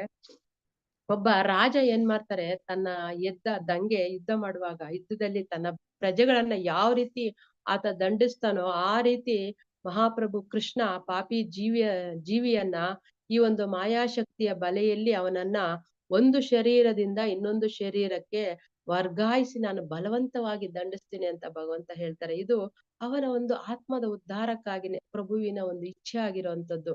ಅದು ಅವರ ಒಂದು ಕರುಣೆ, ಭಗವಂತನ ಒಂದು ಕರುಣೆ ಜೀವಿಗಳ ಮೇಲೆ. ಆದ್ರೆ ಜ್ಞಾನವುಳ್ಳ ವ್ಯಕ್ತಿ ಆತ್ಮಜ್ಞಾನ ಬಂದಿದ ತಕ್ಷಣನೇ ಎಲ್ಲ ಒಂದು ದ್ವಂದ್ವಗಳಿಂದ ಆತ ಮುಕ್ತನಾಗ್ತಾನೆ. ಈ ಒಂದು ಭೌತಿಕ ಪ್ರಪಂಚದಿಂದ ವಿಲಗಿ ಹೊಂದ್ತಾನೆ. ಅಂದ್ರೆ ಆತ ನಿದ್ರೆಯಲ್ಲಿದ್ರುನು ಅಷ್ಟೇ, ಕೂತಿದ್ರುನು ಅಷ್ಟೇನೆ, ಆ ಒಂದು ಸ್ನಾನ ಮಾಡ್ತಾ ಇದ್ರು ಅಷ್ಟೇನೆ, ಇಂದ್ರಿಯ ತೃಪ್ತಿಯಲ್ಲಿ ತೊಡಗಿದ್ರು ಅಷ್ಟೇನೆ, ಒಂದು ಶ್ರವಣ ಮಾಡ್ತಾ ಇದ್ರು ಅಷ್ಟೇನೆ, ಆತ ಯಾವುದಕ್ಕೂ ಆತ ಸಿಕ್ಕಾಕೊಳ್ಳೋದಿಲ್ಲ. ವಾಸ್ತವಿಕವಾಗಿ ಆತ ಒಂದು ಶಾರೀರಿಕವಾಗಿ ಎಲ್ಲಾ ಒಂದು ಕಾರ್ಯಗಳ ಸಾಕ್ಷಿಯಾಗಿ ಇರ್ತಾನೆ. ಆ ಒಂದು ಸಾಕ್ಷಿಯನ್ನ ಕೃಷ್ಣ ಸಾಕ್ಷಿಭೂತವಾಗಿ ನೋಡ್ತಾ ಇರ್ತಾನೆ. ಎಲ್ಲಾ ಕಾರ್ಯಗಳಲ್ಲಿ ತೊಡಗಿದ್ರು ಸಹ ಅವುಗಳಲ್ಲಿ ಆತ ಸಿಕ್ಕಿ ಹಾಕೊಳ್ಳೋದಿಲ್ಲ ಅಂತ. ಅವನ ಒಂದು ಸಂಬಂಧ ಕೃಷ್ಣನೊಂದಿಗೆ ಮಾತ್ರ ಇರುವಂತದ್ದು, ಆ ಒಂದು ನಿಕಟವಾದ ಸಂಬಂಧದಲ್ಲಿ ಇರುವಂತದ್ದು. ಭಕ್ತ ತನ್ನ ಸ್ವಾಮಿಯ ಜೊತೆಗೆ ಆ ಒಂದು ಪ್ರೀತಿಯುಕ್ತ ಸೇವೆಯಲ್ಲಿ ಇರ್ತಾನೆ. ಪೂಜ್ಯ ಗುರುಗಳು ನಾವು ನೋಡ್ಬೋದು, ಆಚಾರ್ಯರು ಆ ಒಂದು ಬ್ರಹ್ಮ ಸಂಸ್ಪರ್ಶ ಅಂತ ಲಾಸ್ಟ್ ಶ್ಲೋಕದಲ್ಲಿ ತಿಳ್ಕೊಂಡ್ವಿ. ಭಗವಂತನ ಒಂದು ದಿವ್ಯ ಸಂಪರ್ಕದಲ್ಲೇ ಇರುವಂತವ್ರು, ಶುದ್ಧ ಭಕ್ತರಾದವರು ಆ ಒಂದು ಗುರು ಕೃಷ್ಣರ ಸಂಪರ್ಕದಲ್ಲೇ ಇದ್ದು ಆ ಒಂದು ಭಕ್ತನನ್ನ ಉದ್ಧಾರ ಮಾಡುವಂತದ್ದು. ನಮ್ಮಂತ ಎಷ್ಟೋ ಬದ್ಧಾತ್ಮಗಳನ್ನ ಗುರು ಕೃಷ್ಣರು ಬದ್ಧಾತ್ಮರನ್ನ ಉದ್ಧಾರ ಮಾಡ್ತಾ ಇದ್ದಾರೆ. ಇದು ಇವತ್ತಿನ ಒಂದು ವಿಷಯ. ಹರೇ ಕೃಷ್ಣ ಪ್ರಭು, ಧನ್ಯವಾದಗಳು. ಎಲ್ಲರಿಗೂ ಅನಂತ ಧನ್ಯವಾದ. ಅವಕಾಶ ಕೊಟ್ಟಿದ್ದಕ್ಕಾಗಿ ಎಲ್ಲರಿಗೂ ಧನ್ಯವಾದಗಳು. ಹರೇ ಕೃಷ್ಣ ಮಾತಾಡಿ, ತುಂಬಾ ಧನ್ಯವಾದಗಳು. ಸೊ ಭಗವಂತ ಭಕ್ತ ಹಾಗೂ ಭಗವಂತನ ನಡುವೆ ಇರುವಂತ 28 ಗುಣಗಳನ್ನು ಅದ್ಭುತವಾಗಿ ಹೇಳಿದ್ರಿ. ತುಂಬಾ ಧನ್ಯವಾದಗಳು. ಹರೇ ಕೃಷ್ಣ ಮಾತಾಜಿಯವರು ಹೀಗೆ ಏನು ಕೃಷ್ಣ ಸೇವೆಯಲ್ಲಿ ಇರ್ಲಿ, ಇನ್ನು ಹೆಚ್ಚಿಗೆ ನಮ್ಗೆ ಭಗವಂತನ ಬಗ್ಗೆ ತಿಳಿಸ್ಕೊಡ್ಲಿ ಅಂತ ಹೇಳ್ತಾ ಎಲ್ಲರೂ ಮಾತಾಜಿಗಾಗಿ ಒಂದು ಬಾರಿ ಹರೇ ಕೃಷ್ಣ ಮಹಾಮಂತ್ರವನ್ನು ಹೇಳೋಣ. ಹರೇ ಕೃಷ್ಣ ಕೃಷ್ಣ ಕೃಷ್ಣ ಹರೇ ಹರೇ, ಹರೇ ರಾಮ ರಾಮ ಹರೇ ಕೃಷ್ಣ. ಸೊ ಮೊದಲಿಗೆ ಹಲವಾರು ಅನೌನ್ಸ್ಮೆಂಟ್ ಅನ್ಗಳಿವೆ, ಅದನ್ನ ಮುಗಿಸೋಣ. ಆ ನಂತರ ನಿಮ್ಮ ಪ್ರಶ್ನೆಗಳನ್ನ ತಗೊಳ್ಳೋಣ. ಹರೇ ಕೃಷ್ಣ. ಹರೇ ಕೃಷ್ಣ. ಸೊ ಎಲ್ಲರಿಗೂ ತಿಳಿದಿರುವ ಹಾಗೆ ಇವತ್ತು 2ನೇ ಶನಿವಾರ ಆಗಿರುತ್ತೆ. ಸೊ ದಯವಿಟ್ಟು ಇವತ್ತು ನಮ್ಮ ಲಕ್ಷ್ಮೀ ನರಸಿಂಹದೇವರ ಅಭಿಷೇಕ ಅನ್ನುವಂಥದ್ದು ಇರುತ್ತೆ. ಸೊ 11 ಗಂಟೆಯಿಂದ ಅಭಿಷೇಕ ಶುರು ಆಗುತ್ತೆ. ಯಾರಿಗೆಲ್ಲ ಸೇವೆ ಮಾಡುವ ಮನೋಭಾವ ಇದೆ ಅಂದ್ರೆ ಎಲ್ಲರೂ ಭಾಗವಹಿಸ್ಬೇಕು ಅಂತ ನಾನು ಕೇಳ್ಕೊಳ್ತೀನಿ. ಸೊ ಯಾರಿಗೆಲ್ಲ ಅನುಕೂಲ ಆಗುತ್ತೆ ಸೊ ಅವರು ಸೇವೆ ಮಾಡುವಂತವ್ರು, ಏನೋ ಒಂದು ಚಿಕ್ಕದಾದ ಒಂದು ಸೇವೆ, ಒಂದು ಹೂವು ಬಿಡಿಸುವಂತದ್ದು, ಇಲ್ಲ ತರಕಾರಿ ಹಚ್ಚುವಂತದ್ದು, ಇನ್ನೊಂದು ಏನೋ ಭಗವಂತನಿಗಾಗಿ ಮಾಡುವಂತದ್ದು. ಸೊ ಯಾರೆಲ್ಲ ಸೇವೆ ಮಾಡ್ಬೇಕು ಅನ್ಕೊಂಡಿದ್ದೀರಾ ಅವರೆಲ್ಲ 9 ಗಂಟೆ 9:30 ಅಷ್ಟರಲ್ಲಿ ಬರ್ಬೇಕು ಅಂತ ಕೇಳ್ಕೊಳ್ತೀನಿ. ಸೊ 11 ಗಂಟೆಯಿಂದ ಅಭಿಷೇಕ ಆಗುತ್ತೆ. ಆನಂತರ ಅಭಿಷೇಕಕ್ಕೆ ಯಾರಾದ್ರೂ ಬರಕ್ಕಾಗಲ್ಲ, ಇಲ್ಲ ಸ್ಪಾನ್ಸರ್ ಮಾಡ್ತೀನಿ ಅನ್ನುವಂಥವ್ರು ಪ್ರಭುಗಳ ಗ್ರೂಪ್ ಅಲ್ಲಿ ಆಲ್ರೆಡಿ ಲಿಂಕ್ ಇನ್ಫಾರ್ಮೇಶನ್ ಬಂದಿರುತ್ತೆ. ಅದರಲ್ಲಿ ಪ್ರಭುಗಳಿಗೆ ನಂಬರ್ಗೆ ನೀವು ನಿಮ್ಮ ಸೇವೆಯನ್ನು ಅನ್ನೋದನ್ನ ಮಾಡಿಸ್ಬೋದು. ಹರೇ ಕೃಷ್ಣ. ಸೊ ಇದು ಮೊದಲನೇದಾಗಿರುತ್ತೆ. ಎರಡನೇದಾಗಿ ಲಾಸ್ಟ್ ವೀಕ್ ಕೂಡ ಹೇಳಿದ್ದೆ, ಸೊ ನಮ್ಮ ಪ್ರಹ್ಲಾದ್ ಸರ್ಕಲ್ ಇಂದ ಸೊ ನಾನು ರಾಧಾರಾಣಿ ಕಿಚನ್ಗೆ ರಿಸಲ್ಟ್ಸ್ ಅನ್ನುವಂಥದ್ದು, ನಾವು ಪಾತ್ರೆ ಸಗರಿಗಳನ್ನು ಕೊಡಿಸುವಂತದ್ದು, ಆ ಒಂದು ಕಾರ್ಯಕ್ರಮವನ್ನು ಪ್ರಹ್ಲಾದ್ ಸರ್ಕಲ್ ಕೊಟ್ಟಿದ್ದಾರೆ. ಅದರಿಂದ ಯಾರಾದ್ರೂ ಅದಕ್ಕೆ ಇಚ್ಛೆ ಇರುವಂತವ್ರು ಸೊ ಪ್ರಭುಗಳಿಗೆ ಕಾಂಟ್ಯಾಕ್ಟ್ ಮಾಡ್ಬೋದು. ನಾನು ಕೂಡ ಲಾಸ್ಟ್ ಟೈಮ್ ಕೇಳಿದ ಒಂದು ಪ್ರಶ್ನೆಗೂ ಕೂಡ ಅದನ್ನ ಪ್ರಭುಗಳಂತ ಕೇಳಿದ್ದೀನಿ. ಅಂದ್ರೆ ನಾವೇ ತಕ್ಕೊಡ್ಬೋದಾ ಅಂತ ಕೆಲವೊಬ್ರು ಕೇಳಿದ್ರು.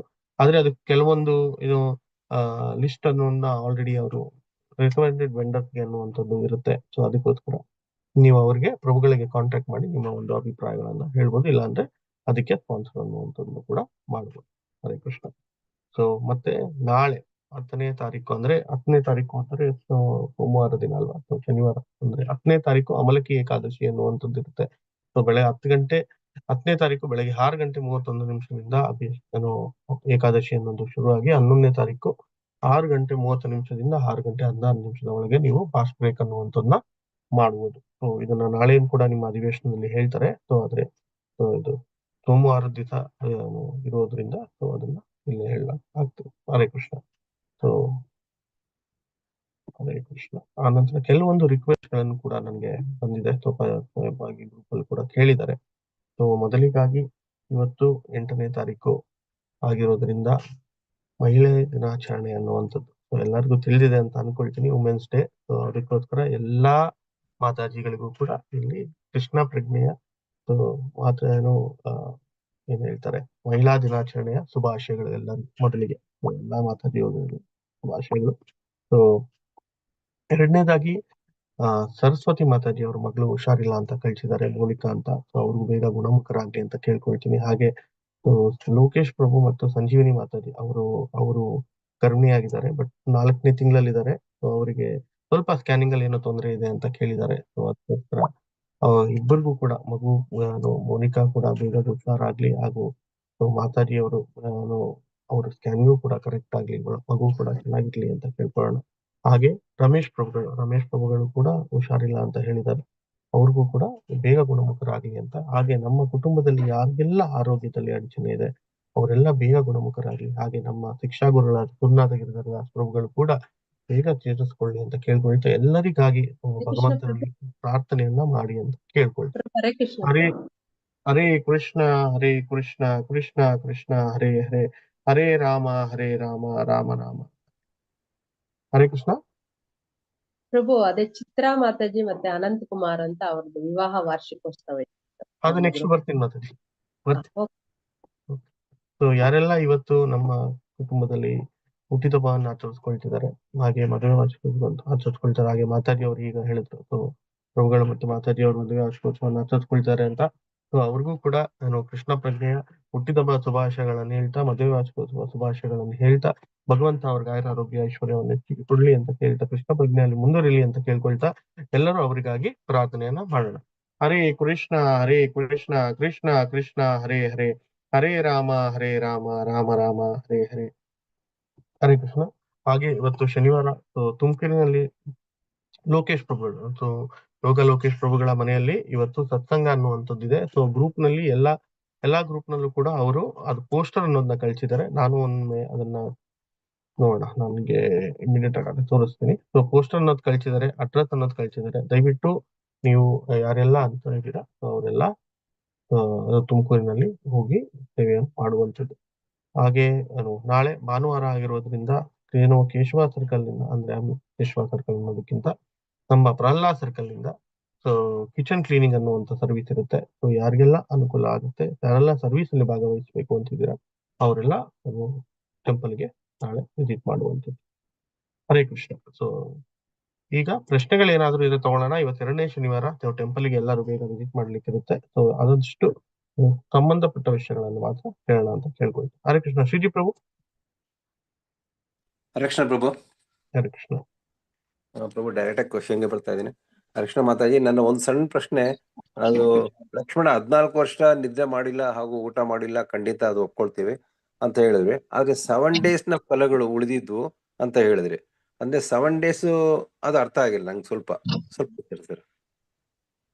ಅಂದ್ರೆ ಪ್ರಭು, ಅಲ್ಲಿ ಭಗವಂತ ಕೇಳ್ತಾರೆ, ಅಗಸ್ತ್ಯ ಮುನಿಗಳು ಬರ್ತಾರಲ್ಲ ಅವ್ರ ದರ್ಬಾರಕ್ಕೆ, ಆವಾಗ ಅವ್ರು ಕೇಳ್ತಾರೆ, ಅಂದ್ರೆ ಭಗವಂತನ್ಗೆ ಶ್ರೀರಾಮಚಂದ್ರಗೆ ಆ ವಿಷಯನೂ ಗೊತ್ತಿರಲ್ಲ, ಆದ್ರೂನು ಅಲ್ಲಿ ಕೇಳ್ತಾರೆ. 1 ನಿಮಿಷ.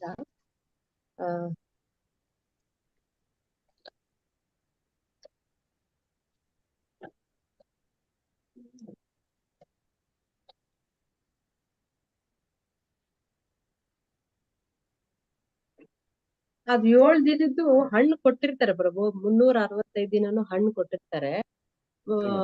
ಶ್ರೀರಾಮಚಂದ್ರು ಲಕ್ಷ್ಮಣರು ಕೊಟ್ಟಿದ್ದಾಗ ಹಿಡ್ಕೊ ಅಂತ ಹೇಳಿರ್ತಾರೆ, ತಿನ್ನು ಅಂತ ಹೇಳಿರಲ್ಲ. ಸೊ ಅದನ್ನ ಹಿಡ್ಕೊಂಡು ಅದನ್ನ ಹಂಗೆ ಶೇಖರಣೆ ಸ್ಟಾಕ್ ಮಾಡಿ ಇಟ್ಟಿರ್ತಾರೆ. ಆ ಒಂದು ಲೆಕ್ಕಗಳನ್ನ ಕೊಡ್ತಾರೆ. 7 ದಿವಸ ಅವರು ಇಟ್ಕೊ ಅಂತ ಹೇಳಿರ್ತಾರೆ, ಮಿಕ್ಕಿದ ದಿವಸ ತಿನ್ನು ಅಂತ ಹೇಳಿರ್ತಾರೆ. 365 ದಿನನು ಕೊಟ್ಟಿರ್ತಾರೆ, ಅದ್ರಲ್ಲಿ ಶಾರ್ಟೇಜ್ ಆಗಿರುತ್ತೆ. 7 ಹಣ್ಣುಗಳು ಶಾರ್ಟೇಜ್ ಆಗಿರುತ್ತೆ. ಅದಕ್ಕೆ ರೀಸನ್ಸ್ ನಾನು ಹೇಳಿದ್ದೆ ಅಲ್ವಾ ಪ್ರಭು. ನೀವು ಶಾರ್ಟೇಜ್ ಅಂತ ಹೇಳಿ, ನೀವು ಉಳಿದಿದೆ ಅಂತ ಹೇಳಿದ್ರೆ ಅದೇ ನೋಟ್ ಆಯ್ತು ನಂಗೆ. ಇಲ್ಲ. ಓಕೆ ಮಾತಾಜಿ, ಅರ್ಥ ಆಯ್ತು. Thank you bro. Hare Krishna, ಧನ್ಯವಾದಗಳು. ಹರೇ ಕೃಷ್ಣ. ಅನ್ಸಿಯಾ ಮಾತಾಜಿ.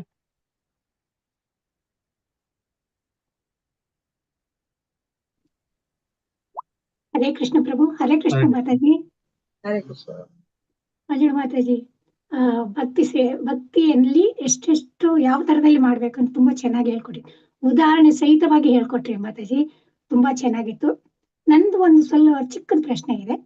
ಅದೇ ಲಕ್ಷ್ಮಣರು ನಿದ್ರೆ ಮಾಡಿರಲ್ಲ, ಊಟ ತಿಂದಿರಲ್ಲ, ಅದರಿಂದ ಆಮೇಲೆ ಸ್ತ್ರೀಯರ ಮುಖವನ್ನು ನೋಡಿರಲ್ಲ ಅಂತ ಹೇಳಿದ್ರಿ. ಅಂದ್ರೆ ಅದರಿಂದ ಅವರಿಗೆ ಒಂದು ವಿಶೇಷವಾದ ಶಕ್ತಿ ಬಂದಿದೆ ಅಂತ, ಯಾರಿಗೆ? ಲಕ್ಷ್ಮಣರಿಗೆ. ಅಂದ್ರೆ ನನ್ಗೆ ಡೌಟ್ ಆಗಿರೋದು, ಸೀತಾ ಮಾತೆನ ಮುಖವನ್ನೇ ನೋಡಿರಲ್ವಾ ಮಾತಾಜಿ ಅವರು? ನೋಡಿರಲ್ಲ. ಆಮೇಲೆ 14 ವರ್ಷದ ನಿಮ್ ಹಾ, ಪ್ರಶ್ನೆ ಹೇಳಿ. ಮುಗಿಸಿ ಮಾತಾಜಿ, ನಿಮ್ ಪ್ರಶ್ನೆ ಮುಗಿಸಿ. ಒಂದು 14 ವರ್ಷದ ಮಧ್ಯದಲ್ಲಿ ಶೂರ್ಪನಖಿ ಬಂದಿರ್ತಾರಲ್ವಾ, ಅವರು ಒಂದು ಹೆಣ್ಣಲ್ವಾ? ಆದ್ರಿಂದ ಶೂರ್ಪನಖಿಯ ಮೂಗನ್ನ ಕತ್ತರಿಸಿರ್ತಾರೆ ಲಕ್ಷ್ಮಣ ಅವರು. ಅಂದ್ರೆ ಹೌದು. ಆವಾಗ ಏನು ಅಂತ ನಂಗೆ ಅದು ಡೌಟ್. ಅದು ಅದು ಬಂದ್ಬಿಟ್ಟು ಆಕ್ಚುಲಿ ಪ್ರಭುಗಳನ್ನ ಕೇಳ್ಬೇಕು ಮಾತಾಜಿ, ಅಲ್ಲ, ಅದೇನು ಪರವಾಗಿಲ್ಲ. ನಂಗೆ ಅಂದ್ರೆ ಹೆಣ್ಣಿನ ಇದು ಗೊತ್ತಿರ್ಲಿಲ್ಲ ನಂಗೆ, ಸ್ತ್ರೀಯರ ಮುಖ ಮಾತಾಜಿ ಅದು ನೋಡಿರಲ್ಲ ಸೀತಾ ಮಾತೆ ನೋಡ್ದೇನು ಬಾಣ ಬಿಟ್ಟಿರ್ಬೋದಲ್ಲ ಮಾತಾಜಿ. ಹ್ಞೂ ಮಾತಾಜಿ. ಅದಕ್ಕೆ ಸ್ವಲ್ಪ ನಂಗೆ ನನ್ನ ಪ್ರಶ್ನೆ ನನ್ಗೆ ಸರಿ ಇದೆಯಲ್ಲ ಗೊತ್ತಿಲ್ಲ, ನನ್ಗೆ ನನ್ ತಲೆಗೆ ಬಂದಿರೋದು ಅದು. ಸರಿ ಇದೆ, ನಿಮ್ ಡೌಟ್ ನಿಮ್ಗೆ ಇದು ಅದು ಗೊತ್ತಿರ್ಲಿಲ್ಲ, ಸ್ತ್ರೀಯರ ಮುಖ ನೋಡಿರಲ್ಲ ಅವರು ಅಂತ. ಅದಕ್ಕೆ ಅದನ್ನ ಕೇಳಿದೆ. ಅದೊಂದು ವಿಶೇಷವಾಗಿತ್ತು ನನ್ಗೆ ಪ್ರಶ್ನೆ. ಅದಕ್ಕೆ ಅಷ್ಟೇ ಮಾತಾಜಿ. ಚೆನ್ನಾಗಿ ಕೇಳಿ ಮಾತಾಜಿ, ಫಸ್ಟ್ ಟೈಮ್ ಅಂತ ಅನ್ಸನೇ ಇಲ್ಲ. ತುಂಬಾ ಚೆನ್ನಾಗಿ ಹೇಳಿದೀರ. ತುಂಬಾ ಅಂದ್ರೆ ಭಕ್ತಿನಲ್ಲಿ ಯಾವ ತರದಲ್ಲಿ ಇರ್ತಾರೆ ಭಕ್ತನಾದವನು, ಯಾವ ತರ ಇರ್ಬೇಕು ಅನ್ನೋದನ್ನ ತುಂಬಾ ಚೆನ್ನಾಗಿ ಹೇಳ್ಕೊಟ್ರಿ ಮಾತಾಜಿ. ತುಂಬಾ ಧನ್ಯವಾದಗಳು ಮಾತಾಜಿ. ಗ್ಲೋರಿ ಸಹ ಗುರುಕೃಷ್ಣ ಸಲ್ಲಿಲಿ ಮಾತಾಜಿ. ಯಾಕಂದ್ರೆ ಗುರುಗಳ ಅನುಗ್ರಹ, ಕೃಷ್ಣನ ಅನುಗ್ರಹ ಇದ್ರೆ ಒಂದ್ ಅಕ್ಷರ ನಮ್ ಬಾಯಲ್ಲಿ ಬರಲ್ಲ. ಖಂಡಿತ ಮಾತಾಜಿ. ಹರೇ ಕೃಷ್ಣ. ಹರೇ ಕೃಷ್ಣ ಮಾತಾಜಿ. ಹರೇ ಕೃಷ್ಣ. ಹರೇ ಕೃಷ್ಣ. ನಾಗಮಣಿ ಮಾತಾಜಿ. ಹರೇ ಕೃಷ್ಣ ಪ್ರಭು. ಅದೇ ಇವಾಗ ಮಾತಾಜಿ ಕೇಳಿದ್ರಲ್ವಾ, ಅದೇ ಕ್ವಶನ್, ಅವ್ರ ಮುಖ ನೋಡೇ ಇರಲ್ವಾ ಅಂತ. ಮತ್ತೆ ಇನ್ನೊಂದು ಪ್ರಭು, ನಮ್ಗೆ ಸಂಗೀತ ಗುರುಗಳಿದ್ದಾರೆ ಮಾಯಾ ಬಾಲಚಂದ್ರ ಅಂತ, ಅವ್ರಿಗೆ ರಾಜ್ಯ ಮಟ್ಟದ ಪ್ರಶಸ್ತಿ ಬಂದಿದೆ. ಅವ್ರು ಇನ್ನೂ ಒಳ್ಳೆ ಇದ್ರಲ್ಲಿ ಇದಾಗ್ಲಿ ಅಂತ. ಮತ್ತೆ ಪುಷ್ಪಾ ಮಾತಾಜಿ ಅಂತ ನಮ್ ಇದ್ರಲ್ಲಿ ಇದಾರೆ, ಅವ್ರಿಗೂ ಒಂದು ಪ್ರಶಸ್ತಿ ಬರ್ತಾ ಇದೆ ಪ್ರಭು ಜಿಲ್ಲಾ ಮಟ್ಟದಲ್ಲಿ. ಅವ್ರಿಬ್ರಿಗೂ ಹಾರೈಸೋಣ ಅಂತ ಎಲ್ಲಾ ಭಕ್ತರಿಂದ ಪ್ರೇಯರ್ ಆಗ್ಬೇಕಾಗಿತ್ತು, ಅದಕ್ಕೋಸ್ಕರ ಹ್ಯಾಂಡ್ ರೈಸ್ ಮಾಡ್ದೆ ಪ್ರಭು. ಖಂಡಿತ. ಯಾರ ಹೆಸರೇನು ಹೇಳಿದ್ರಿ ಮಾತಾಜಿ ನೀವು? ಪುಷ್ಪಾ ಮಾತಾಜಿ ಮತ್ತು ಮಾಯಾ ಬಾಲಚಂದ್ರ ಅವರು. ಮಾಯಾ ಬಾಲಚಂದ್ರ. ಸೊ ಅವರು ಕೃಷ್ಣ ಪ್ರೇಮಿ ಇದ್ದಾರಾ? ಪ್ರಭು ಇದು ಚಾಂಟಿಂಗ್ ಎಲ್ಲ ಮಾಡ್ತಾರೆ, ಭಗವದ್ಗೀತೆ ಓದ್ತಾರೆ, ಆದ್ರೆ ಇದು ಕ್ಲಾಸ್ ಎಲ್ಲ ಅಟೆಂಡ್ ಮಾಡಲ್ಲ ಪ್ರಭು. ಸರಿ, ಆದಷ್ಟು ಮಾಡಕ್ ಹೇಳಿ. ಹರೇ ಕೃಷ್ಣ. ಕೃಷ್ಣ ಮಾತಾಜಿ ಅವ್ರಿಗೂ ಮತ್ತೆ ಪ್ರಭುಗಳಿಗೆ ಇಬ್ಬರಿಗೂ ಪ್ರಶಸ್ತಿ ಅನ್ನೋದು ಬರ್ತಿದೆ ಅಂತ ಮಾತಾಜಿ ಅವ್ರು ಹೇಳ್ತಿದ್ದಾರೆ. ಮಾತಾಜಿ ಅವರು ಮಾಯಾ ಬಾಲಚಂದ್ರ ಅಂದ್ರೆ ಲೇಡೀಸ್ ಅವರು ಮಾತಾಜಿನ. ಸರಿ, ಮಾಯಾ ಬಾಲಚಂದ್ರ ಮಾತಾಜಿ ಹಾಗೂ ಪುಷ್ಪ ಮಾತಾಜಿ ಅವ್ರು ಮಹಿಳಾ ಇಬ್ಬರು. ದಿನಾಚರಣೆ ಅಲ್ವಾ, ಅವ್ರಿಗೆ ಇವತ್ತು ರಾಜ್ಯ ಮಟ್ಟದ ಪ್ರಶಸ್ತಿ ದೊರೀತಾ ಇದೆ ಪ್ರಭು. ಇನ್ನ ಒಳ್ಳೆ ಎತ್ತರಕ್ಕೆ ಬೆಳಿಲಿ, ನಮ್ಗೆ ಎಲ್ಲಾ ಚೆನ್ನಾಗಿ ಸಂಗೀತ ಗುರುಗಳು ಪ್ರಭು ಅವರು.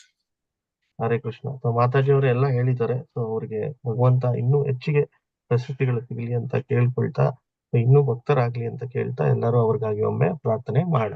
ಹರೇ ಕೃಷ್ಣ ಹರೇ ಕೃಷ್ಣ ಕೃಷ್ಣ ಕೃಷ್ಣ ಹರೇ ಹರೇ, ಹರೇ ರಾಮ ಹರೇ ರಾಮ ಹರೇ ರಾಮ ರಾಮ ರಾಮ ರಾಮ ಹರೇ ಹರೇ. ಹರೇ ಕೃಷ್ಣ. ಧನ್ಯವಾದಗಳು ಪ್ರಭು. ಹರೇ ಕೃಷ್ಣ. ರಾಜೇಶ್ವರಿ ಮಾತಾಜಿ. ಹರೇ ಕೃಷ್ಣ.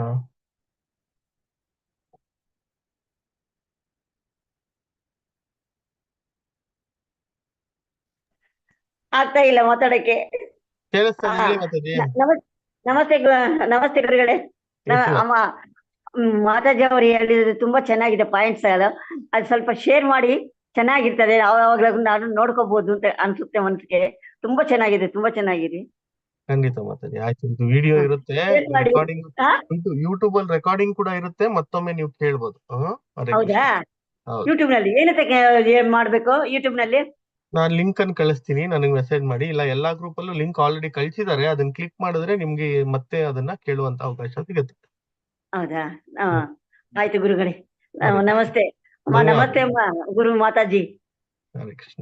ಹರೇ ಕೃಷ್ಣ ಮಾತಾಜಿ. ನಮಸ್ತೆ ಮಾತಾಜಿ. ತುಂಬಾ ಚೆನ್ನಾಗಿದೆ. ಹರೇ ಕೃಷ್ಣ. ಧನ್ಯವಾದಗಳು.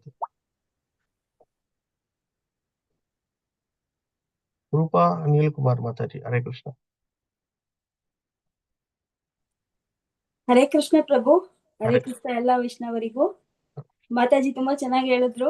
ಹಾಗೆ ನಂದು ಇವತ್ತು ಹುಟ್ಟಿದಬ್ಬ ಇತ್ತು, ಅದಕ್ಕೆ ಎಲ್ಲ ವೈಷ್ಣವರ ಆಶೀರ್ವಾದ ಇರ್ಲಿ ಅಂತ ಕೇಳಿದ್ರು ಪ್ರಭು. ಖಂಡಿತ. ಸೊ ರೂಪಾ ಮಾತಾಜಿ ಅವರು ಹುಟ್ಟಿದಬ್ಬ ಅಂತ ಹೇಳ್ತಿದ್ದಾರೆ. ಸೊ ಅವ್ರಿಗೆ ಮಹಿಳಾ ದಿನಾಚರಣೆಯ ಶುಭಾಶಯಗಳನ್ನು ಹೇಳ್ತಾ, ಅವ್ರಿಗೆ ಹುಟ್ಟಿದಬ್ಬದ ಶುಭಾಶಯಗಳನ್ನು ಹೇಳ್ತಾ, ಕೃಷ್ಣ ಪ್ರಜ್ಞೆಯಲ್ಲಿ ಹೀಗೆ ಹೆಚ್ಚಿಗೆ ಮುಂದುವರಿಲಿ ಅಂತ ಕೇಳ್ಕೊಳ್ತಾ ಅವರಿಗೆ ಒಮ್ಮೆ ಪ್ರಾರ್ಥನೆಯನ್ನ ಮಾಡೋಣ. ಹರೇ ಕೃಷ್ಣ ಕೃಷ್ಣ ಕೃಷ್ಣ ಹರೇ ಹರೇ, ಹರೇ ರಾಮ ರಾಮ ರಾಮ ಹರೇ ಹರೇ. ಹರೇ ಕೃಷ್ಣ. ಹರೇ ಕೃಷ್ಣ ಪ್ರಭು. ಧನ್ಯವಾದಗಳು. ಹರೇ ಕೃಷ್ಣ ಎಲ್ಲ ವೈಷ್ಣವರಿಗೂ. ಹರೇ ಕೃಷ್ಣ ಮಾತಾಜಿ. ಕಲಾ ಮಾತಾಜಿ ಹ್ಯಾಂಡ್ ರೈಸ್ ಮಾಡಿದೀರಾ, ಕ್ಯಾಮ್ರಾ ಆನ್ ಮಾಡ್ಬೇಕು. ಲೀಲಾವತಿ ಮಾತಾಜಿ ಕ್ಯಾಮ್ರಾ ಆನ್ ಮಾಡ್ಬೇಕು. ಗುರುಪ್ರಕಾಶ್ ಬಾಬು ಕ್ಯಾಮ್ರಾ ಆನ್ ಮಾಡಬೇಕು. ಯಾರು ಆನ್ ಮಾಡ್ತೀರಾ ಅವ್ರನ್ನ ಕರೀತೀವಿ. ಹರೇ ಕೃಷ್ಣ. ಲೀಲಾವತಿ ಮಾತಾಜಿ. ಹರೇ ಕೃಷ್ಣ ಪ್ರಭು, ಹರೇ ಕೃಷ್ಣ ಮಂಜುಳಾ ಮಾತಾಜಿ. ಹರೇ ಕೃಷ್ಣ ಮಾತಾಜಿ. ತುಂಬಾ ಚೆನ್ನಾಗಿ ಮಾಡಿಸ್ಕೊಟ್ರಿ. ಅಂದ್ರೆ ನಾನು ಎಕ್ಸ್ಪೆಕ್ಟ್ ಅಂದ್ರೆ ನಾನು ನೆನ್ನೆನೆ ನೋಡಿದ್ದು, ನನಗೆ ಗೊತ್ತಾಗಿರ್ಲಿಲ್ಲ. ಅಂದ್ರೆ ನಾವೆಲ್ಲ ಅಷ್ಟು ದಿನ ಇದ್ವಿ, ನೀವು ಮಾಡ್ತಾ ಇದೀರಿ ಇರೋದು ನನ್ಗೂ ಗೊತ್ತೇ ಆಗ್ಲಿಲ್ಲ. ಮಾಡ್ತಾ ಇದ್ದಾರೆ ಅಂತ ಗೊತ್ತಿಲ್ಲ, ಯಾಕಂದ್ರೆ ಹಳೆ ಸಂಬಂಧಗಳೆಲ್ಲ ಕಳ್ಸೋಯ್ತು ಅಂತ ಅನ್ಕೊಂಡಿದ್ದೆ ನಾನು. ಮರ್ತು ಬಿಟ್ಟಿದ್ದೀರಾ ಅಂತ ಅನ್ಕೊಂಡೆ. ಇರ್ಲಿ, ತುಂಬಾ ಧನ್ಯವಾದಗಳು. ಚೆನ್ನಾಗಿ ತಿಳಿಸ್ಕೊಟ್ರಿ. ಅಂದ್ರೆ ಈಗ ನಾನ್ ಕೇಳ್ತಾ ಇರೋದು ಅಂದ್ರೆ, ಈಗ 28 ಗುಣಗಳನ್ನೆಲ್ಲ ಅದನ್ನೆಲ್ಲ ನಾವು ನೀವು ಪಡ್ಕೊಳಕ್ ಆಗುತ್ತಾ? ಅದಿಲ್ಲ ಅಂದ್ರೆ ಆಪ್ಷನಲ್ ಏನು ನಮ್ಗೆ? ಯಾಕಂದ್ರೆ ಅಷ್ಟೊಂದು ನಮ್ಮಲ್ಲಿ ಆ ಶಕ್ತಿನೂ ಇಲ್ಲ, ಆ ಭಕ್ತಿನೂ ಇಲ್ಲ.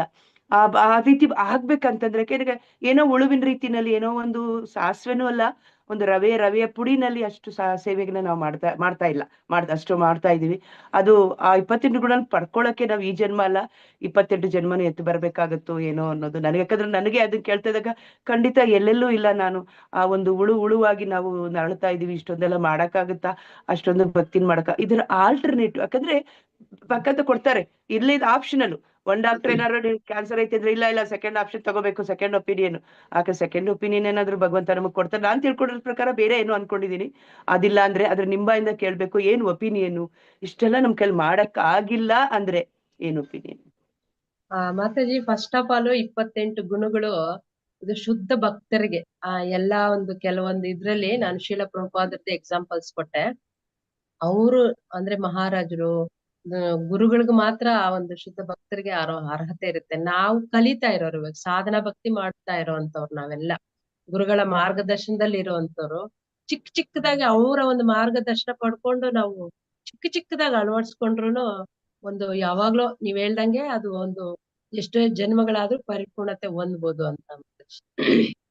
ಅದೇ ನಾನ್ ಅನ್ಕೊಂಡಿದ್ ಅಂದ್ರೆ, ಇಲ್ಲ ಖಂಡಿತ ಇದೆಲ್ಲ ಮಾಡಕ್ ಸಾಧ್ಯ. ಒಂದೇ ಒಂದು ಹರಿನಾಮ ಸಂಕೀರ್ತನೆ ಸಾಕು. ನಮ್ಗೆ ಏನು ಅಂದ್ರೆ ಹರೇ ಕೃಷ್ಣ ಮಹಾಮಂತ್ರ ಭಗವಂತ ಅದನ್ನ ಎಕ್ಸ್ಪೆಕ್ಟ್ ಮಾಡಿದ್ದೆ. ಅದನ್ನ ಹೇಳ್ಕೊಂಡ್ರೆ ಸಾಕು ಅಂತ. ನಾನು ಎಲ್ಲರೂ ತಪ್ಪು ತಿಳ್ಕೊಬೇಡಿ, ಯಾಕಂದ್ರೆ ಅಷ್ಟೊಂದು ಬದ್ಧಾತ್ಮಕ ಹೋಗಕ್ ಆಗಲ್ಲ. ಭಗವಂತನ ನಾಡಿ ಮಿಳ್ತಲ್ಲಿ 24 ಗಂಟೆಗಳು ಬೀಟ್ಸ್ ಹೊಡಿತಾ ಇರ್ಬೇಕು. ಹರೇ ರಾಮ ಹರೇ ಕೃಷ್ಣ ಕೃಷ್ಣ ಕೃಷ್ಣ ಹರೇ ರಾಮ ರಾಮ. ಆ ಬೀಟ್ ಹೊಡೆದ್ರೆ ಸಾಕು ಅಂತ ನಾನ್ ತಿಳ್ಕೊಂಡಿದೀನಿ. ಇಷ್ಟೆಲ್ಲದಕ್ಕೂ ಅಂದ್ರೆ ಈ ಎಲ್ಲ ಗುಣಗಳು ಭಗವಂತ ಕೊಡೋ ಶಕ್ತಿ ಈ ಜನ್ಮದಲ್ಲಿ ಇದ್ದಿದ್ರು ಇನ್ನ 28 ಜನ್ಮಗಳಲ್ಲಾದ್ರೂ ಕೊಡ್ಲಿ ಅಂತ ಕೇಳ್ಕೊಳ್ತೀನಿ. ತುಂಬಾ ಅಂದ್ರೆ ಗೊತ್ತಿರ್ಲಿಲ್ಲ, ಎಷ್ಟೋ ಗೊತ್ತಿಲ್ಲ. 1-2-3 ಗೊತ್ತಿತ್ತು. ಹಿಂಗಿರ್ಬೇಕು, ಹಂಗಿರ್ಬೇಕು, ಇರ್ಬೇಕು ಅನ್ಕೊಳ್ತೀವಿ. ಇರ್ತೀನಿ ಅನ್ನೋದು ಬರಲ್ಲ ನಮ್ಗೆ. ಆ ರೀತಿನಲ್ಲಿ ಇರ್ಬೇಕು ಅನ್ನೋಂತ ಶಕ್ತಿ ನಮಗ್ ಕೊಡ್ಲಿ. ಇದನ್ನ ನಮ್ಗೆ ರೀಕಾಲ್ ಮಾಡಿದಕ್ಕೆ, ಇಷ್ಟಿದೆ ಅಂತ ತಿಳಿಸಿದಕ್ಕೆ ತುಂಬಾ ನಮ್ಗೆ ಧನ್ಯವಾದಗಳು ಮಾತಾಜಿ. ಹರೇ ಕೃಷ್ಣ ಮಾತಾಜಿ. ತಿಳಿಸ್ಕೊಟ್ರಿ, ಧನ್ಯವಾದ. ಸೊ ಈ ಕಲಿಯುಗಕ್ಕೆ ಬೇರೆ ಮಂತ್ರ ಇಲ್ಲ. ಹರೇ ಕೃಷ್ಣ ಮಹಾಮಂತ್ರ ಒಂದೇ. ನೀವ್ ಎಲ್ಗಾದ್ರೂ ಹೋಗ್ಬೇಕು ಅಂದ್ರೆ ಹರೇ ಕೃಷ್ಣ ಅಂತ ಕರ್ಕೊಂಡೇ ಹೋಗ್ಬೇಕು. ಬೇರೆ ಗತಿ ಇಲ್ಲ. ಹರೇ ಕೃಷ್ಣ. ಸೊ ಗುರು ರಾಘವೇಂದ್ರ ಪ್ರಭು, ಹರೇ ಕೃಷ್ಣ. ಹರೇ ಕೃಷ್ಣ ಪ್ರಭುಜಿ, ಧನ್ಯವಾದ. ವುಮೆನ್ಸ್ ಡೇ ಶುಭಾಶಯಗಳು. ಆಧ್ಯಾತ್ಮದಲ್ಲಿ ಈ ತರ ಮುಂದುವರೆದಂತ ಎಲ್ಲಾ ಹೆಣ್ಮಕ್ಳಿಗೂ ನನ್ನ ಹೃತ್ಪೂರ್ವಕ ವಂದನೆಗಳು. ಹರೇ ಕೃಷ್ಣ. ನೀವು ಇವತ್ತು ಹೇಳಿದ್ ಬಹಳ ಚೆನ್ನಾಗಿತ್ತು, ಕ್ಲಾಸ್ ಖುಷಿ ಆಯ್ತು. ಮತ್ತೆ ಅದನ್ನ ಮತ್ತೆ 1-2-3 ಸಲ ಕೇಳ್ಬೇಕು ನಾವು, ಮನನ ನಿಧಿಧ್ಯಾಸ ಆಗ್ಬೇಕಂದ್ರೆ. ಯೂಟ್ಯೂಬ್ ಅಲ್ಲಿ ಬರುತ್ತೆ, ಯೂಟ್ಯೂಬ್ ಅಲ್ಲಿ ಬರುತ್ತೆ ಪ್ರಭು. ಎಲ್ಲಾ ಗ್ರೂಪ್ ಅಲ್ಲಿ ಶೇರ್ ಮಾಡ್ತಾರೆ. ಮತ್ತೊಮ್ಮೆ ಇಚ್ಛೆ ಇದ್ರೆ ಕೇಳಿಸ್ಕೊಳ್ಳಿ. ಯಾಕಂದ್ರೆ ಪ್ರತಿಯೊಂದನ್ನು ಈ 28 ಜನ್ಮ ಬೇಡ, 28 ಪ್ರಯತ್ನ ಪಟ್ರೆ 28 ಈ ಜನ್ಮದಲ್ಲೇ ಸಾಧನೆ ಮಾಡ್ಬೋದು ಅನ್ನಂಗ ಸರಳವಾಗಿ ಐತಿ. ಬಟ್ ಅದನ್ನ ಪ್ರಯತ್ನ ಪಟ್ರೆ ಆಗತ್ತೆ. ಮತ್ತೆ ನಿಮ್ಮ ಅದೇ ಕೇಳಿದ್ದಕ್ಕೂ ಬಹಳ ಖುಷಿ ಆಯ್ತು ನನಗೆ. ಚೆನ್ನಾಗಿದವು ಪ್ರತಿಯೊಂದನ್ನು. ಯಾವ ತರ ನಾವು ಗುರು ಕೃಷ್ಣ ಸಲ್ಲಲಿ, ನಿಮ್ ಗ್ಲೋರಿ ಅವ್ರಿಗೆ ಸಲ್ಲಲಿ. ನನಗೆ ಯಾವ್ದು ಅರ್ಹತೆ ಇಲ್ಲ, ಇವನ್ ಒಂದು ಮಾತು ಬರ್ಲಿಕ್ಕೂ ನನ್ಗೆ ಅರ್ಹತೆ ಇಲ್ಲ. ಆದ್ರೆ ಗುರು ಕೃಷ್ಣರ ಒಂದು ಅನುಗ್ರಹ, ಅವ್ರು ಕೊಟ್ಟ ಒಂದು ಅವಕಾಶ. ಹರೇ ಕೃಷ್ಣ. ಚೆನ್ನಾಗಿತ್ತು ನೋಡಿ. ಹರೇ ಕೃಷ್ಣ. ಹಾಗೆ ಇವತ್ತು ವುಮೆನ್ಸ್ ಡೇ ಶುಭಾಶಯಗಳು.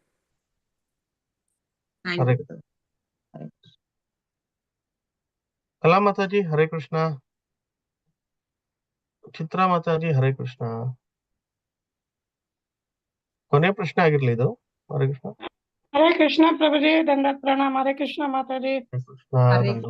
ಚೆನ್ನಾಗಿ ಮಾಡಿಕೊಟ್ರಿ. ನಾನು ಅಡ್ವೈಸ್ ಮಾಡಿದ್ರೆ ಏನು ಅಂದ್ರೆ, ಸರಸ್ವತಿ ಮಾತಾಜಿ ಅವರ ಮಗಳು ಹುಷಾರಿಲ್ಲ, ವಿಶ್ ಮಾಡಿದಿರ ಪ್ರಾರ್ಥನೆ. ಮತ್ತೆ ಇನ್ನೊಂದು ಪ್ರಾರ್ಥನೆ ಅವ್ರ ಕಡೆ ಅಂದ್ರೆ, ನಿನ್ನೆ ಅವರು ಶಾಲೆಯಲ್ಲಿ ಭಗವದ್ಗೀತೆ ಶ್ಲೋಕ ಕಾಂಪಿಟೇಷನ್ ಅಲ್ಲಿ ಮಗು ಪಾರ್ಟಿಸಿಪೇಷನ್ ಮಾಡಿ ವಿನ್ ಮಾಡಿದೆ. ಸೊ ಅದಕ್ಕೋಸ್ಕರ ಎಲ್ಲ ವೈಷ್ಣವರು ಆ ಮಗುಗೋಸ್ಕರ ಅಂದ್ರೆ ವರ್ಷ 3.5 ವರ್ಷಕ್ಕೆ ಅವರು ಇದೊಂದು ಸಾಧನೆ ಮಾಡಿದ್ದಾರೆ ಅಂದ್ರೆ ನಾವು ಅವನ್ನ ನೋಡಿ ನಾವು ಕಲಿಬೇಕು ಅನ್ನೋ ಒಂದು ಬುದ್ಧಿ ನನಗ್ ಬಂದಿದೆ.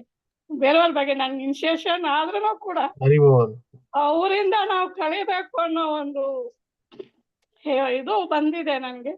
ಆ ಮಗು ಹೀಗೆ ಭಕ್ತಿಯಲ್ಲಿ ಮುಂದುವರಲಿ, ಅವ್ರ ಕುಟುಂಬ ಕೂಡ ಅವ್ರ ತಂದೆ ತಾಯಿ ಕೂಡ ಹೀಗೆ ಭಕ್ತಿಯಲ್ಲಿ ಇರ್ಲಿ, ಅವರು ಭೌತಿಕವಾಗಿ ಮತ್ತೆ ಆಧ್ಯಾತ್ಮಿಕವಾಗಿ ಹೀಗೆ ಮುಂದುವರಲಿ ಅಂತ ಎಲ್ಲ ವೈಷ್ಣವರ ಒಂದು ಆಶೀರ್ವಾದನ ನಾನು ಬೇಡ್ತಿದ್ದೀನಿ. ಹರೇ ಕೃಷ್ಣ ಪ್ರಭು ದಂಡೋತ್ಪನ್ನ.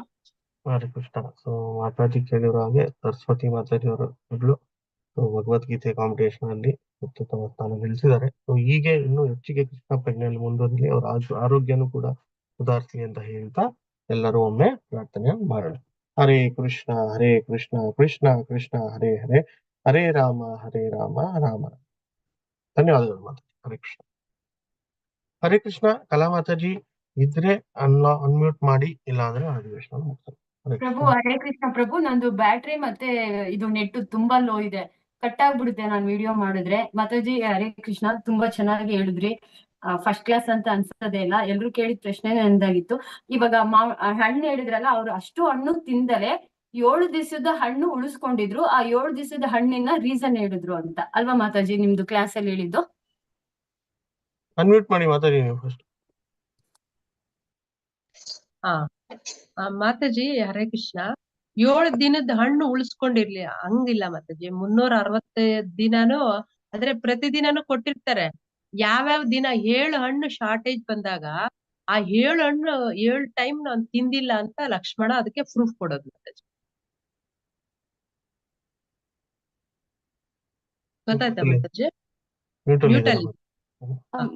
ಮಾತಾಜಿ ಅದೇ ಅವ್ರ ಹಣ್ಣು ಮಡಿಕೋ ಅಂತ ಕೊಟ್ಟಿದ್ರು ಅಂತ ಅಲ್ವಾ ನೀವ್ ಹೇಳಿದ್ದು? ಮಡಿಕೊಂಡಿದ್ರಲ್ಲಿ ಆ 7 ದಿವಸದ ಹಣ್ಣು ಅವ್ರು ಮಡಗಿರ್ಲಿಲ್ಲ. ಆ 7 ದಿವಸದ ರೀಸನ್ ನೀವ್ ಹೇಳಿದ್ರಲ್ಲ, ಅದಲ್ವಾ ಮಾತಾಜಿ? ಅದು ಕ್ಲಾರಿಟಿ. ಹೌದು. ಅಂದ್ರೆ ಅಷ್ಟು 365 ದಿವಸದಲ್ಲಿ 7 ದಿವಸದ ಹಣ್ಣು ಅವ್ರು ತಿಂದಿಲ್ಲ. ಅಂದ್ರೆ ಎತ್ತಿಟ್ಕೊಂಡಿದ್ರು ಅಷ್ಟ ಹಣ್ಣು, ಇನ್ ಮಿಕ್ಕಿದ್ 7 ಹಣ್ಣು ಎತ್ತಿಟ್ಟಿರ್ಲಿಲ್ಲ. ಅಲ್ಲ, ಕೊಟ್ಟೇ ಇರ್ಲಿಲ್ಲಲ್ಲ ಶ್ರೀರಾಮಚಂದ್ರರು. ಶ್ರೀರಾಮಚಂದ್ರ 365 ದಿವಸದಲ್ಲಿ 7 ದಿವಸ ಅವ್ರಿಗೆ ಹಣ್ಣು ಕೊಟ್ಟಿರ್ಲಿಲ್ಲ. ಅದಕ್ಕೆ ಆ 7 ದಿವಸದ ಹಣ್ಣು ಎಲ್ಲಿ ಅಂದಾಗ ಅವ್ರು ಅದಕ್ಕೆ ಉತ್ತರವನ್ನು ಹೇಳ್ತಾರೆ. ಗೊತ್ತಾಯ್ತು ಮಾತಾಜಿ. ಈಗ ಶ್ರೀರಾಮಚಂದ್ರ ಅಂದ್ರೆ ಅವನಿಗೆಲ್ಲಾ ಲೀಲೆ ಮಾಡೋರ್ಗೆ ಅವ್ರಿಗೆ ಗೊತ್ತಿರುತ್ತಲ್ವಾ, ಲಕ್ಷ್ಮಣ ಹಣ್ಣು ತಿಂದಿರಲ್ಲ, ಸೊ ಈ ಯುದ್ಧಕ್ಕೆ ಒಂದು ಸ್ತ್ರೀನೂ ನೋಡಿರಲ್ಲ, ಮತ್ತೆ ಈ ತರ ಉಪವಾಸ ಇದ್ದು ನಿದ್ದೆ ಇರ್ತಾರೆ ಅನ್ನೋದು ಭಗವಂತನ್ಗೆ ಲಕ್ಷ್ಮಣ ಅನ್ನೋದು ಗೊತ್ತಿರುತ್ತಲ್ವಾ? ಆದ್ರೆ ಅದು ಒಂದ್ ಲೀಲೆನಾ ಅವ್ರದ್ದು? ಹೌದು ಮಾತಾಜಿ, ಇದೊಂದ್ ಲೀಲೆನೆ. ಹಲವಾರು ಲೀಲೆಗಳಲ್ಲಿ ಭಕ್ತರಿಗೆ ಗೊತ್ತಿದ್ದು ಲೀಲೆಗಳು ಮಾಡ್ತಾರೆ, ಗೊತ್ತಿಲ್ದಿರೋನು ಭಗವಂತ ಲೀಲೆಗಳು ಮಾಡ್ತಾರೆ. ಯಾವಾಗ ಅಗಸ್ತ್ಯ ಮುನಿ ಬರ್ತಾರೆ ಅವ್ರ ದರ್ಬಾರಕ್ಕೆ, ಅವಾಗ ಕೇಳ್ದಾಗ ನನಗೂ ಗೊತ್ತಿರ್ಲಿಲ್ಲ ಅಂತಾನೆ ಶ್ರೀರಾಮಚಂದ್ರ ವೃತ್ತ ಕೊಡೋದು. ಧನ್ಯವಾದ ಮಾತಾಜಿ. ಹರೇ ಕೃಷ್ಣ. ಧನ್ಯವಾದ ಪ್ರಭು. ಹರೇ ಕೃಷ್ಣ ಮಾತಾಜಿ. ಭಗವಂತ ಏನೇ ಮಾಡಿದ್ರು ಅದು ಲೀನೇನೆ. ಸೊ ಭಗವಂತ ಗೊತ್ತಿದ್ದು ಮಾಡಿದ್ರು ಲೀನೇನೆ, ಗೊತ್ತಿಲ್ದಿರ ಇದ್ರು ಮಾಡಿದ್ರು ಲೀನೇನೆ. ಭಗವಂತನಿಗೆ ಎಲ್ಲಾನು ಗೊತ್ತಿರುತ್ತೆ. ಸೊ ಅದು ನಮ್ಮಂತ ಬದ್ಧಾತ್ಮಗಳಿಗೆ ಅಂದ್ರೆ ತಿಳುವಳಿಕೆ ನೀಡೋಕ್ಕೋಸ್ಕರವಾಗಿ ಅದೊಂದು ಲೀಲೆಗಳು ಆಗ್ತಾ ಇರುತ್ತೆ. ಸೊ ಹರೇ ಕೃಷ್ಣ, ಅದನ್ನ ನಾವು ಹೇಗೆ ಅನುಸರಿಸ್ಕೊಳ್ತೀವಿ ಅನ್ನುವಂಥದ್ದು. ಹರೇ ಕೃಷ್ಣ. ಎಲ್ಲರಿಗೂ ತುಂಬಾ ಧನ್ಯವಾದಗಳು. ಸೊ 2ನೇ ಶನಿವಾರ ಸಾಧ್ಯವಾದಷ್ಟು ಎಲ್ಲರೂ ಅಭಿಷೇಕದಲ್ಲಿ ಪಾಲ್ಗೊಳ್ಳಿ ಅಂತ ಕೇಳ್ಕೊಳ್ತೀನಿ. ಸೊ ಹತ್ತದಲ್ಲಿರೋ ಖಂಡಿತ ಆಗುತ್ತೆ. ಸುತ್ತಮುತ್ತ ಇರೋದು ಖಂಡಿತ ಬಂದು ತಿಂಗಳಿಗೆ ಒಮ್ಮೆ, ನಾನು ಯಾವಾಗ್ಲೂ ಹೇಳ್ತಾ ಇರ್ತೀನಿ. ಸೊ ದಿನನಿತ್ಯ ಟೆಂಪಲ್ಗೆ ಹೋಗಕ್ಕಾಗಲ್ಲ, ಮಂಗಳಾರತಿಗೆ ಓಕೆ ಆಯ್ತು, ಅಟ್ಲೀಸ್ಟ್ ಭಗವಂತನ ನೋಡ್ಲಿಕ್ಕೆ ವಾರಕ್ಕೊಂದ್ಸಲಿ ಹೋಗಕ್ಕಾಗಲ್ಲ, ಸರಿ, ಅಟ್ಲೀಸ್ಟ್ ತಿಂಗಳಿಗೆ ಒಮ್ಮೆ ಆದ್ರೂ 2ನೇ ಶನಿವಾರಕ್ಕೆ ಪ್ರಯತ್ನ ಪಡಿ. ಅದೂ ಆಗಲ್ಲ ಪ್ರಭು ಅಂದ್ರೆ ಕೊನೆಗೆ ವರ್ಷಕ್ಕೊಮ್ಮೆ ಆಗುವಂತ ಜನ್ಮೋತ್ಸವನೋ ಇಲ್ಲಾಂದ್ರೆ ಏನು ನರಸಿಂಹ ಚತುರ್ಥಿಗೂ ಅಂತಾನು ಹೇಳ್ತಾ ಇರ್ತೀನಿ. ಸೊ ದಯವಿಟ್ಟು ಎಲ್ಲರೂ ಪ್ರಯತ್ನವನ್ನು ಪಡಿ, ಸೇವೆಯಲ್ಲಿ ಭಾಗವಹಿಸಿ ಅಂತ ಕೇಳ್ಕೊಳ್ತೇನೆ. ಹರೇ ಕೃಷ್ಣ. ತುಂಬಾ ಧನ್ಯವಾದಗಳು ಎಲ್ಲರಿಗೂ. ಸೊ ಈಗ ಒಂದು ಬಾರಿ ಹರೇ ಕೃಷ್ಣ ಮಹಾಮಂತ್ರವನ್ನು ಹೇಳ, ವೈಷ್ಣವರ ಮಂತ್ರವನ್ನು ಹೇಳ್ತಾ ಅಧಿವೇಶನವನ್ನು ಮುಂದೆ ಹರೀಶ್ವರ. ಹರೇ ಕೃಷ್ಣ ಕೃಷ್ಣ ಕೃಷ್ಣ ಹರೇ ಹರೇ, ಹರೇ ರಾಮ ರಾಮ ರಾಮ ಹರೇ ಹರೇ. ವಾಂಛಾಕಲ್ಪತರುಭ್ಯಶ್ಚ ಕೃಪಾಸಿಂಧುತೈವ ಚ ಪತಿತಾನಾಂ ಪಾವನೇಭ್ಯೋ ವೈಷ್ಣವೇಭ್ಯೋ ನಮೋ ನಮಃ. ಅಂತಕೋಟಿ ವೈಶ್ವರಂತ की जय, श्रील प्रभुपाद की जय, चैतन्य महाप्रभु की जय, गांधारी गिरिधर की जय, राधे ಭಗವಾನ್ ಕಿ ಜೈ. ಹರೇ ಕೃಷ್ಣ. ಸೊ ಈಗ ಎಲ್ಲರಿಗೂ ಅನ್ಮ್ಯೂಟ್ ಆಪ್ಷನ್ ಕೊಡ್ಲಾಗುತ್ತೆ. ಎಲ್ಲರೂ ಒಮ್ಮೆ ಹರೇ ಕೃಷ್ಣವನ್ನು ಹೇಳ್ತಾ ಅಧಿವೇಶನವನ್ನ ಬಿಡಬಹುದು. ಹರೇ ಕೃಷ್ಣ. ಧನ್ಯವಾದಗಳು. ಹರೇ ಕೃಷ್ಣ ಪ್ರಭುಜಿ.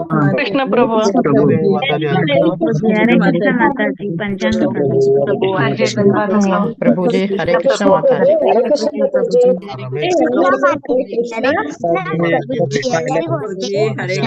ಕೃಷ್ಣ ಪ್ರಭು ಹರೇ ಕೃಷ್ಣ ಮಾತಾಜಿ ಪ್ರಭು ಹರೇ ಕೃಷ್ಣ. ಹರೇ ಕೃಷ್ಣ ಮಾತಾಜಿ ಕೃಷ್ಣ ಪ್ರಭು ಹರೇ ಕೃಷ್ಣ ಪ್ರಭುಜಿ ಹರೇ ಕೃಷ್ಣ ಮಾತಾಜಿ. ಹರೇ ಕೃಷ್ಣ ಪ್ರಭುಜಿ ಪಂಚಾಂಗ ಪ್ರಣಾಮಗಳು. ಹರೇ ಕೃಷ್ಣ 450 ಜನ ಸೇರಿ ಹರೇ ಕೃಷ್ಣ ಪ್ರಭುಜಿ. ಹರೇ ಕೃಷ್ಣ ಮಾತಾಜಿ. ಕೃಷ್ಣ ಪ್ರಭುಜಿ ಹರೇ ಕೃಷ್ಣ ಮಾತಾಜಿ. ಹರೇ ಕೃಷ್ಣ ಹರೇ ಕೃಷ್ಣ ಪ್ರಭುಜಿ. ಹರೇ ಕೃಷ್ಣ ಮಾತಾಜಿ. ದಂಡವತ್ ಪ್ರಣಾಮಗಳು. ಹರೇ ಕೃಷ್ಣ ನಾಗರತ್ನ ಮಾತಾಜಿ. ಹರೇ ಕೃಷ್ಣ ಪ್ರಭುಜಿ ಹರೇ ಕೃಷ್ಣ ಮಾತಾಜಿ. ಶಾರದಾ ಮಾತಾಜಿ ಹರೇ ಕೃಷ್ಣ. ಮಗು ಹರೇ ಕೃಷ್ಣ. ಚಂದ್ರಶೇಖರ್ ಪ್ರಭು ಹರೇ ಕೃಷ್ಣ. ಹರೇ ಕೃಷ್ಣ ಪ್ರಭು. ಹರೇ ಕೃಷ್ಣ ಮಾತಾಜಿ. ಹರೇ ಕೃಷ್ಣ. ಎಲ್ಲರಿಗೂ ಕೃಷ್ಣ ಪ್ರಭು. ಈ ದಿನ ಎಲ್ಲರಿಗೂ ಶುಭವಾಗಿರ್ಲಿ ಅಂತ ಕೇಳ್ಕೊಳ್ತಾ ಈ ಅಧಿವೇಶನವನ್ನ ಮುಗಿಸ್ತಾ ಇರೋಣ. ಹರೇ ಕೃಷ್ಣ. ಧನ್ಯವಾದಗಳು ಎಲ್ಲರಿಗೂ ಧನ್ಯವಾದ.